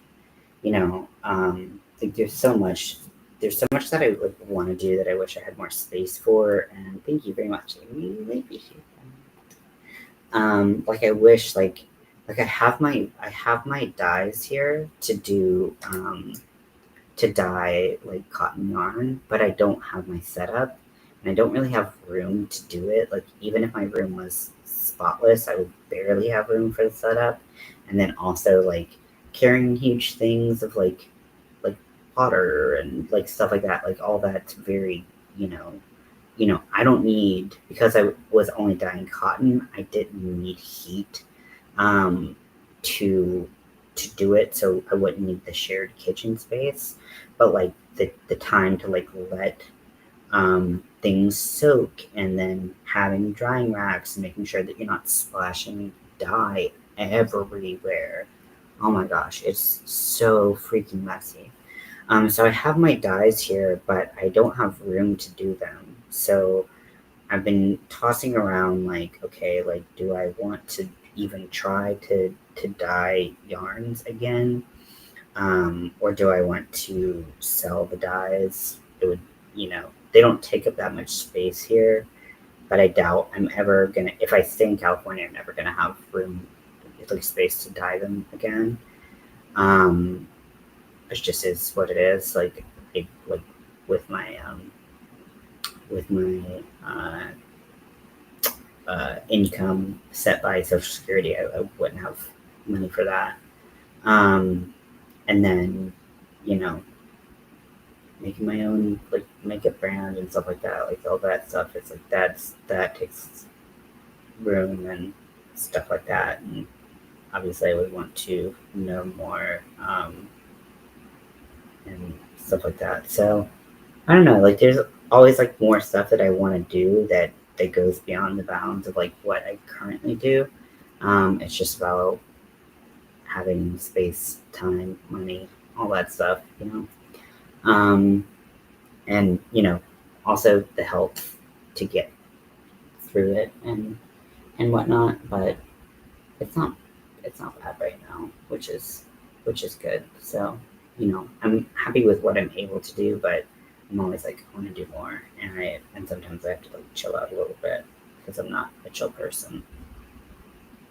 I'm not chill. Like someone like, and it was very nice, and I think it was in the haul video that I posted, but someone was like, "Hey, I found your channel. You seem really chill," and I was like, "People don't describe me as chill ever." Like, I feel like I'm the opposite of chill, but I take it as a compliment that they think that's what's going on. But I feel like kind of like a wired 2-year-old wielding a knife or something.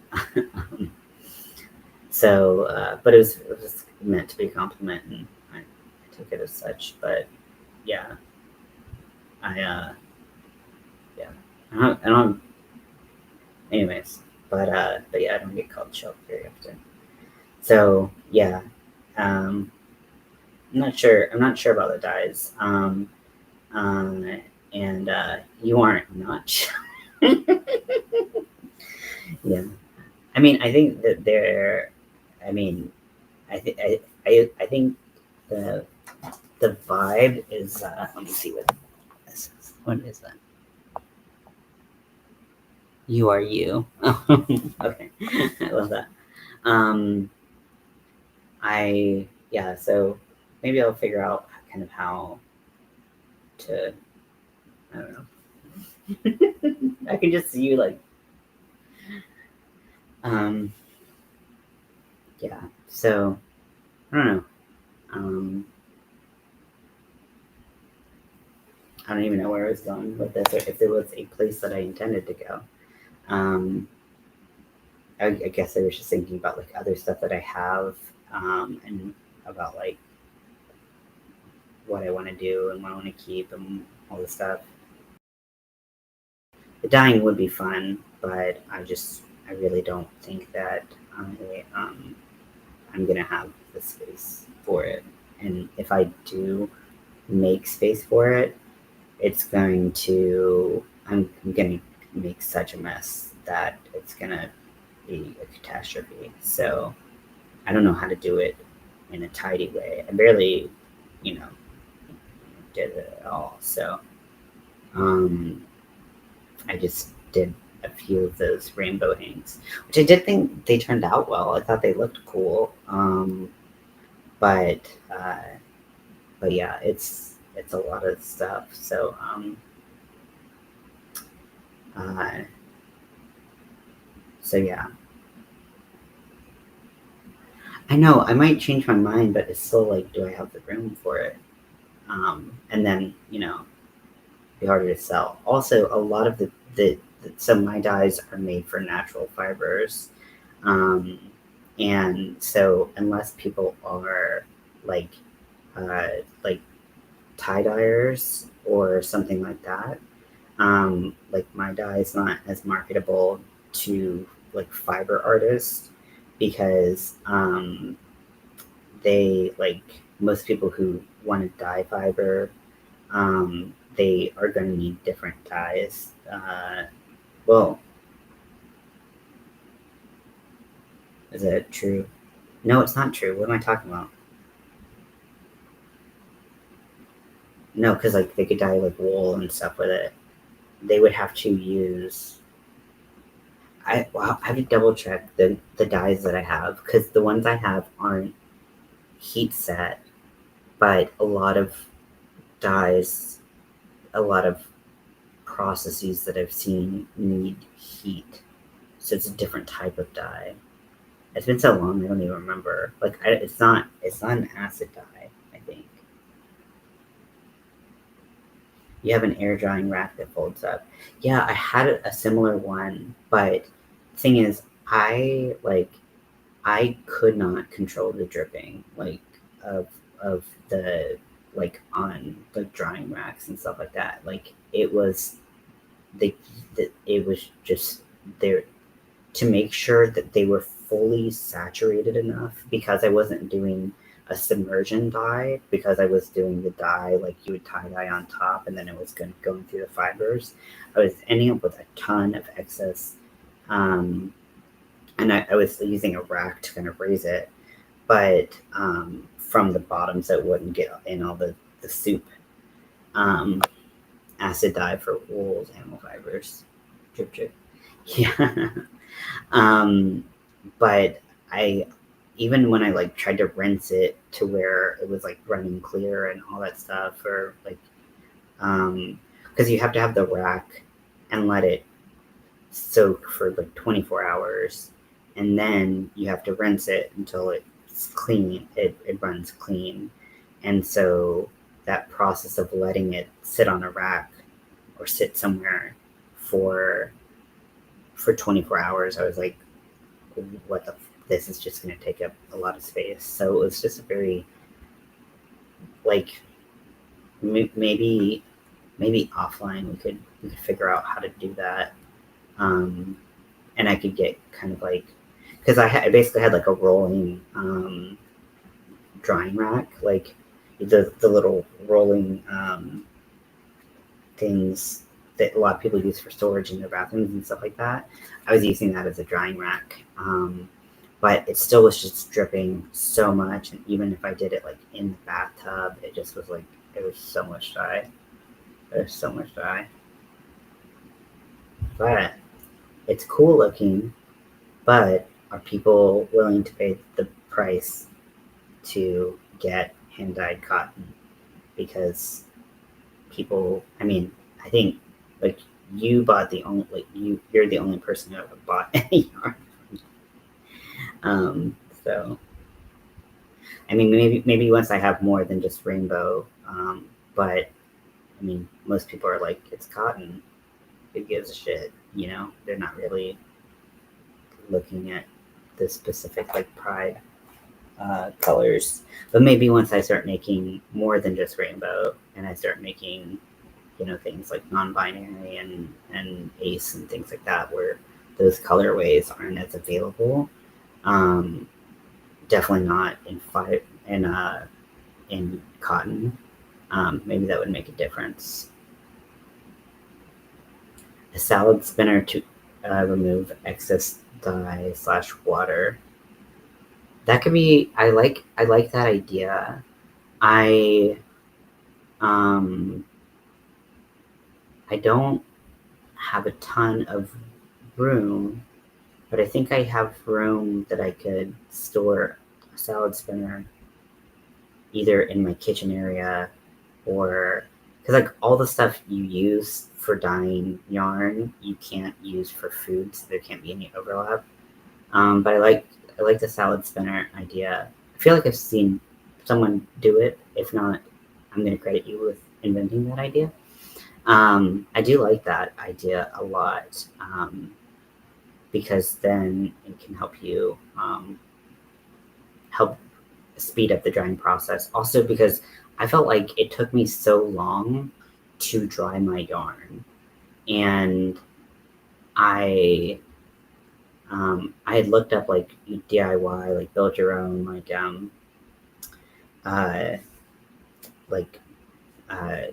drying stations and stuff. But for me, they would either be like crazy big, or, you know, it took forever for my yarn to dry. So I think that the salad spinner is a good idea.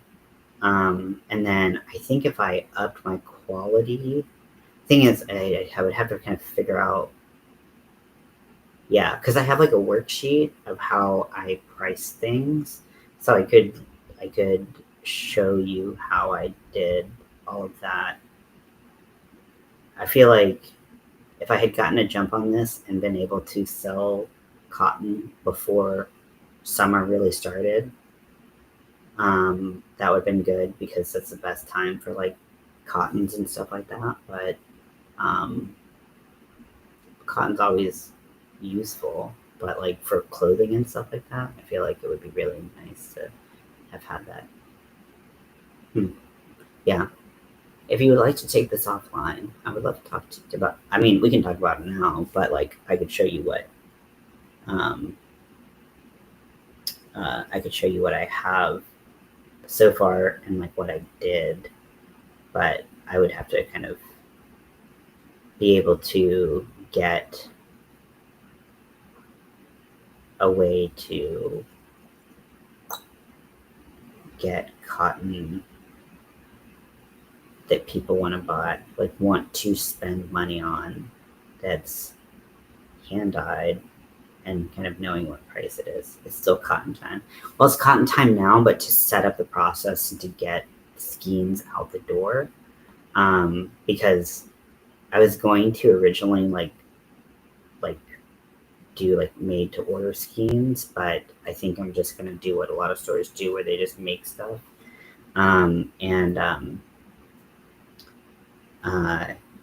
they just make stuff and then they list what options are available, and I think that's better for me. But I'm gonna be out, and then I'm gonna be getting ready for the. I mean, there's still time. It's just less time as if I was like doing this in like spring, but it's not bad. It's fine. Yeah, tomorrow probably won't be great for me. I think my friend's coming over to look at or to meet Scotty, which is gonna be interesting. But I have to clean tonight, which I totally forgot about. So luckily I've been cleaning like a little bit every day, so it's not too bad. But yeah, gotta do that. My makeup station looks a lot better, and just kind of like the big stuff is out and just needs to be put together. So that's good because that was horrific. Yeah, Monday or Tuesday should be fine. And we can talk. Also, Sunday is an important day for a lot of people, so I understand why. But yeah, if we wanted to figure out how to do that,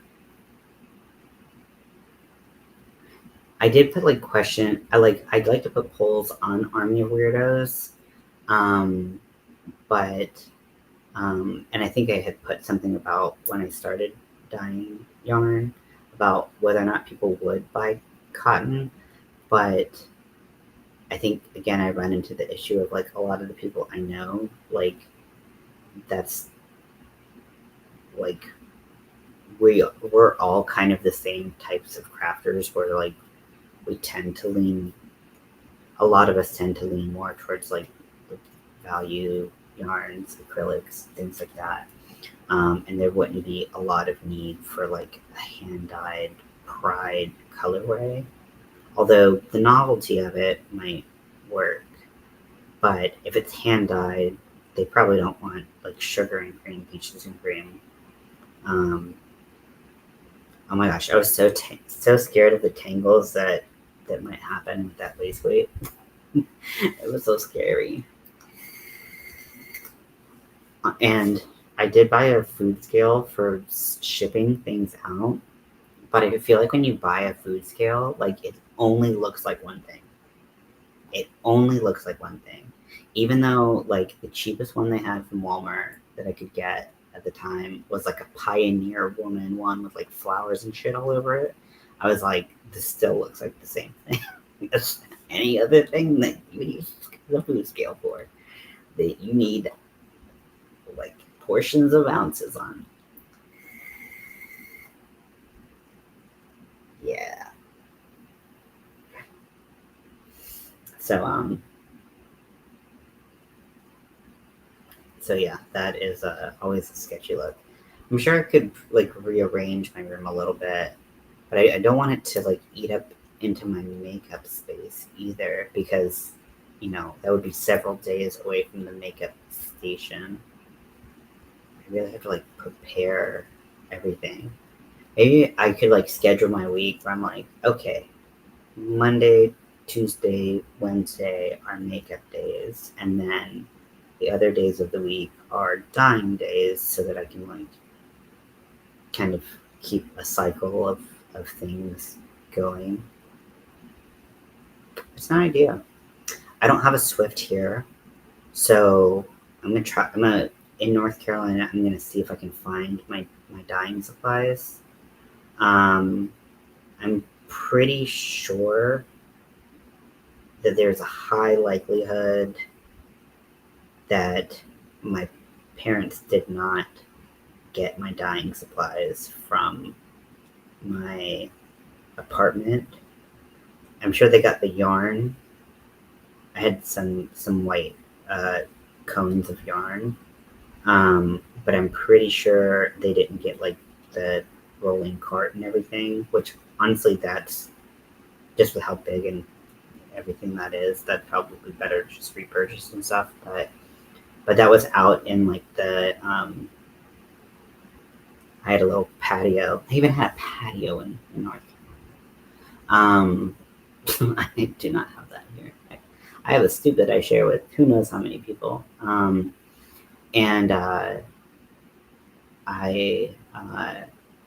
but like it, we didn't have to go to it like through the patio thing to check anything. So I'm not sure that they ever even went out there. They probably just looked and assumed that there was like a water like heater or something in that closet. So I mean, personally, I haven't had many hand-dyed yarns, so like kind of me, like to me, if I'm like, oh, I could get this. One of the things I don't like about hand-dyed yarn is that I have a really hard time estimating how much yarn I'm going to need, and so I feel like in other fancier yarns that I've gotten, I didn't know how much I needed, so I always purchase like way too much, and then I'm like, ugh, now I have all this. So, but I think cotton is a place that, at least I've heard, a lot of people don't venture into because they can't make a lot of money off of it. But the good news is that I don't get into a lot of things because I can make a lot of money off of it. I just do it because I have fun with it. So maybe I'm the person to do that. Who knows? I did see there was someone in the house and program I was in that crocheted as well, and they made this amazing, and they did the chart, or they did or found a chart of like a Keith Haring like artwork, and luckily his artwork is very like, it's much more like blocky and thick, but they did it like a tapestry top, front and back panels, so fast in bamboo, and I was like, I'm watching like this magical occurrence happen. But I've never crocheted with bamboo. I know that is something that I could dye with my yarn. I can dye. So I kept on saying natural fibers, but I forgot it's plant-based fibers that I can dye. I can't dye animal fibers because that's what needs acid dye and heat. But plant-based fibers do not need heat. So that's what I could do, which is why I was constantly looking for cotton generally, because that's the cheapest one, bamboo, viscose, being like things that would be in that category. And then eventually, when I had like way more space and I was living in my parents' basement, I was like, oh, well, I was looking at ways to do like longer stripes in yarn, because like basically I could only make variegated yarn, but ways I could do longer striping yarn, and like building a board for that, but I could not could definitely not do that in this space. Was really cool to see, though. Really cool to see. But you get this like super long hanks, because you have to build a board.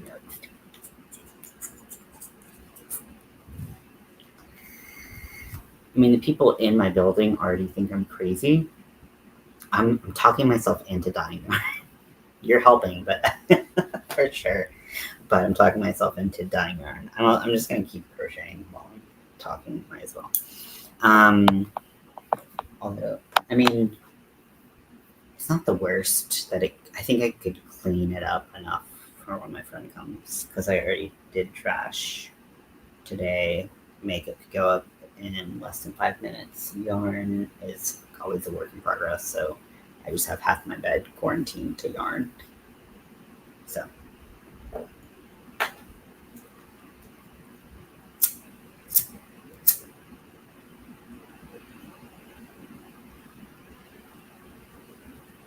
I'm an enabler.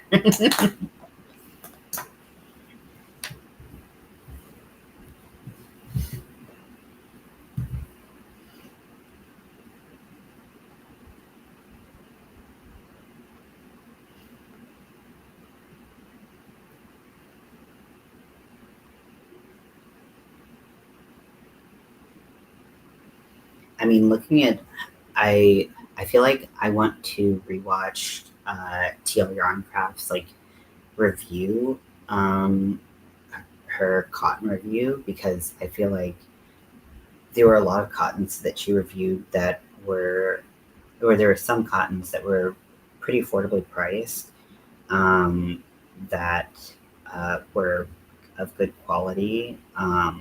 So it was like a good meet in the middle type of thing. I feel like, uh, you know, oh, with the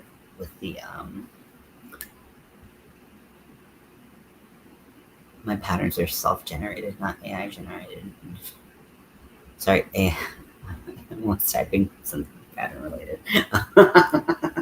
You're like, I want to be perfectly clear that AI did not do this, which is understandable because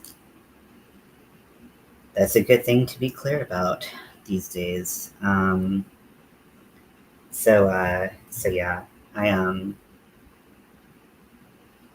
don't know. I feel like I'm in just randomly just to comment on that. I feel like I'm kind of like a little bit, I don't know. I feel like I feel so much less passionately about the subject of AI created things in certain avenues than other people. That I'm like, am I in the wrong? Am I missing something? Like, I don't, I don't know. Obviously, like if you're selling a pattern, like selling something AI created is ridiculous. Like that you say that you made. But I just, yeah, I'm like, okay. This is how rumors start. Rumor has it Crystal used AI to create patterns. Well, I did hear that.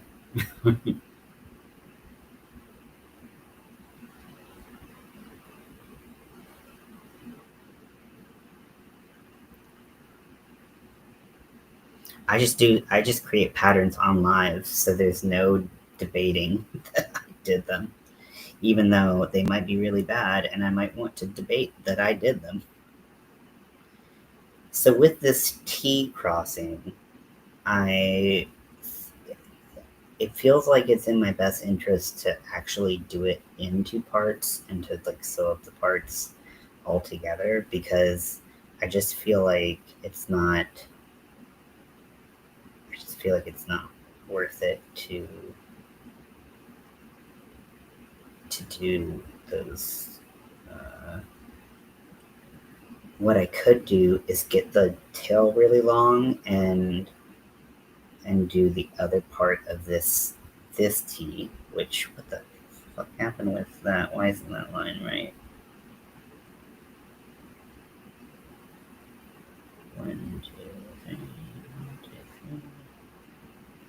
I guess I just put it in like a weird spot. Oh wait, where? Oh wait, that's not two T's in a row. That's a T and an H. Okay.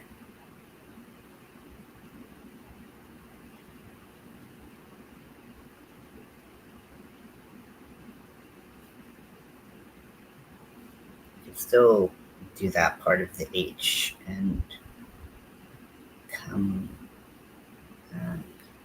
I don't know. Yeah, because wherever I go over it twice, it looks pretty weird.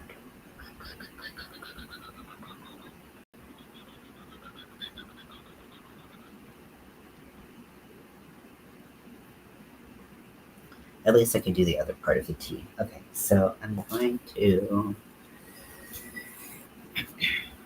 You weren't in the wrong. AI is soulless. Yeah, I mean, AI. Like the thing is, what makes craft special is that someone put blood, sweat, tears, money like back pain, ass pain, stolen ass pillows, you know, creativity, like all of that. Like someone put all of that into it. So like AI is never going to be able to recreate that, no matter how hard it tries. So I'm not like, I don't get pressed. I mean, I don't like when people try to sell things off as work done by a human, and it's not. Also, I mean, I think it did make things hard during that wave of a lot of projects coming out that that looked like crochet, but they were truly AI, and people, um, I mean, and people still get like commissions and stuff where they're like, "Can you make this?" and it's clearly AI. That ass pillow. I know I've got to mention it. That ass pillow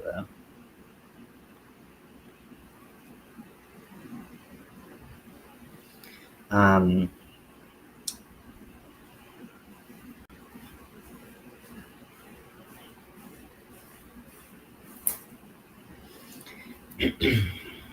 uh, okay,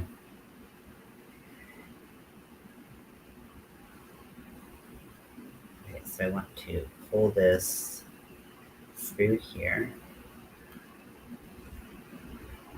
I call it. Let's call it.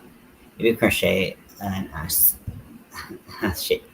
I mean, I've seen those. I've seen those big crocheted pillows that are done in like chenille or blanket yarn that have like thongs and stuff on them. I'm sure. Well, if you haven't seen them, maybe you're just in a different place on the internet than I am. But yeah, no, I've seen those, and I've seen all types of body parts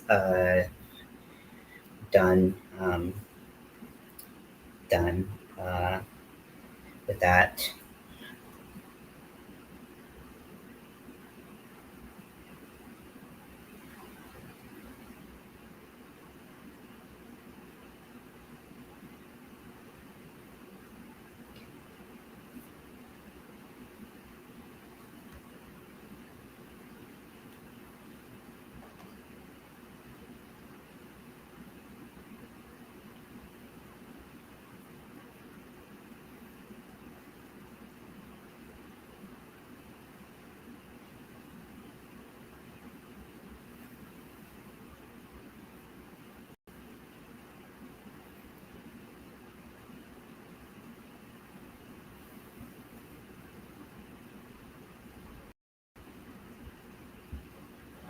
No, BBL pillows.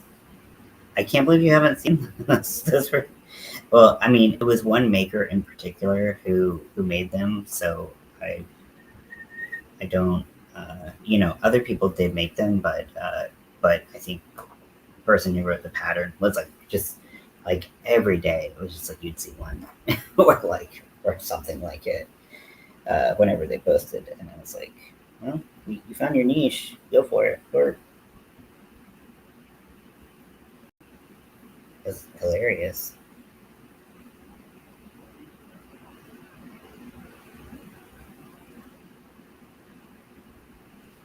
I don't know why I'm not just pulling this through like I normally would. I'm making sure that I can.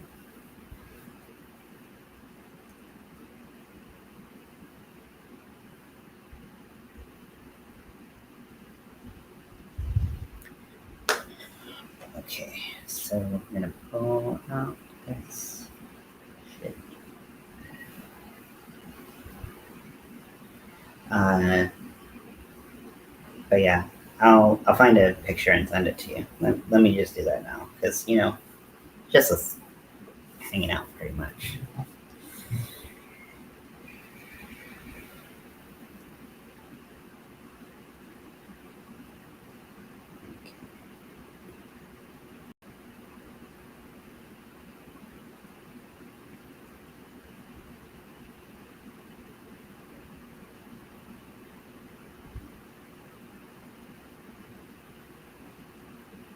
I'm seeing many people that I know and have known for a long time starting to crochet like right now, and it's super fun to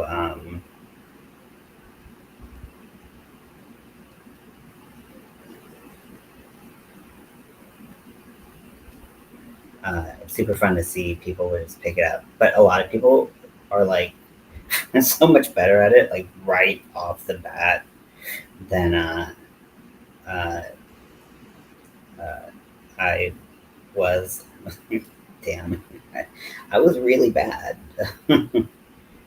Okay, so I just like, I mean, I'm trying to find anyone who, like people who are doing like body pillows and all kinds of stuff.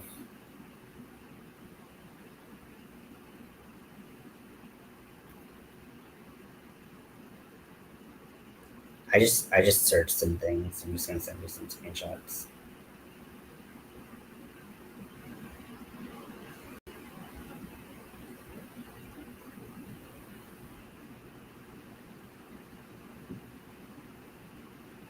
Oh my gosh, this one's hilarious.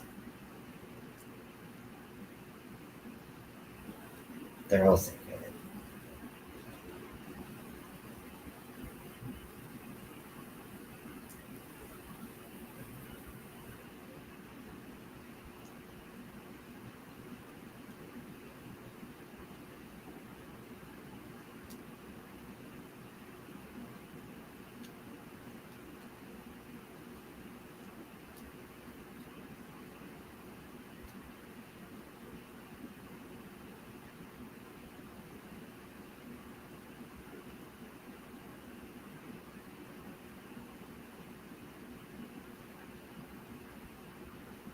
But I just took some screenshots and something too.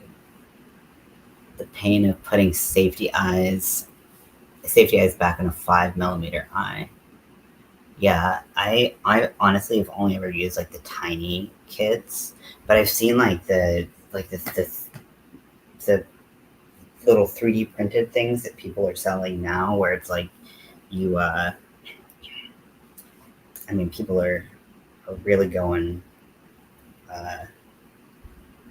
going buck wild for some huge safety eyes, and I think it's so cool.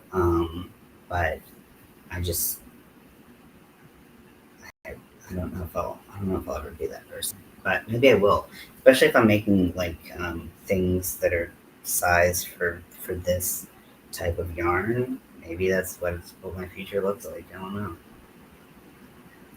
Dare to dream. I mean, they're pretty. I love like the big sparkly ones that look like those little ones you can buy. Which that makes perfect sense when I say it just like that. Ones you can buy. So yeah, I mean, that's you can see what I typed in the search bar on Facebook. That's not the person that I saw who was posting them every day. The person I saw like literally had a wall of like chenille or blanket yarn in like every color, and like they were posting like pictures of like those every like all the time. It was it was entertaining.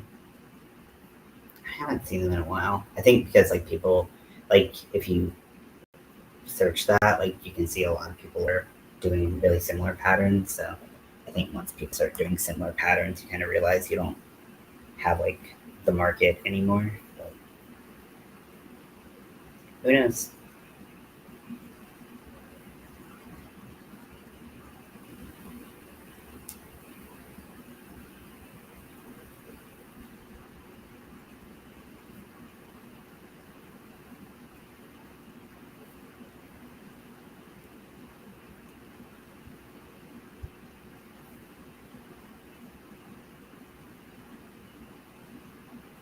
Okay, I need to make sure I'm not like screwing this up by just like going.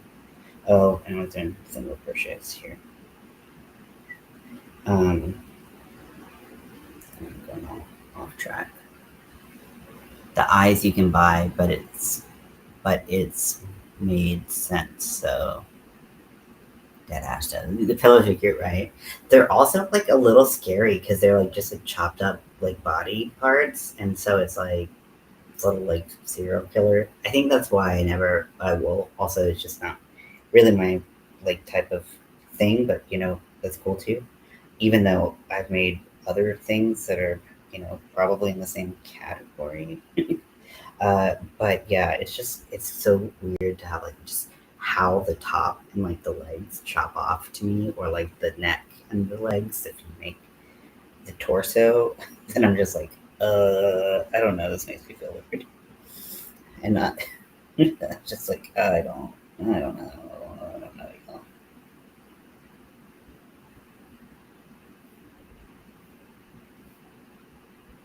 I feel like I'm not going through where I'm supposed to necessarily.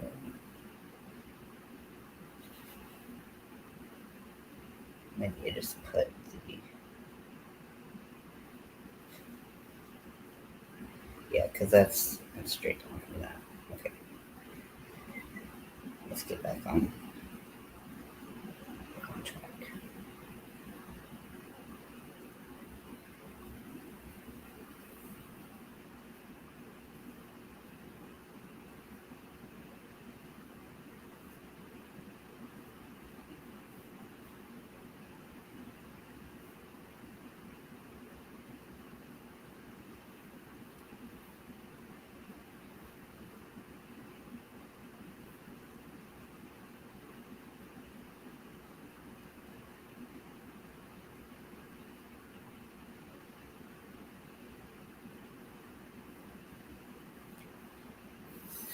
Yeah, just like torsos.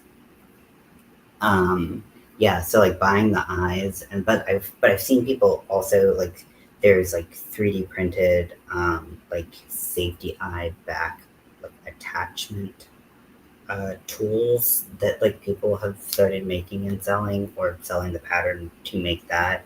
If you have a 3D printer, which I'm like, since when does everyone have a fucking 3D printer? Like what the fuck? When I remember like that was like I knew a guy who just had too much money in college, which you don't find many of those people. Um, but he got a 3D printer when this really started becoming uh, like he was the first person I knew that had like a at home one, but it wasn't like very basic either. And so it was like it was fancy, especially for like the time, and like now I feel like everyone has them. Also, there's a library close by that has one that people can use. Although, like, I don't know, like, do you have to pay, I'm sure you could pay something for it, but like, to replace like the materials you use. But I don't know anything about like 3D printer like technology or anything. Not like I couldn't learn it. I don't know anything about it. So that was my 3D printer rant. But yeah, just that I've seen some people like finding solutions because putting on bigger safety eyes is, um, you know, not easy. And obviously, you want them to be attached securely because it's in the name that they are safety eyes. So you want them to be safe and not fall off. Um, so So I've seen some of those. They look like I feel like to me they kind of look like a like either like pliers or I mean they really look like those like rivet little machines that I've used before when I used to do other crafts and whatnot. But anyways, big safety eyes. That's how I got there.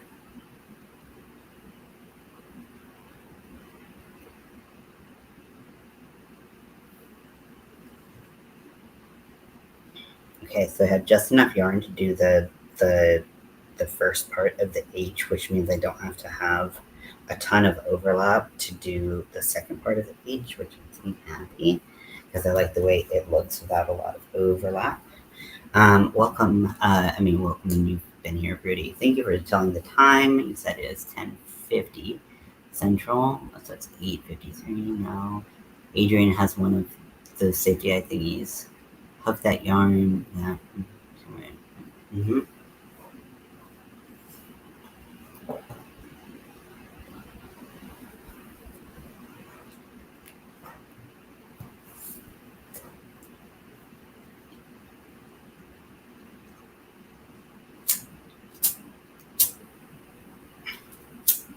You know what I should do? Is like I should when I like I should have like a series of like yoga poses that I do when I'm in like a certain position to crochet at like a certain so that I can like have basically do a yoga class except like right it's a clamp. Hmm. Yeah, that makes more sense. That's a better word for it. But then I can be like, oh look, I'm totally doing fitness and stuff right now while I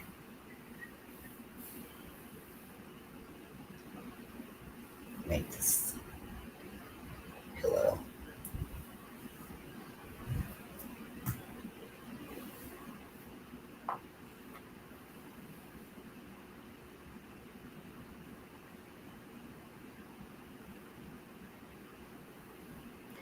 So for yarn dyeing, if we're gonna, that was part of the reason I stayed on to talk about that.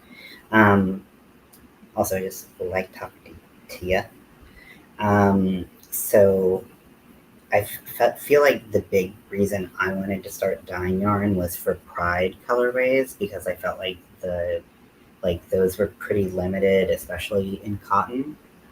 Um, but I mean, I have seen more Pride colorways start to pop up uh, in other uh, yarn types, although very few variegated ones. And if I do see a like self striping one, um, it's usually only it's kind of uh, there's kind of like three or four different pride ones that they'll do, and the rest they'll just like be like, okay, well you don't get your pride flag represented. Which I know that there are a lot of pride flags, but the reason that it's so cool to have them is that you get the representation of it, but it having appeal to people who aren't necessarily that gender or sexuality expression, but just being yarn that people want to use because it looks nice would help too, right?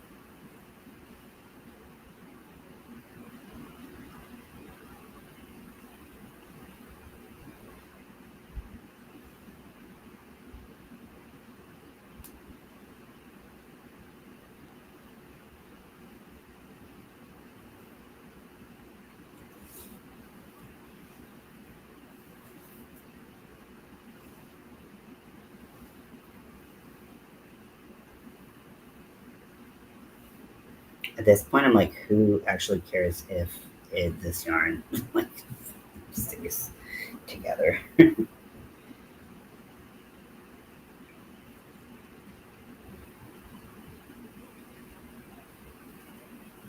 It's like two yards of acrylic, but one day I might need that. It'd be perfect for like casting on a knitting machine, which I really hope I can get my knitting machines. That would be nice because turning out projects with that is fun. And then I did really like making plushies with the knitting machine. And I wonder this might I mean this could potentially like break a knitting machine. But you know how we found that 4-weight chenille, the pixie dust brights, I think it was, on Premiere. I wonder if that would go through the knitting machine. Um, because 4-weights are about like typically what I feel like the most, like 3 and 4 weights are the best for most knitting machines. And but the fuzz, I mean, if the fuzz didn't come off, I don't know. I would have to see if other people have done it and see if it ruined the machines or something like that. I hope not. I hope not. But like that would be really cool if you could make, because I did a Grinch stuffy that was like mooning people. I made that for my dad for Christmas, but I also I also have the pattern. I also have the pattern on Etsy that that I sell. Oh god, it's stuck in the yarn. So it would be fun to make some more like fuzzy and chenille type patterns. I do think that because that's the only 4-weight I've ever seen, I I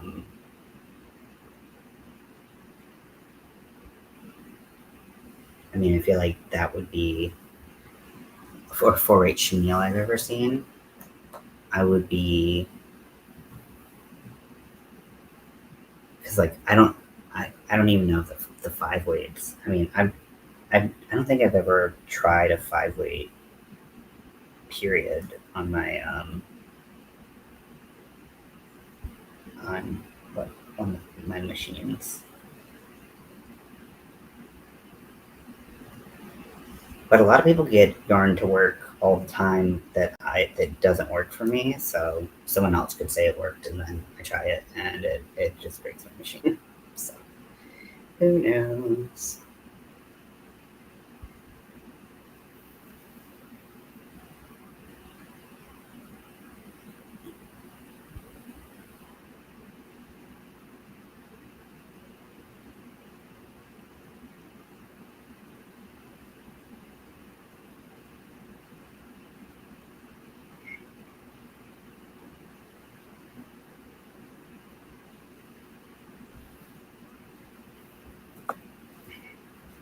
I need to weigh this thing just to see how much it weighs, just so I can.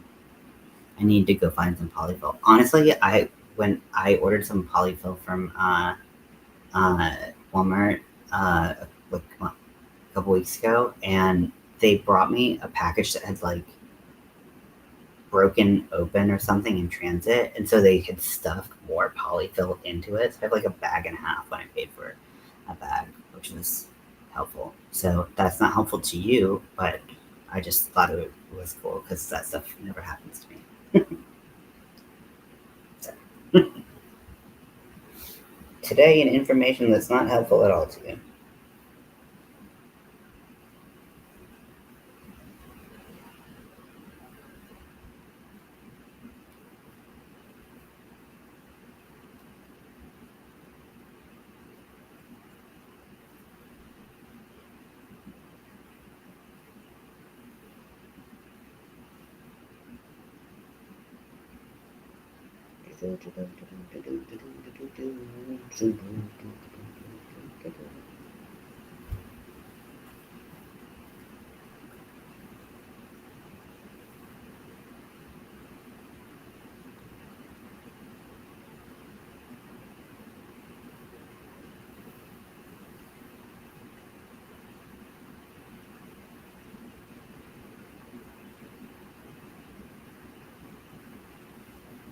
Not gonna worry about that. Thanks for the extra info. Oh yeah. I was like, what an extra info. Yeah, no, it's super unhelpful. So sorry about that.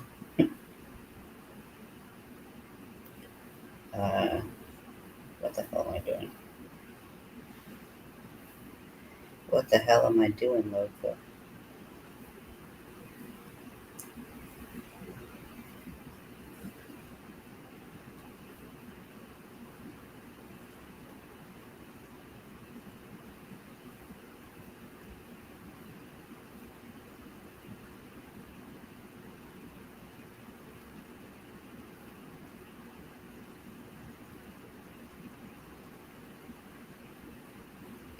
It's a little all tangled up in what's happening there, but We will get you rescued in no time.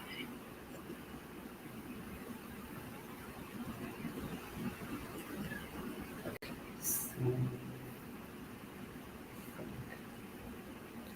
this right here. Come up first. Did you find it?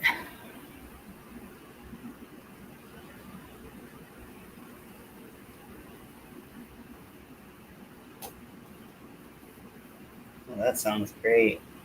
Oh God, what happened? Oh, fuck. Okay, so we have had some yarn slightly felt together. That is the just yarn that went through it. So clip that. God, I've done that. I mean, it could be a lot worse. It's not like the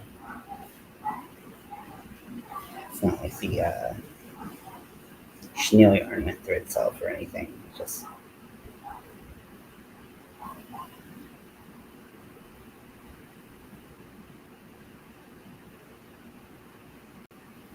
the Tracy yarn.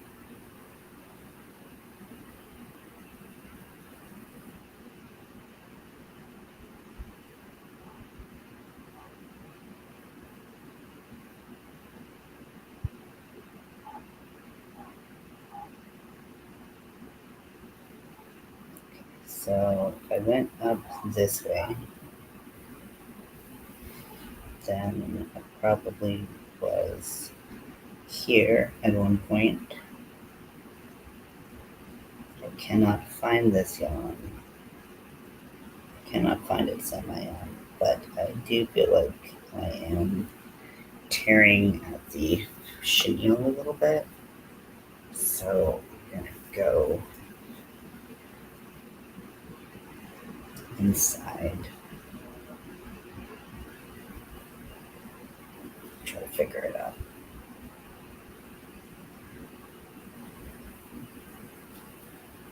That seems 1,000 times easier.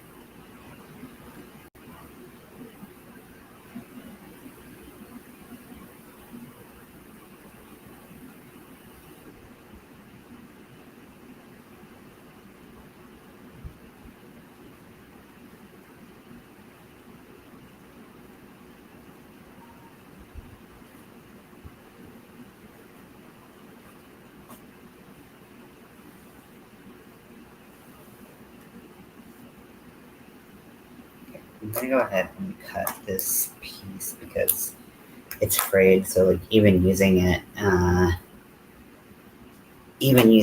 the I can use it as like stuffing, but it wouldn't be good for a machine because splitting yarn in a machine is big time. Ouch.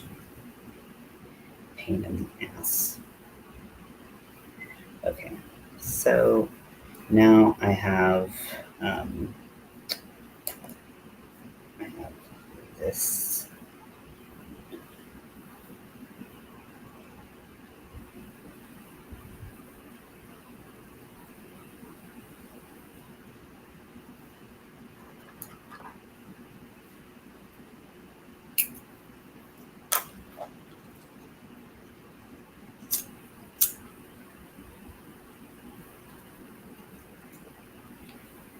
Okay, and I'm gonna pull it through and pull it through, and then, other some.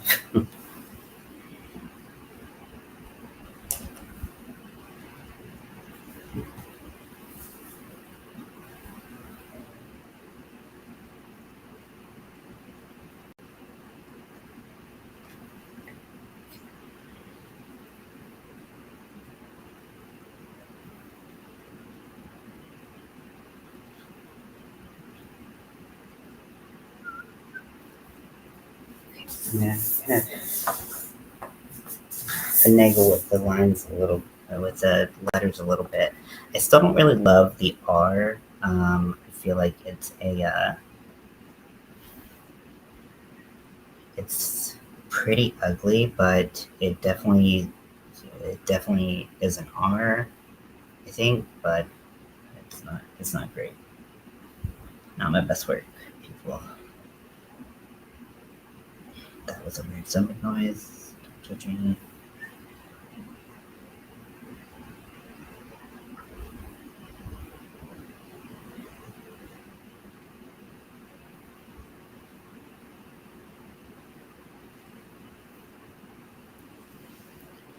Okay, so here is the first line of the project.